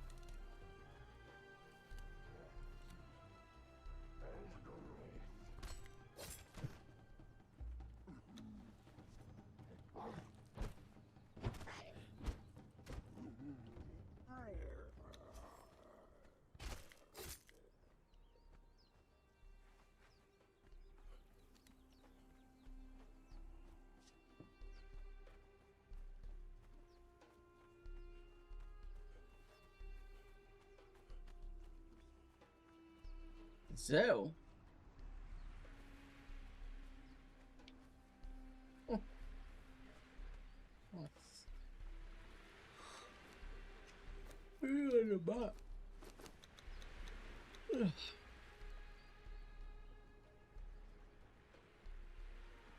does that mean? Oh, there you are. This way. Oh, I'm climbing up the invisible tree.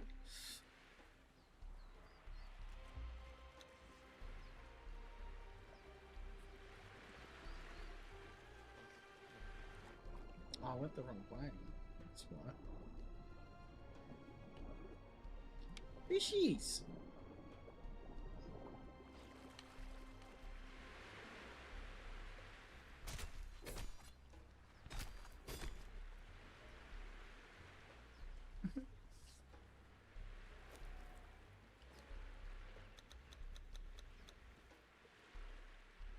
Up this way. Why is my healing going all the way up? I'm a bit hungry. Chuck some little meat in me butt.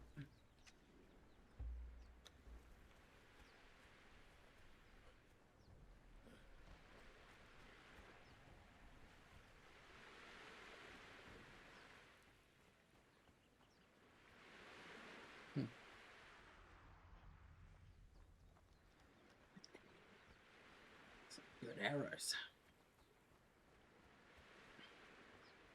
Remember when I ran all the way up the map and I found a big spider and I almost shit myself? That was fun.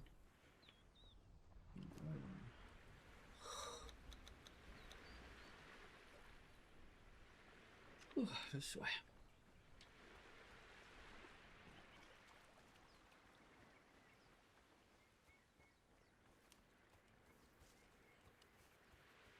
Oh, what's this place? Sick of running out of stamina every 2 seconds.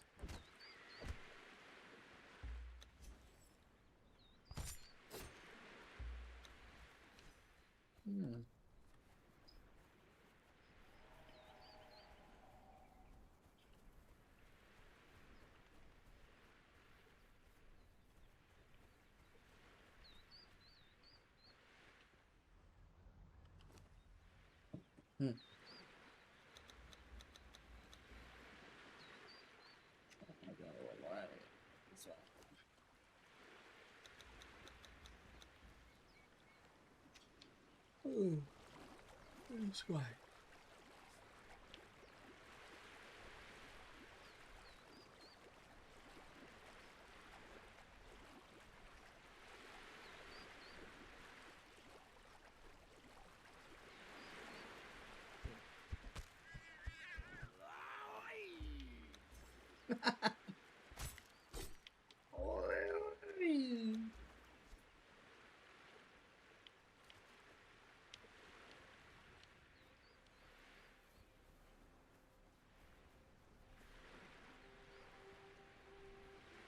These people. Oh. What is this?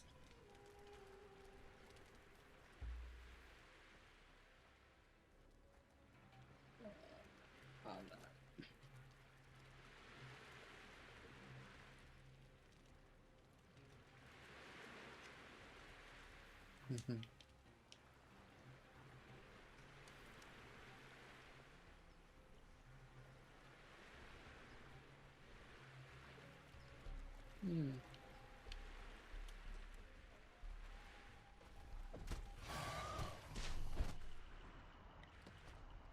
Oh.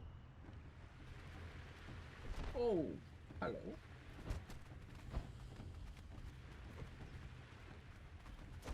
That's a bigger one. Okay. Oh.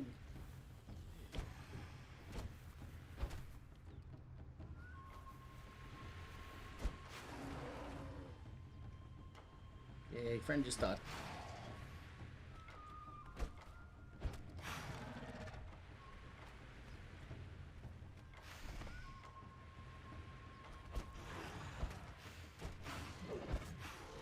Whopper! You've gained a skill level.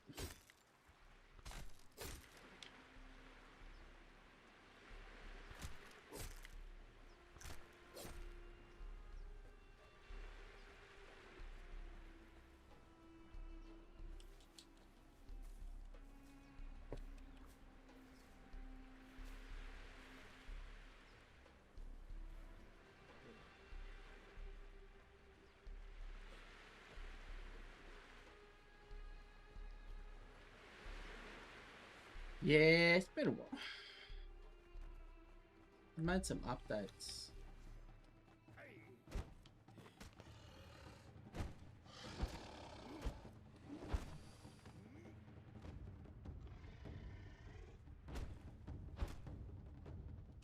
Oh. I'm gonna keep walking on top of it instead of killing it.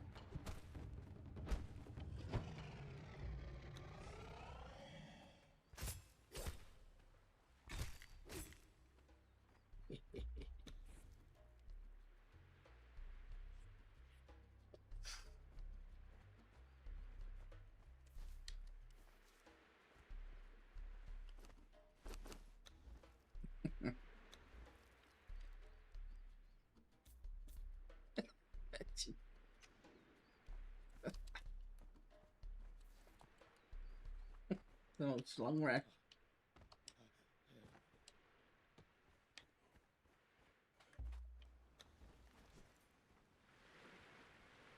What are these guys doing?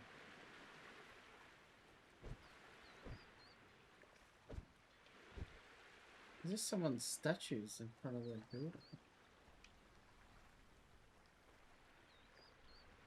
What is that? Which way did you go?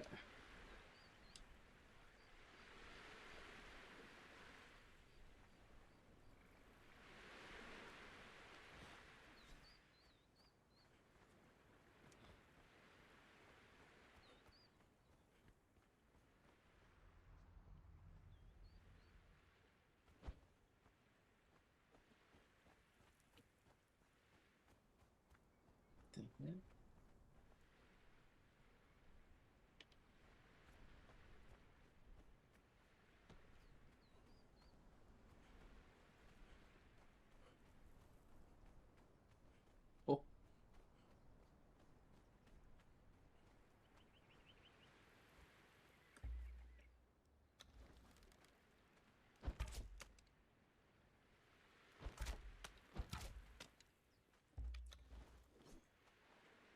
Take it all.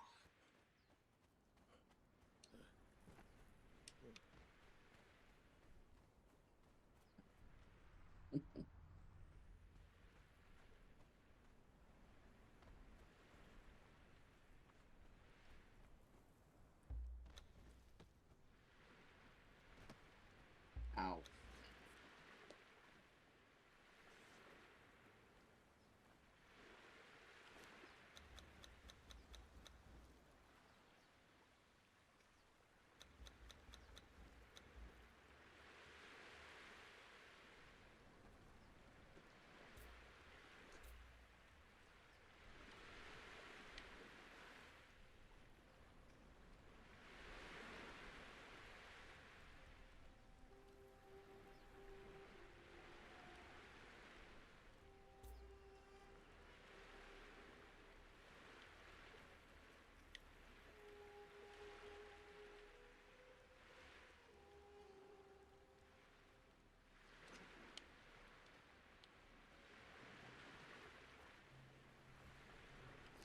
Oh, where am I going? It's my journey.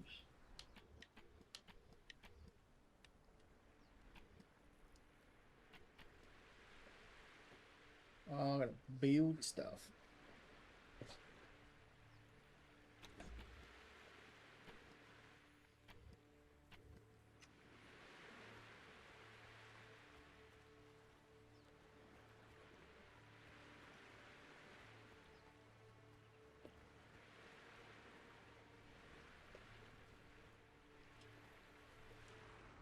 Oh, well.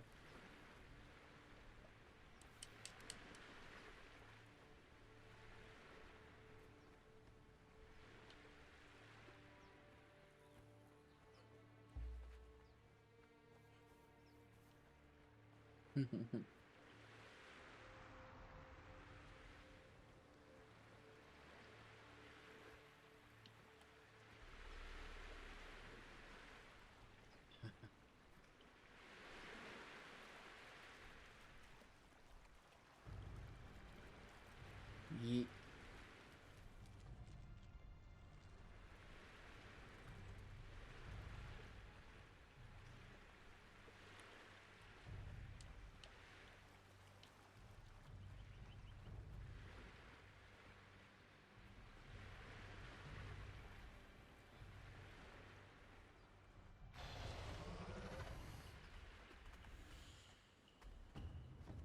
Oh, they respawned.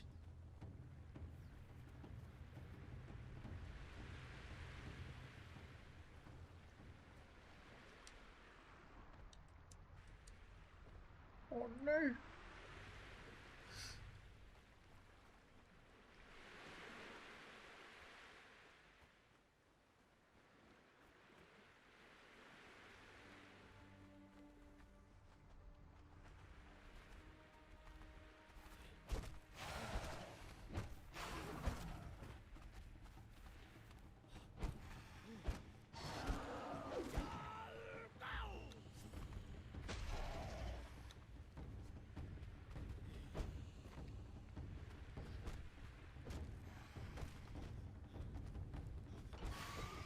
I should move.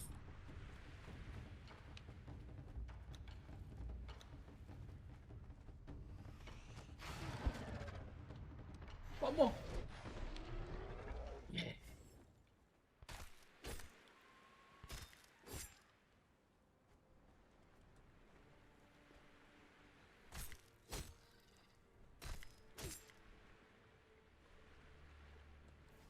Right. Right, more bandages.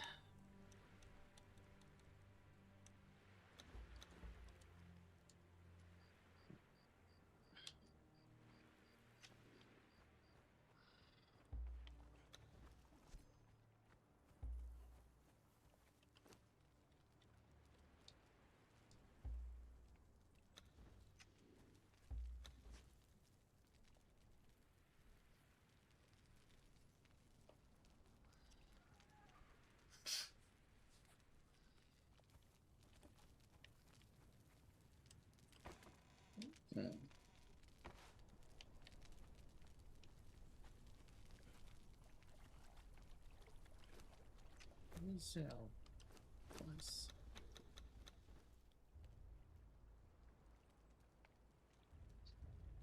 Bed.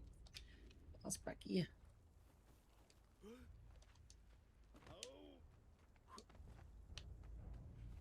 Here. Huh? Zoom in.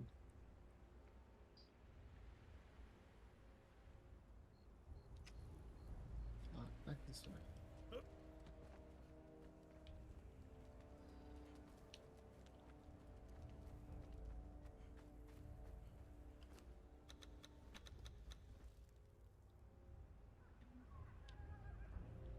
Huh?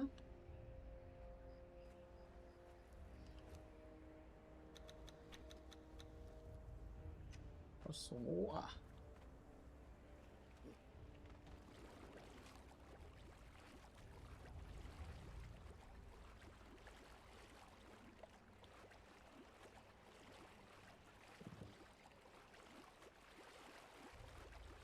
Yeah.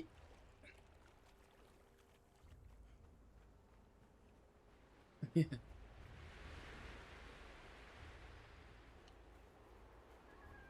What is it? Oh, that's someone else's place.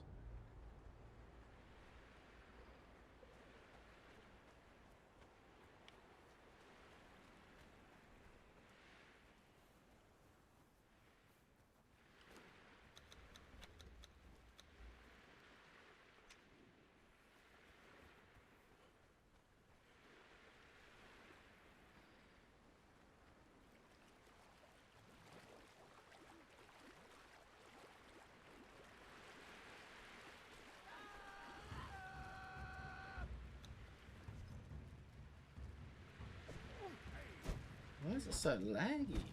What was enhanced?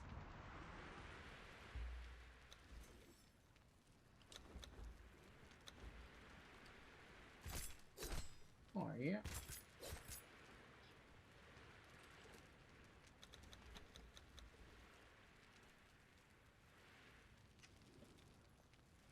Not bad.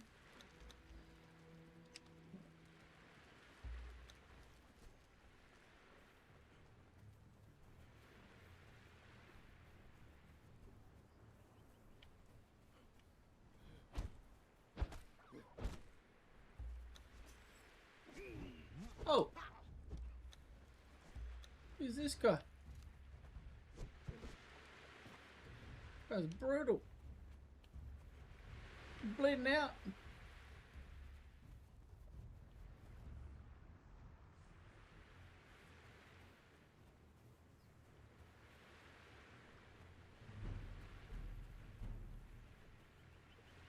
It's chasing me.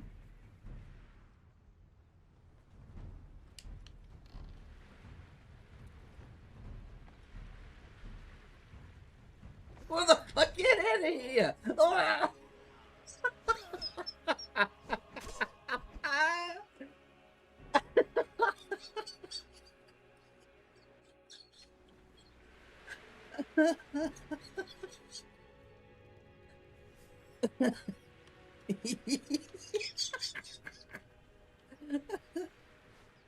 Yeah. Thanks.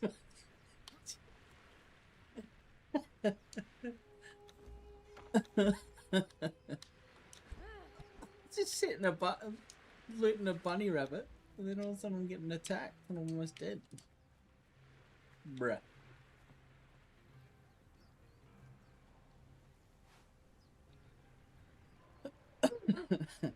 Galacus of Gourmand. Oh! Dead man.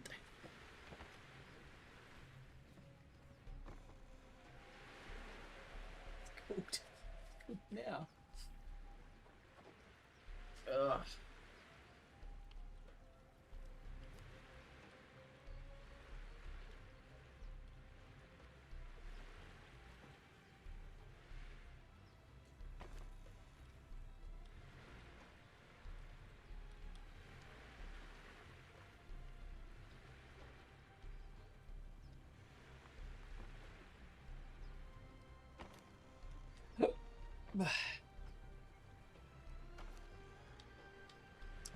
some eggs for you, mate.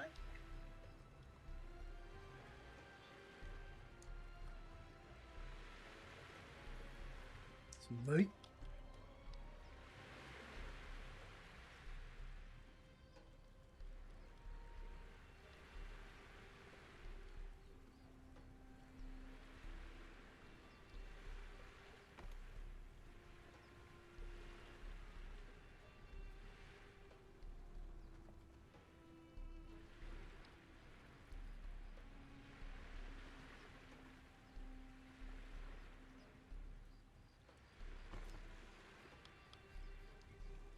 Oh, we'll kick you out. Oh.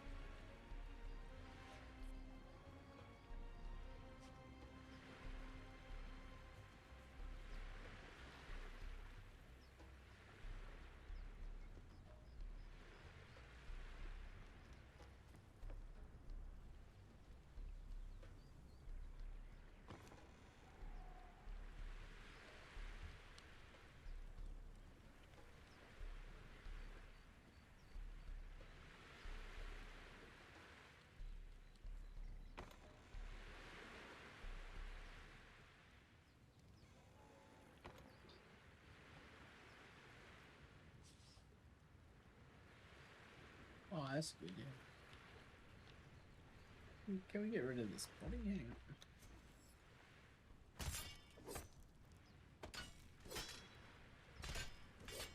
Just harvesting myself. What a sicko. Oh, you get XP for crafting. You get XP for everything, I think. Oh. This gear. It's better gear. Chitin. So what you got? You've got the skirt. Huh? What's one? Oh. Crafting crew.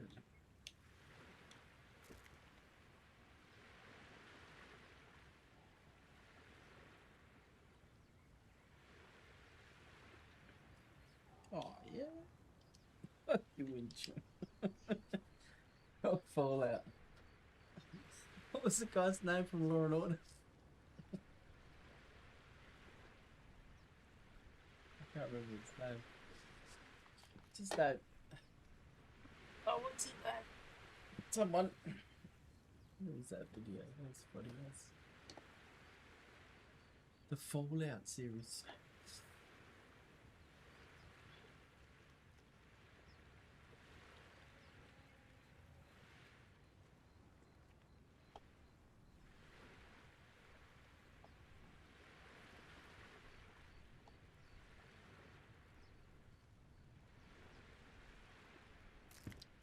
Where's the search button? Where's the search? Oh, Fallout. Part 1, there it is.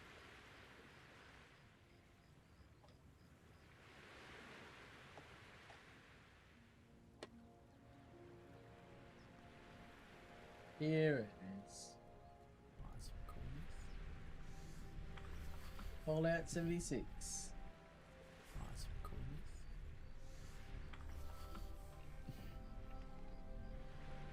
Fallout.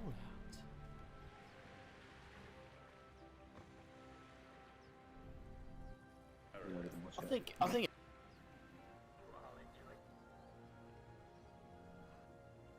Hello, mate. G'day, mate. There he is. Yeah, good. Yeah. Machete. Invite to team. Oh.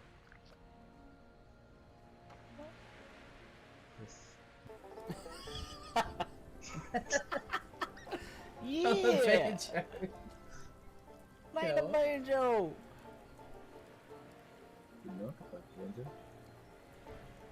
Didn't know could play banjo. Yeah. Let's do it. We're gonna start a band. We're gonna go far. We come a long way from where we come from. We're gonna survive the end of the world. Yeah, yeah.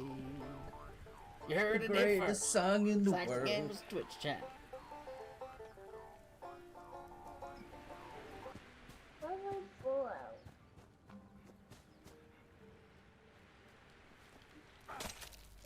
Oh. Tick.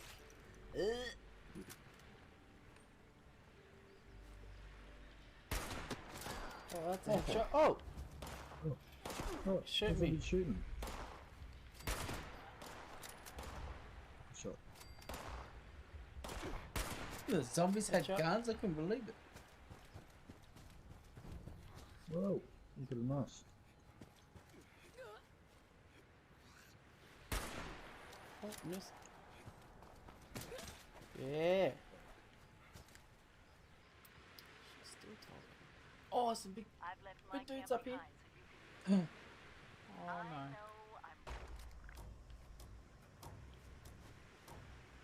no. Oh, he's dead. Nice. Threw a molly. Watch out. Where's the other one shooting from? Just throwing mollies. Up on the rocks. I need to get my gun out. Still, there we go. It's crazy this game. You can have so many guns. Oh, it's two. Ow! Oh, that's in the face. Oh, that's in the face. Oh, that was into the tree. Oh. Shit. Oh shit. He's dead. No one up here. Oh. It's good that you can health up with the right D-pad. It's like, oh, he's still full health. Not for long.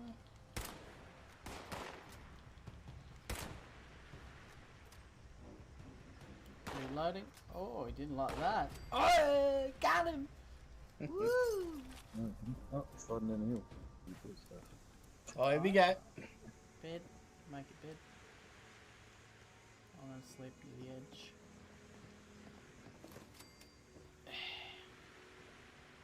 Cheers. Here they are. Little wind chimes.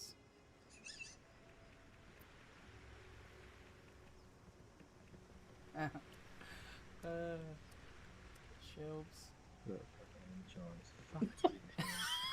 Fuck the wind chimes. Fuck the wind chimes. Fucking wind chimes. Shut up.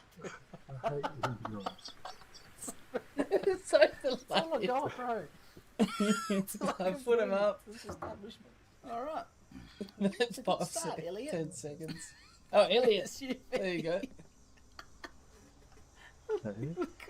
In the criminal justice system, sexually based offenses are considered especially heinous. In New York City, the dedicated detectives who investigate these vicious felonies are members of an elite squad known as the Special Victims Unit. These are their stories.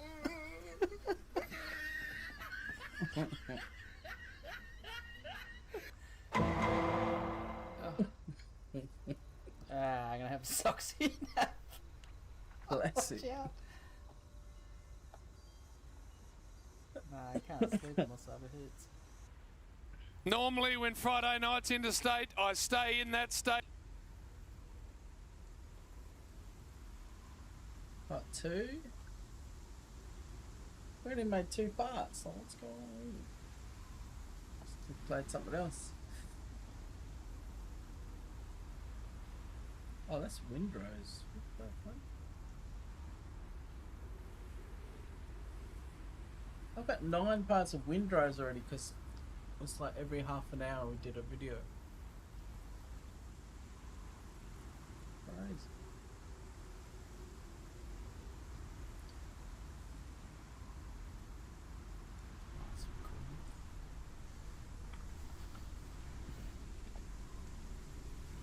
Is this on a playlist?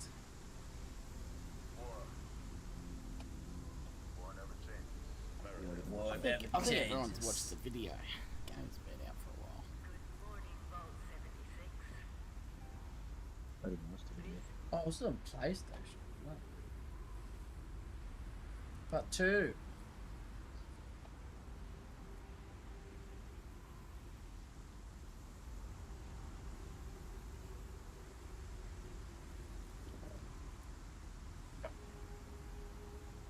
Oh yeah, part 2, yeah, good. Just loading screen. Part 2.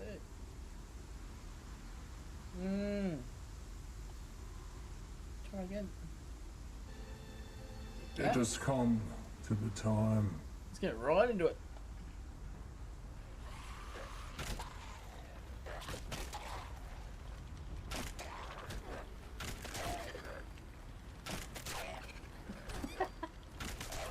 Get off me. Yeah. Haven't been pulling your weight.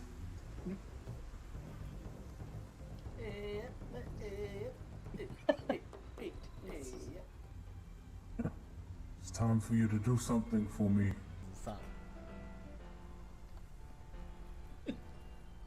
Surely there's a crafting. Oh, Goliath was on there. Bullshit.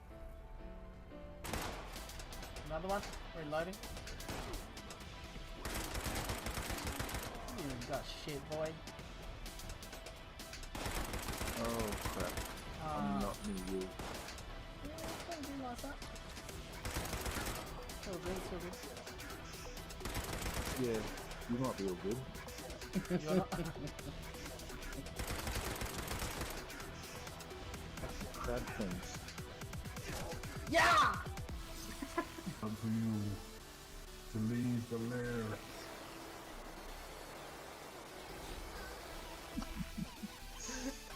Seriously. What are you wearing? Go kill the super mutants, the crawlers, the humans. Nobody is going to survive.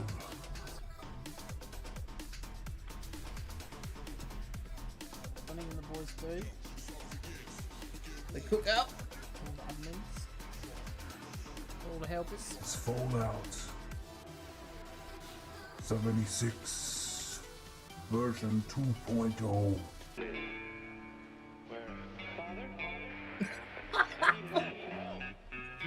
Sound like a one on. Got something to do with young men killing each other. Get ready. Oh, shit. Full commitment.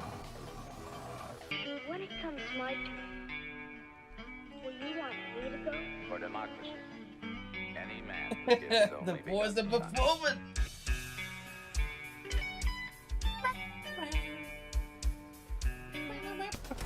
Oh god, I just read a crime scene report that it was like... Big boy, you know, big boy, big boy, big boy, big boy. every other sentence... Oh, it's spawning right next to you. Every other sentence was like smoking Oh! a cigarette. We're trying to fight this thing, mate. Can't talk about a crime right now. Oh, there's a big fuck-up frog behind us. Oh! Some kind of frog. Whoa! That thing's massive. He's stuck. Oh, he's stuck on this pole. He'll stay there. Yeah. Ow! I want to stim up, stim up, stim up. Oh, I'm getting shot. I'm getting attacked by a toad. What is that thing? Oh, we get him. There's a psycho buddy stim. Psycho buff. There you go, psycho buff. Oh, boom. Come on! Boom. Yeah! We got it! You're fucked now. Nice. Let's go! I don't think you're gonna get away with it. There's no way out.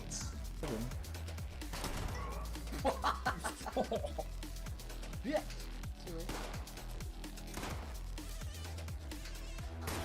that?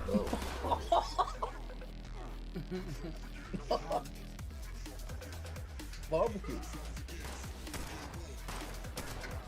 This is crazy. He's still on fire.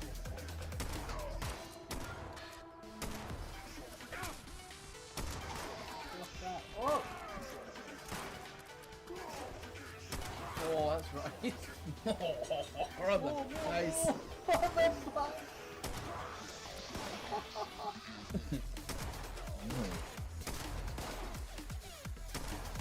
Ow. Save him. I'm on fire. Gotta level up in it, Steven.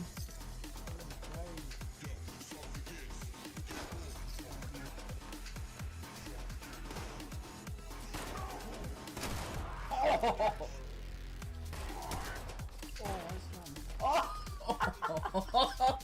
Where's his head? Got his head off. Where were we? There's heaps of them.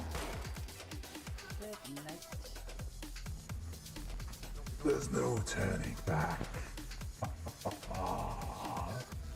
You are doomed.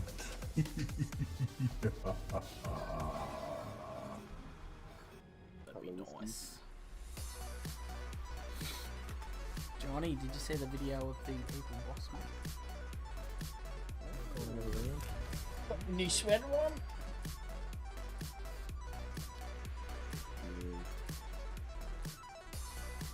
What the fuck is that? Oh, he's level 40 as well! Oh, level 40? Ammo!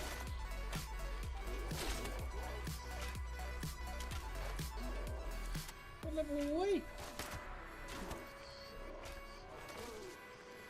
Oh shit. Oh yeah. Go for it. Oh. Bloody hell. Fuck! Fuck off! Oh shit! Missed it. Yeah. Alright, bitch.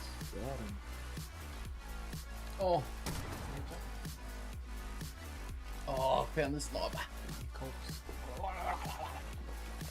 Ah.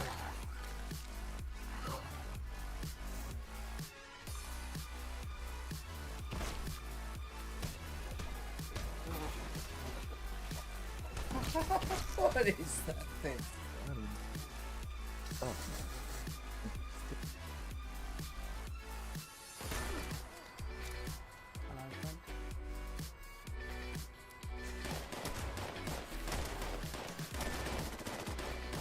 Reloaded.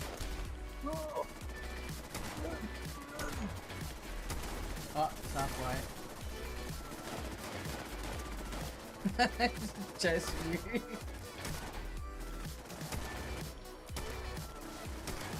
Is that not hitting?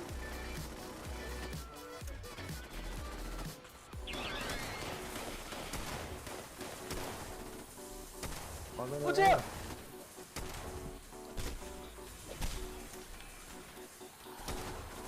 Get out of the way. He's almost dead. Where all these fucking zombies come from?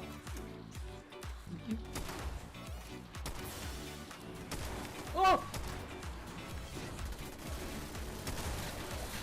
Yeah! That's not doing much. Ow, ow, ow, ow.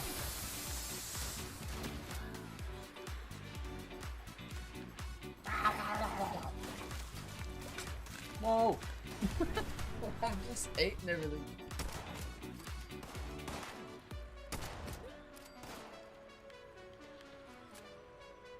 So nice.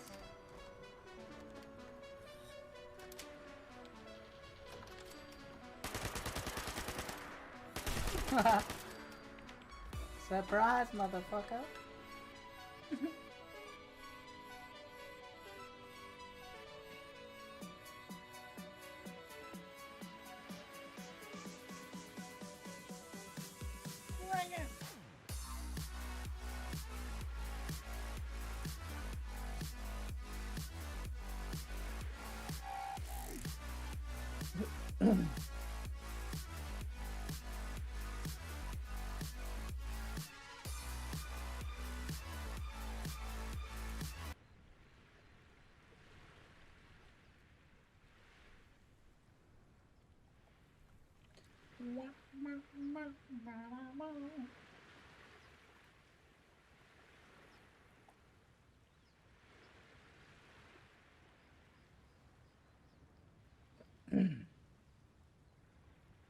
Excellent. Oh, that was some fun. That was some fun. What am I doing? Holding the fist out.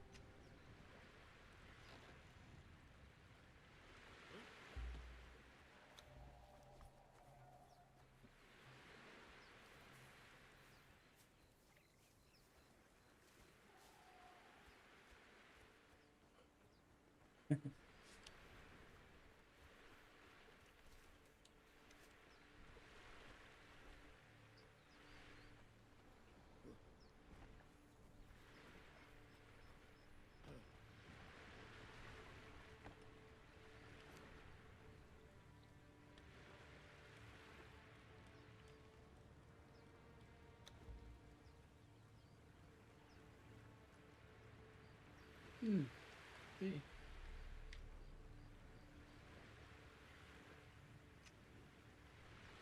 Oh, my journey I have to build.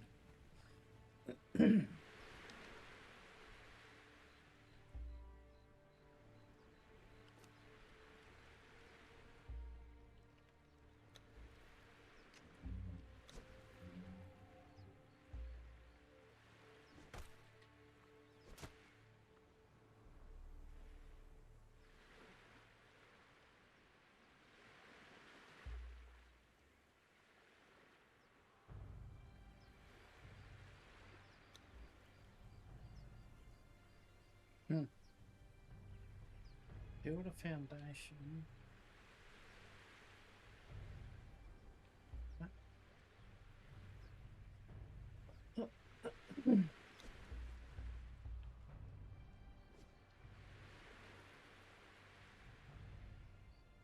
Says with the construction hammer equipped, press LB.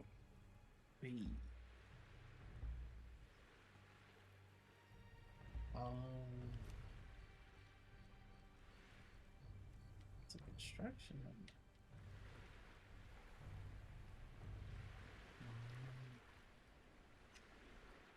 Oh yeah.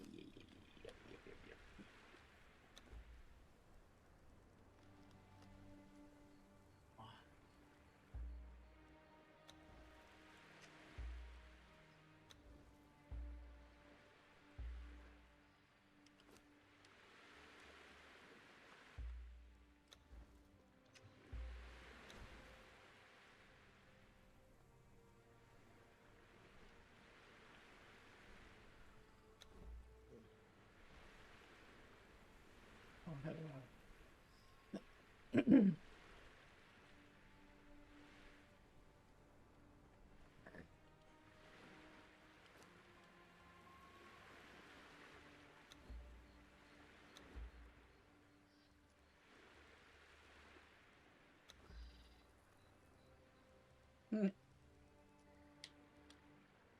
Oh, how do I put them on my quick thing?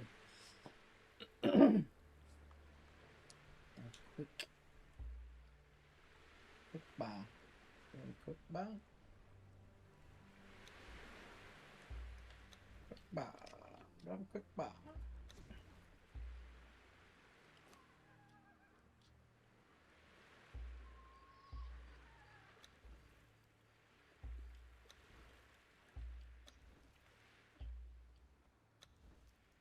Why isn't... Huh?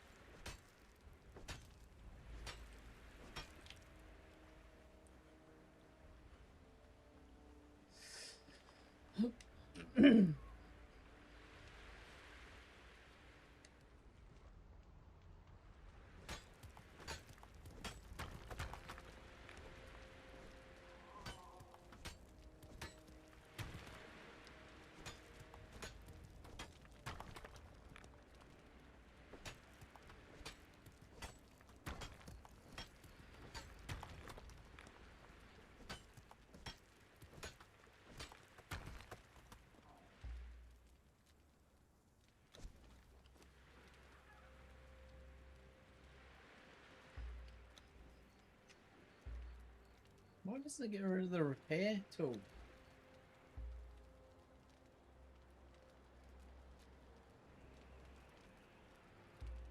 There we go.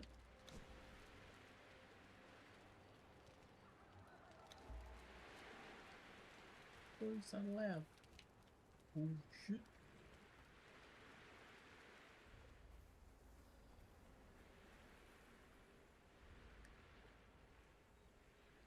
I need wood.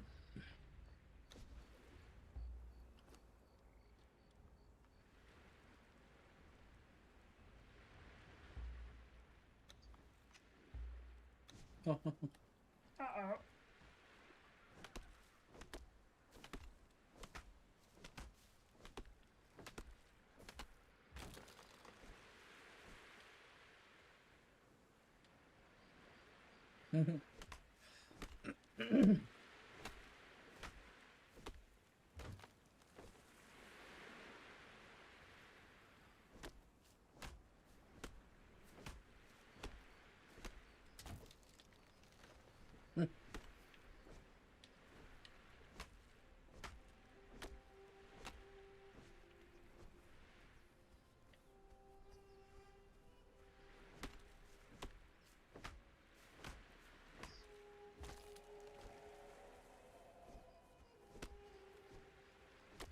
Hey.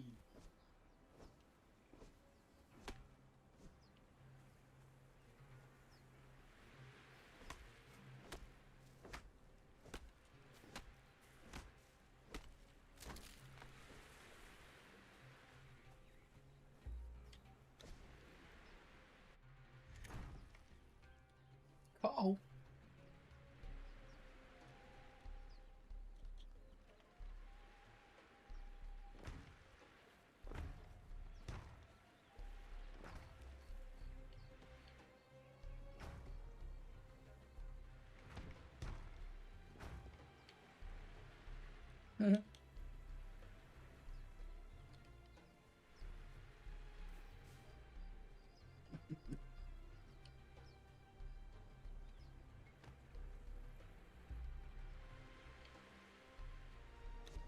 Chitin. Chitin.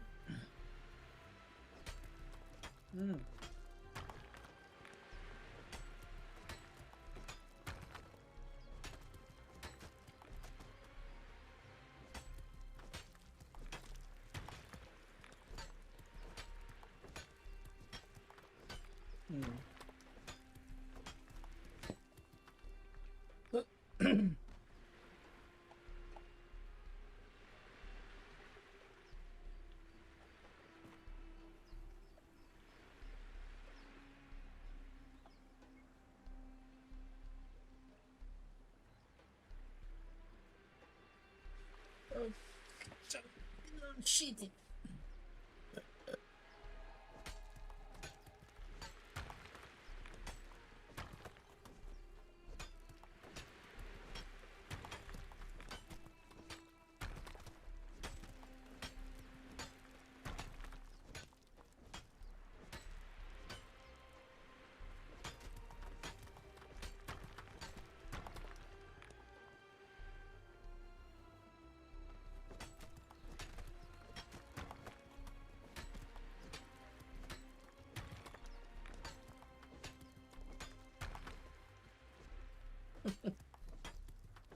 Spiderland.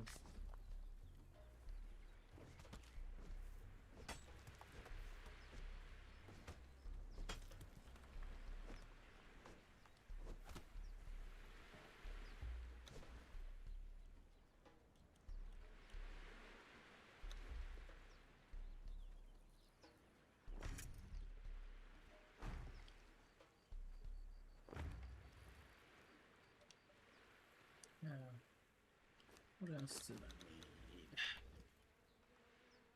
Door frame.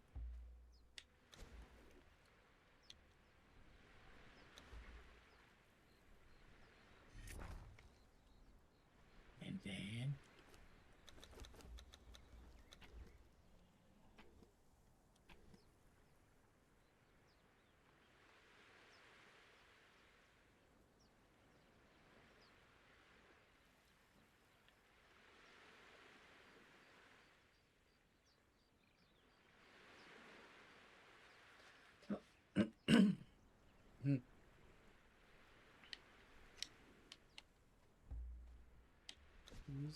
use building block piece.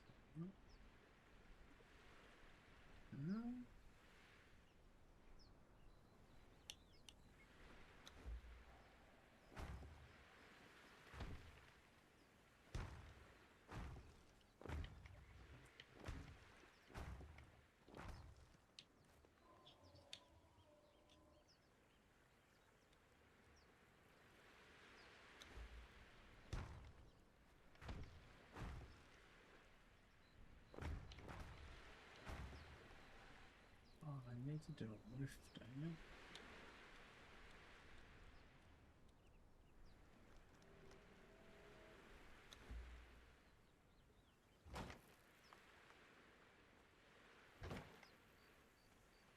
Oops.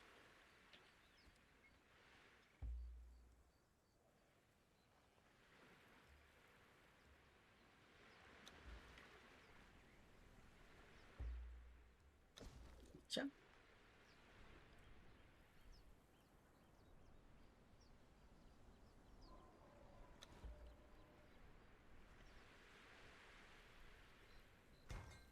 Oh, how do you move it?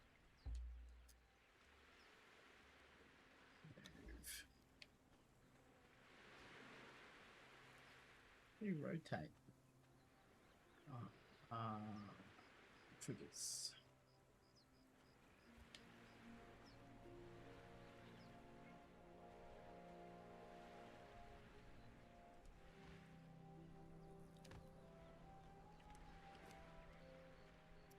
What else did I need? Wooden box. I think I can do the normal, can I?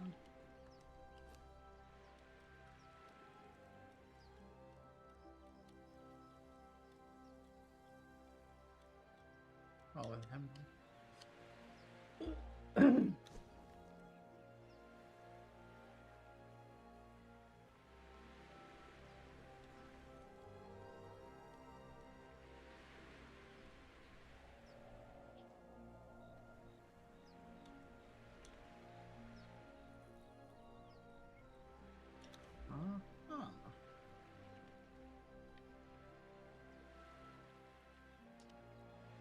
Why?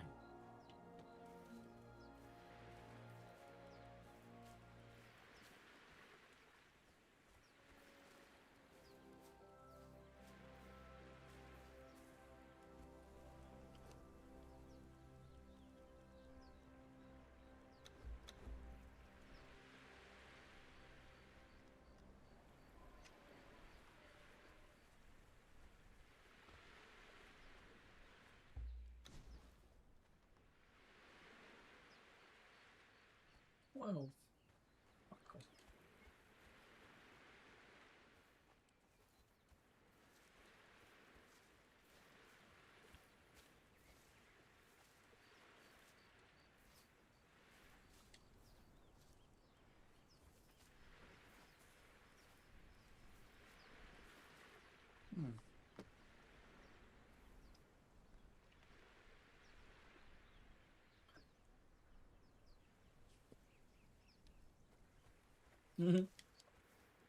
Oh shit.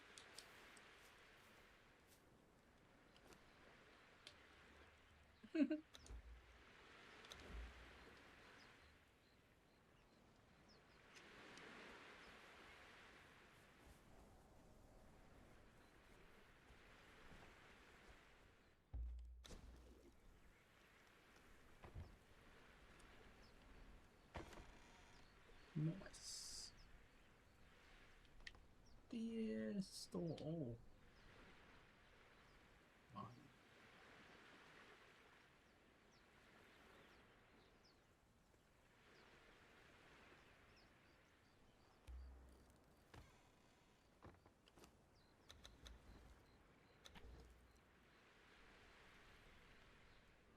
because the building is bigger. How is that?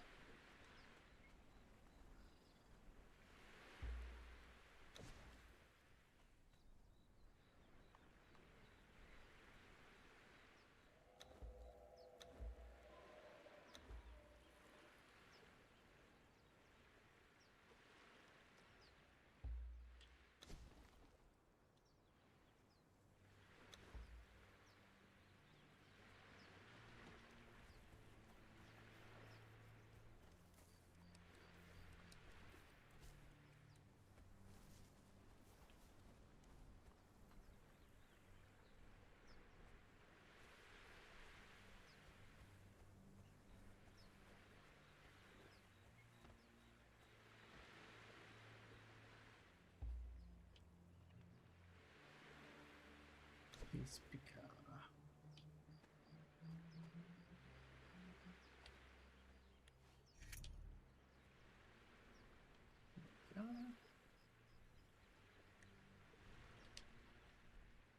And then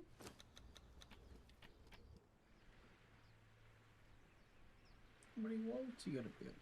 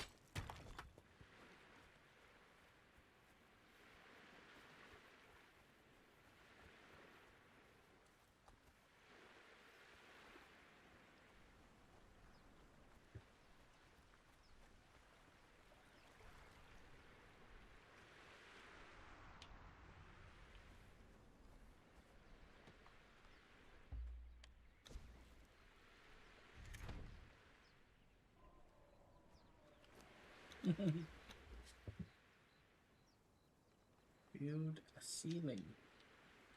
Did that. How do I destroy this? Cheers!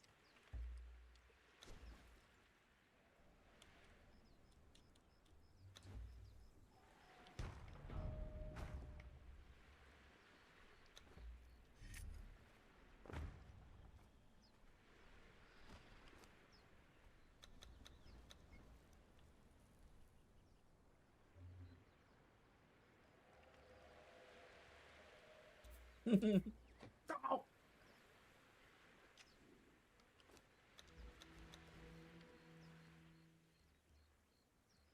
13 points. Good night.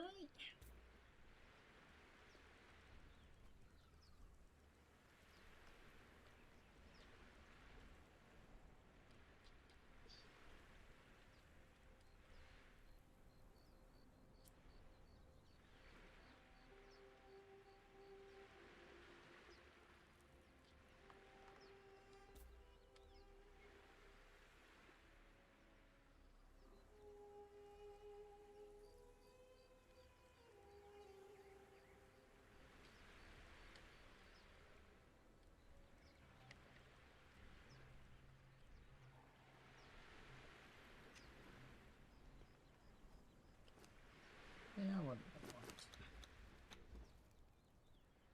Oh, the door. Oh, the door.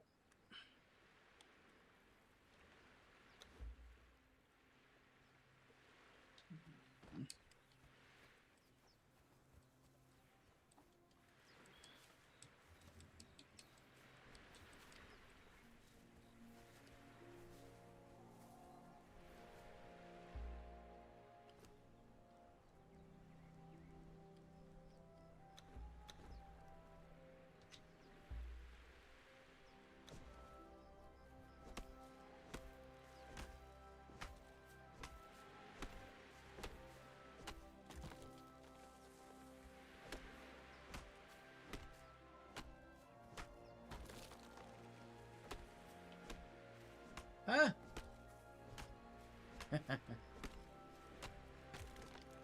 Magic.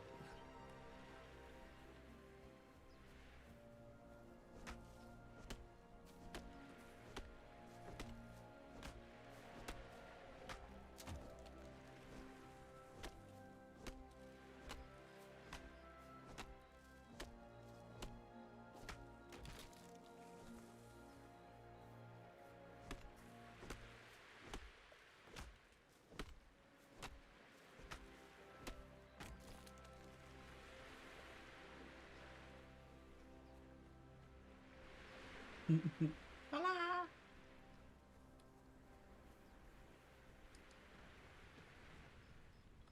Oh, what the fuck? Trying to run. Stop blowing. What are you doing?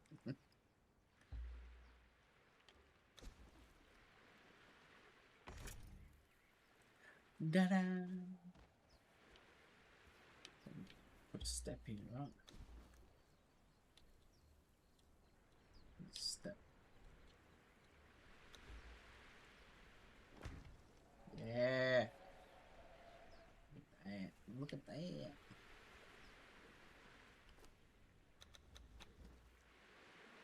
Access your wooden box. Oh, yeah. Pass. And then store something.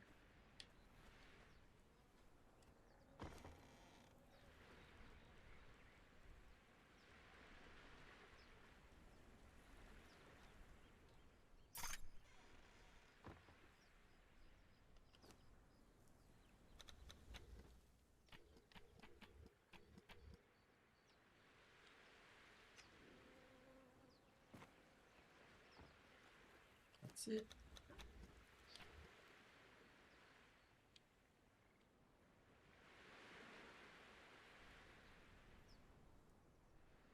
Switch journey.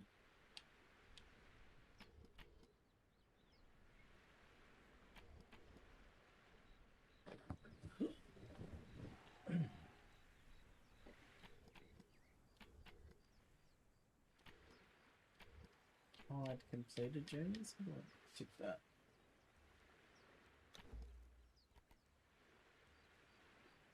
Craft a shield.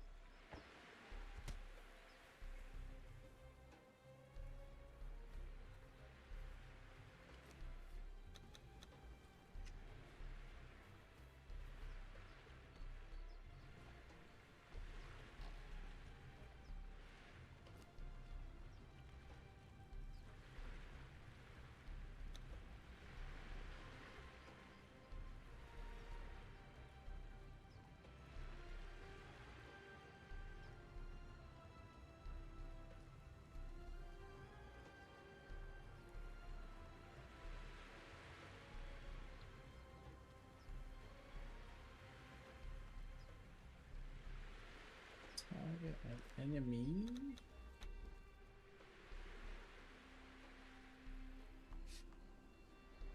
Apply sunder to an enemy. What the hell is it?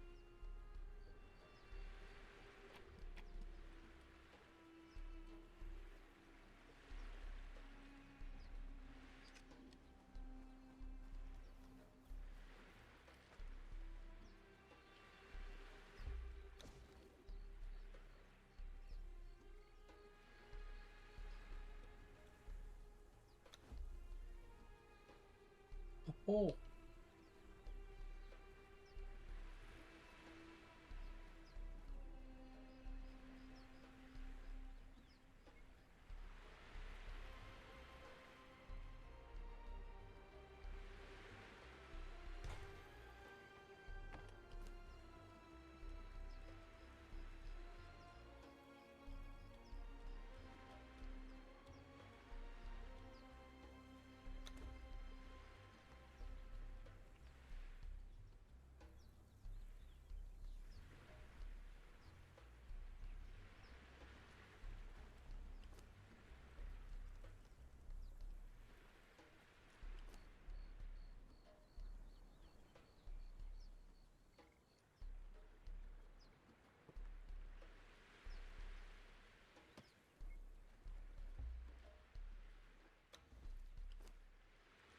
Ooh.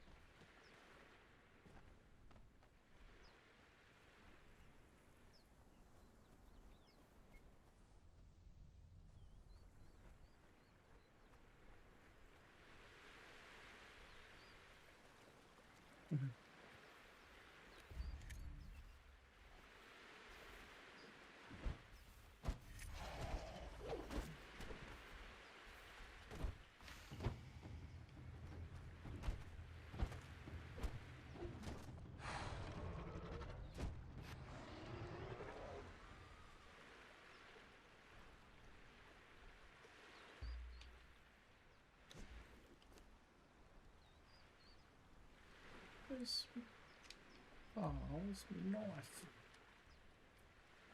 Oops.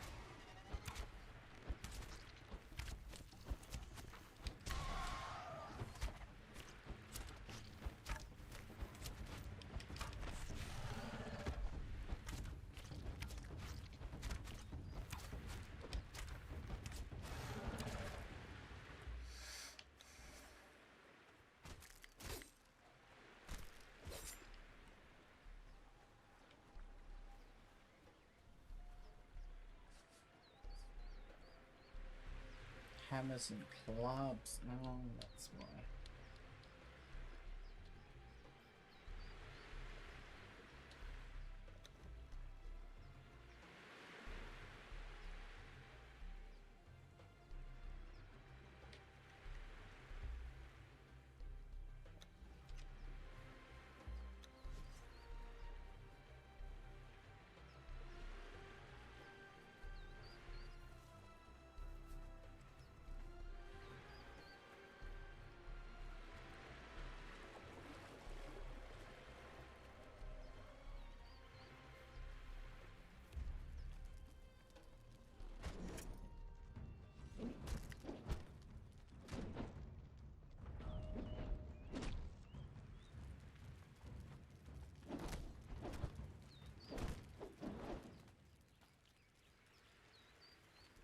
Knock the whole head off the club.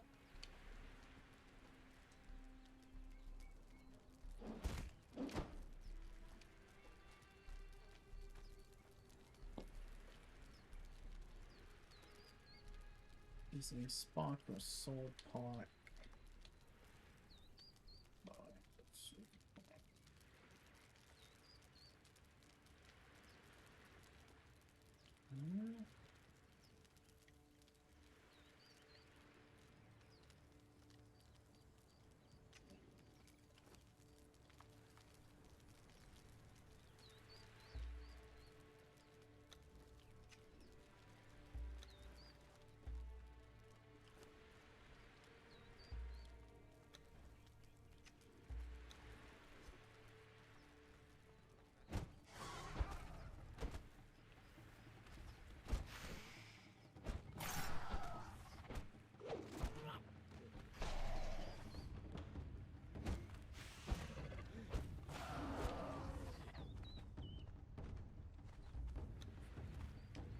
Move.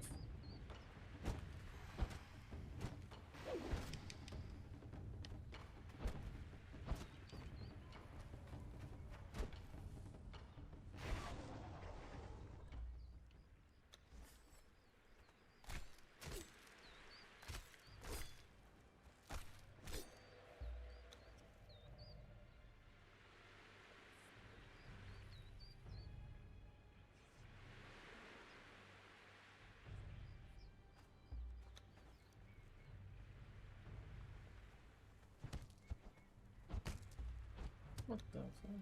They're laughing.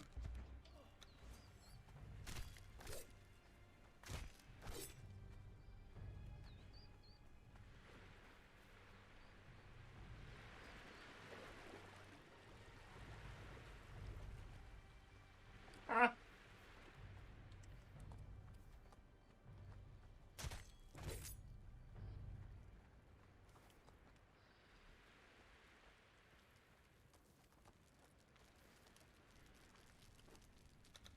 Alright, what's next?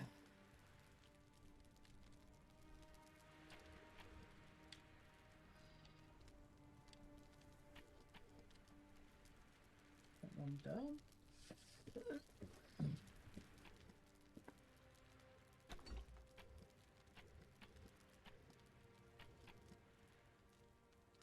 Form a heavy combo finisher.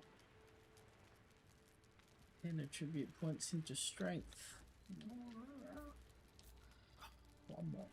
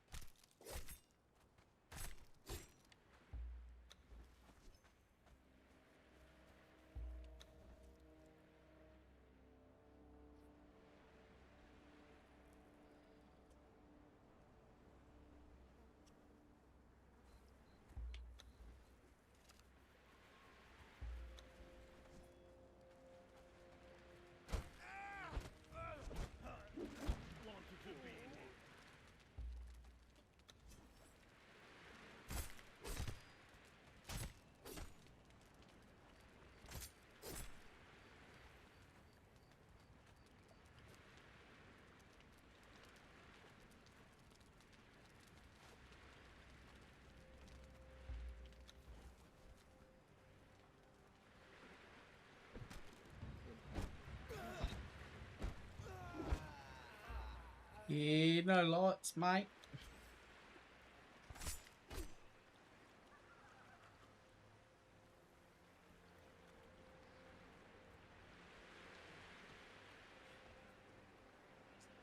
And attribute points.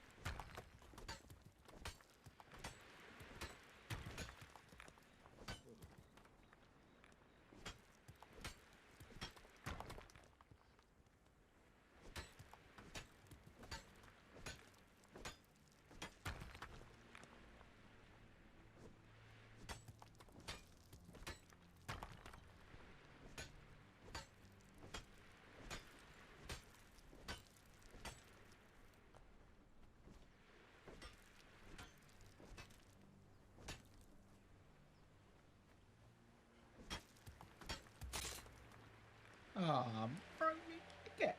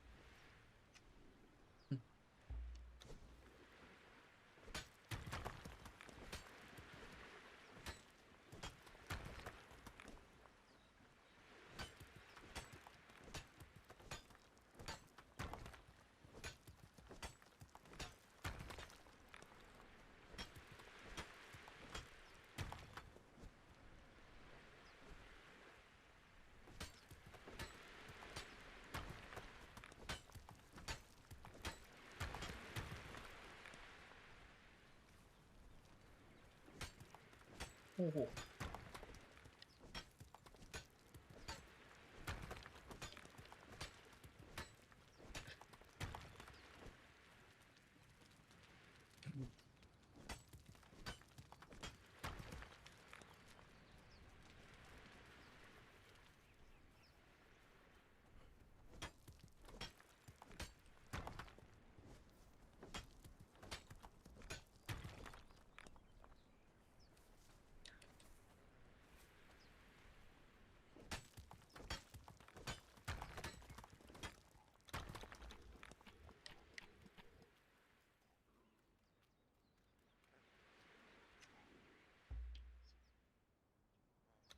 Hmm.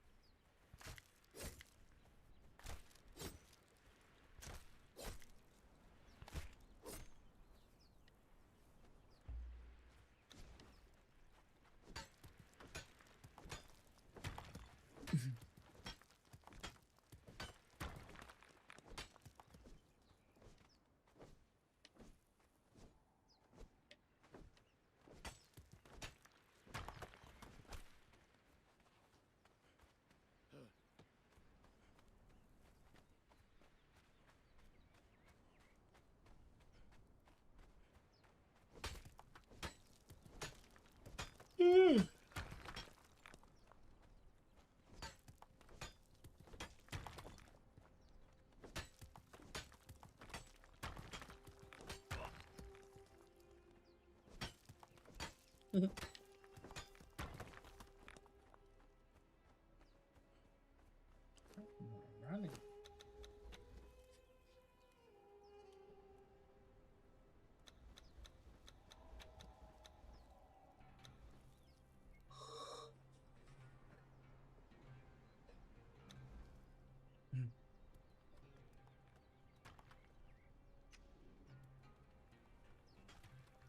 Look at you. What is this? Oh, someone else.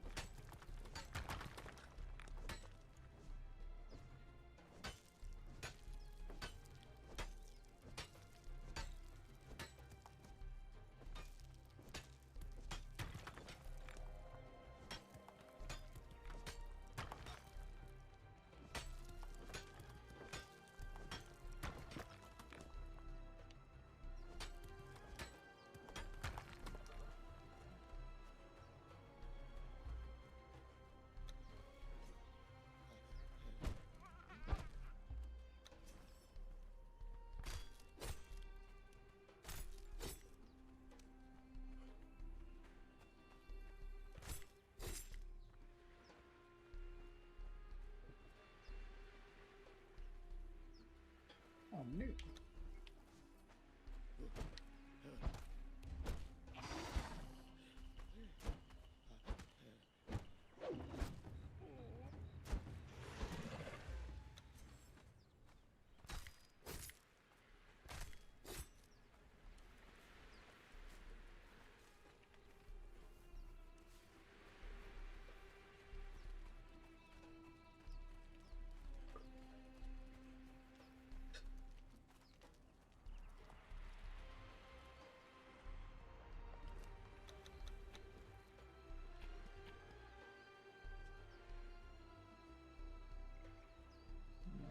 Piece of heavy armor. Heavy armor.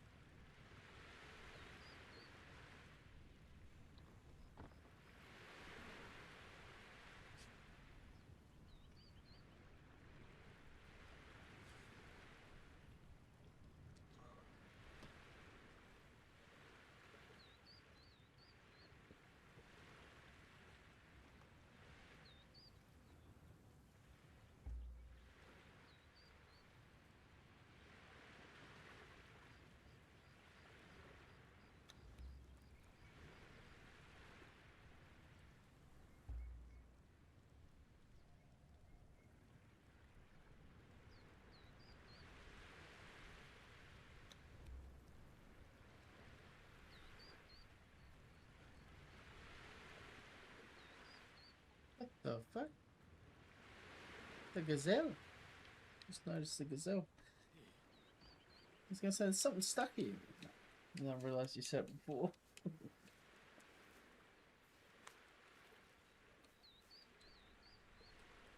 Oh, cool.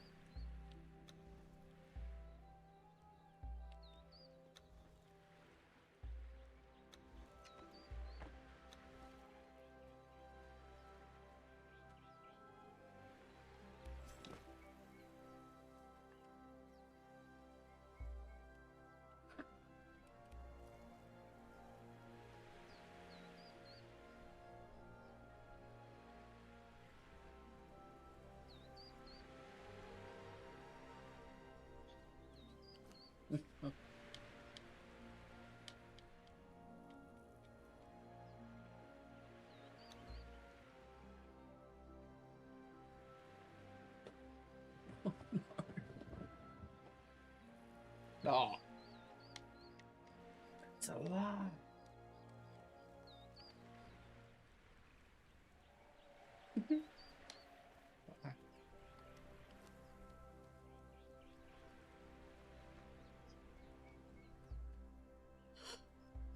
Ugh.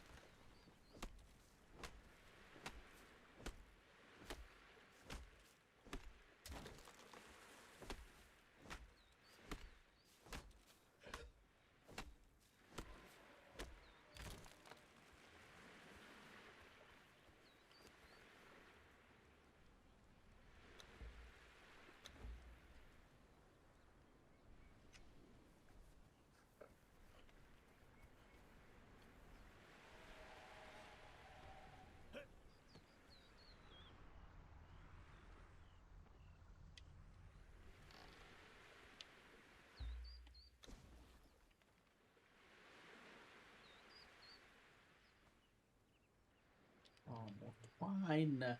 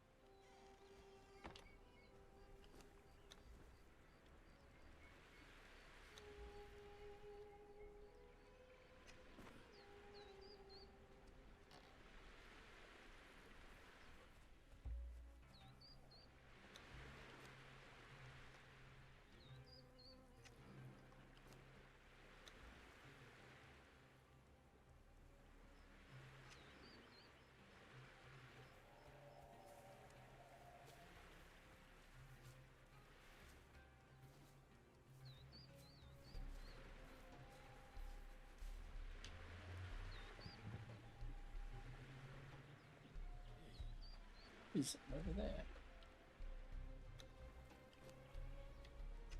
Who are you?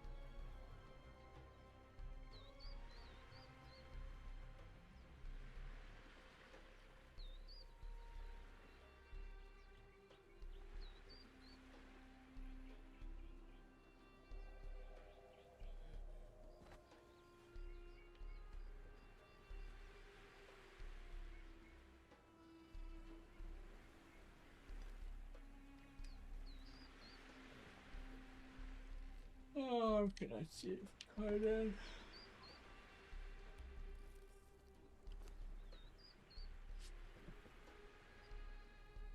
Yeah.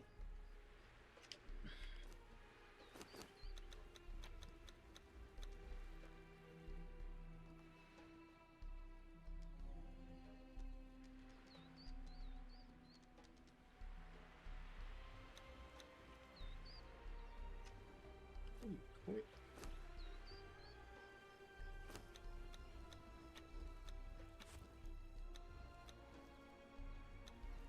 Oh.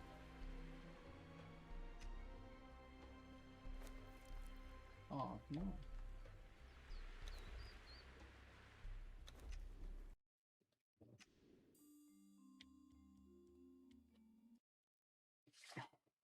The bird.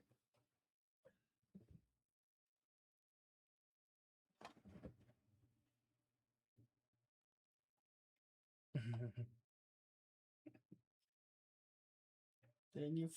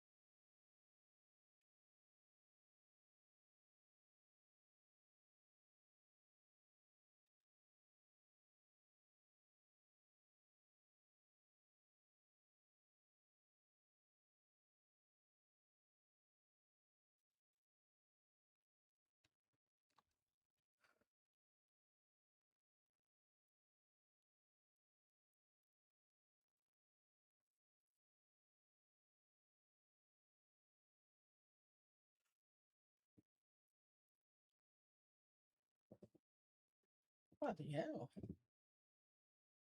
These football shorts get a few likes. And Frederick kicked that goal for Freo. I posted Freddie goes bang. 1,500 views and 25 likes. Oof.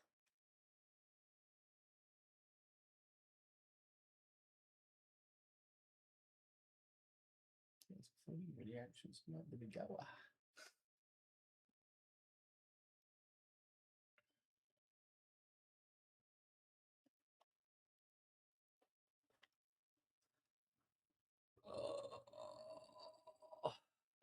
Need some more water. Oh, Gatorade.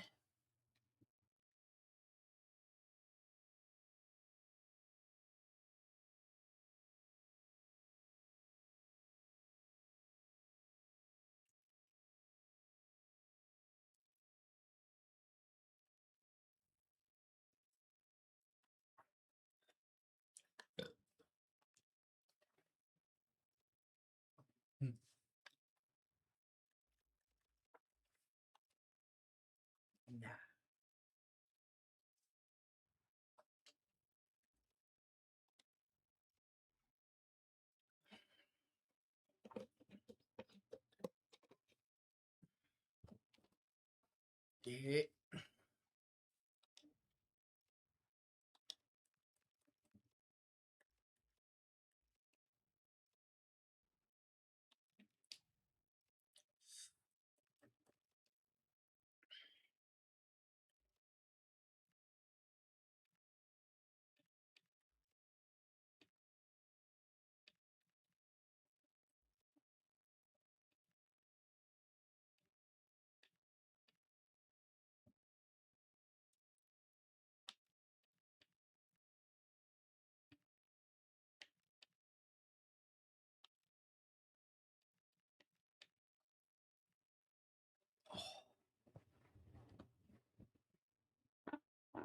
Oh.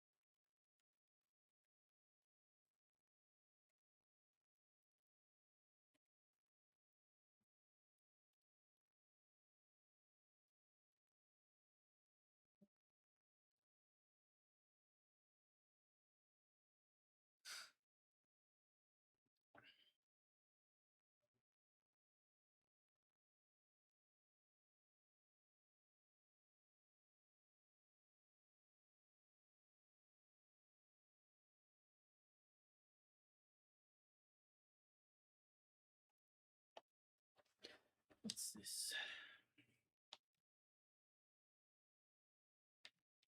XPC charge.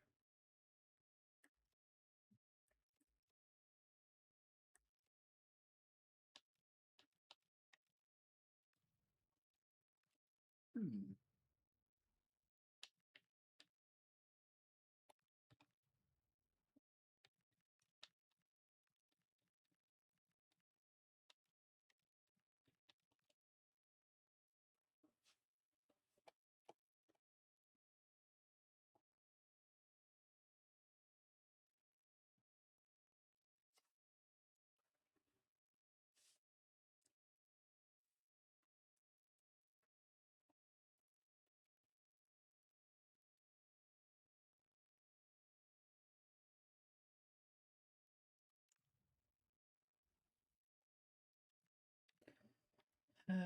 Serie A. Serie A.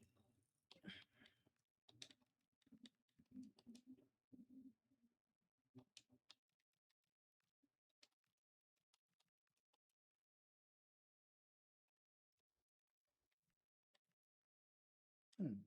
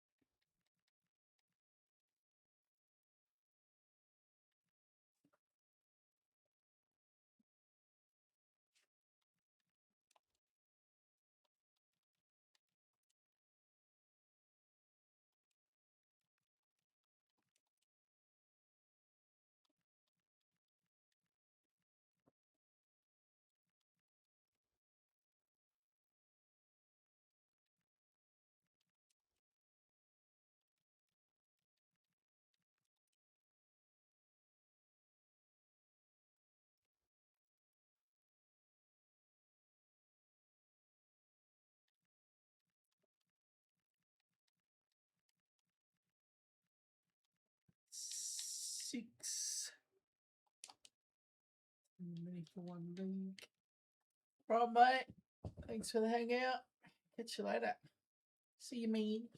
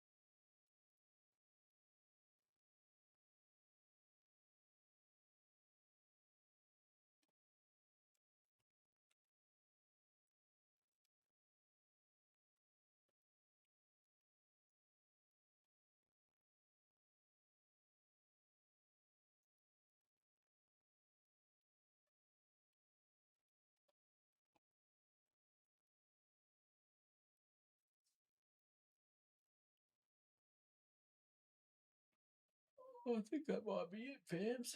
Might chill out for a bit. Thanks for watching. It's good fun. Good fun.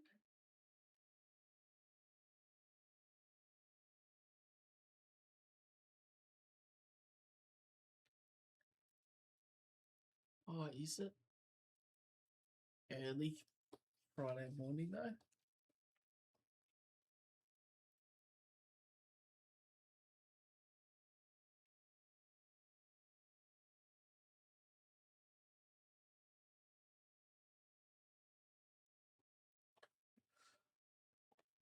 Amps. Okay.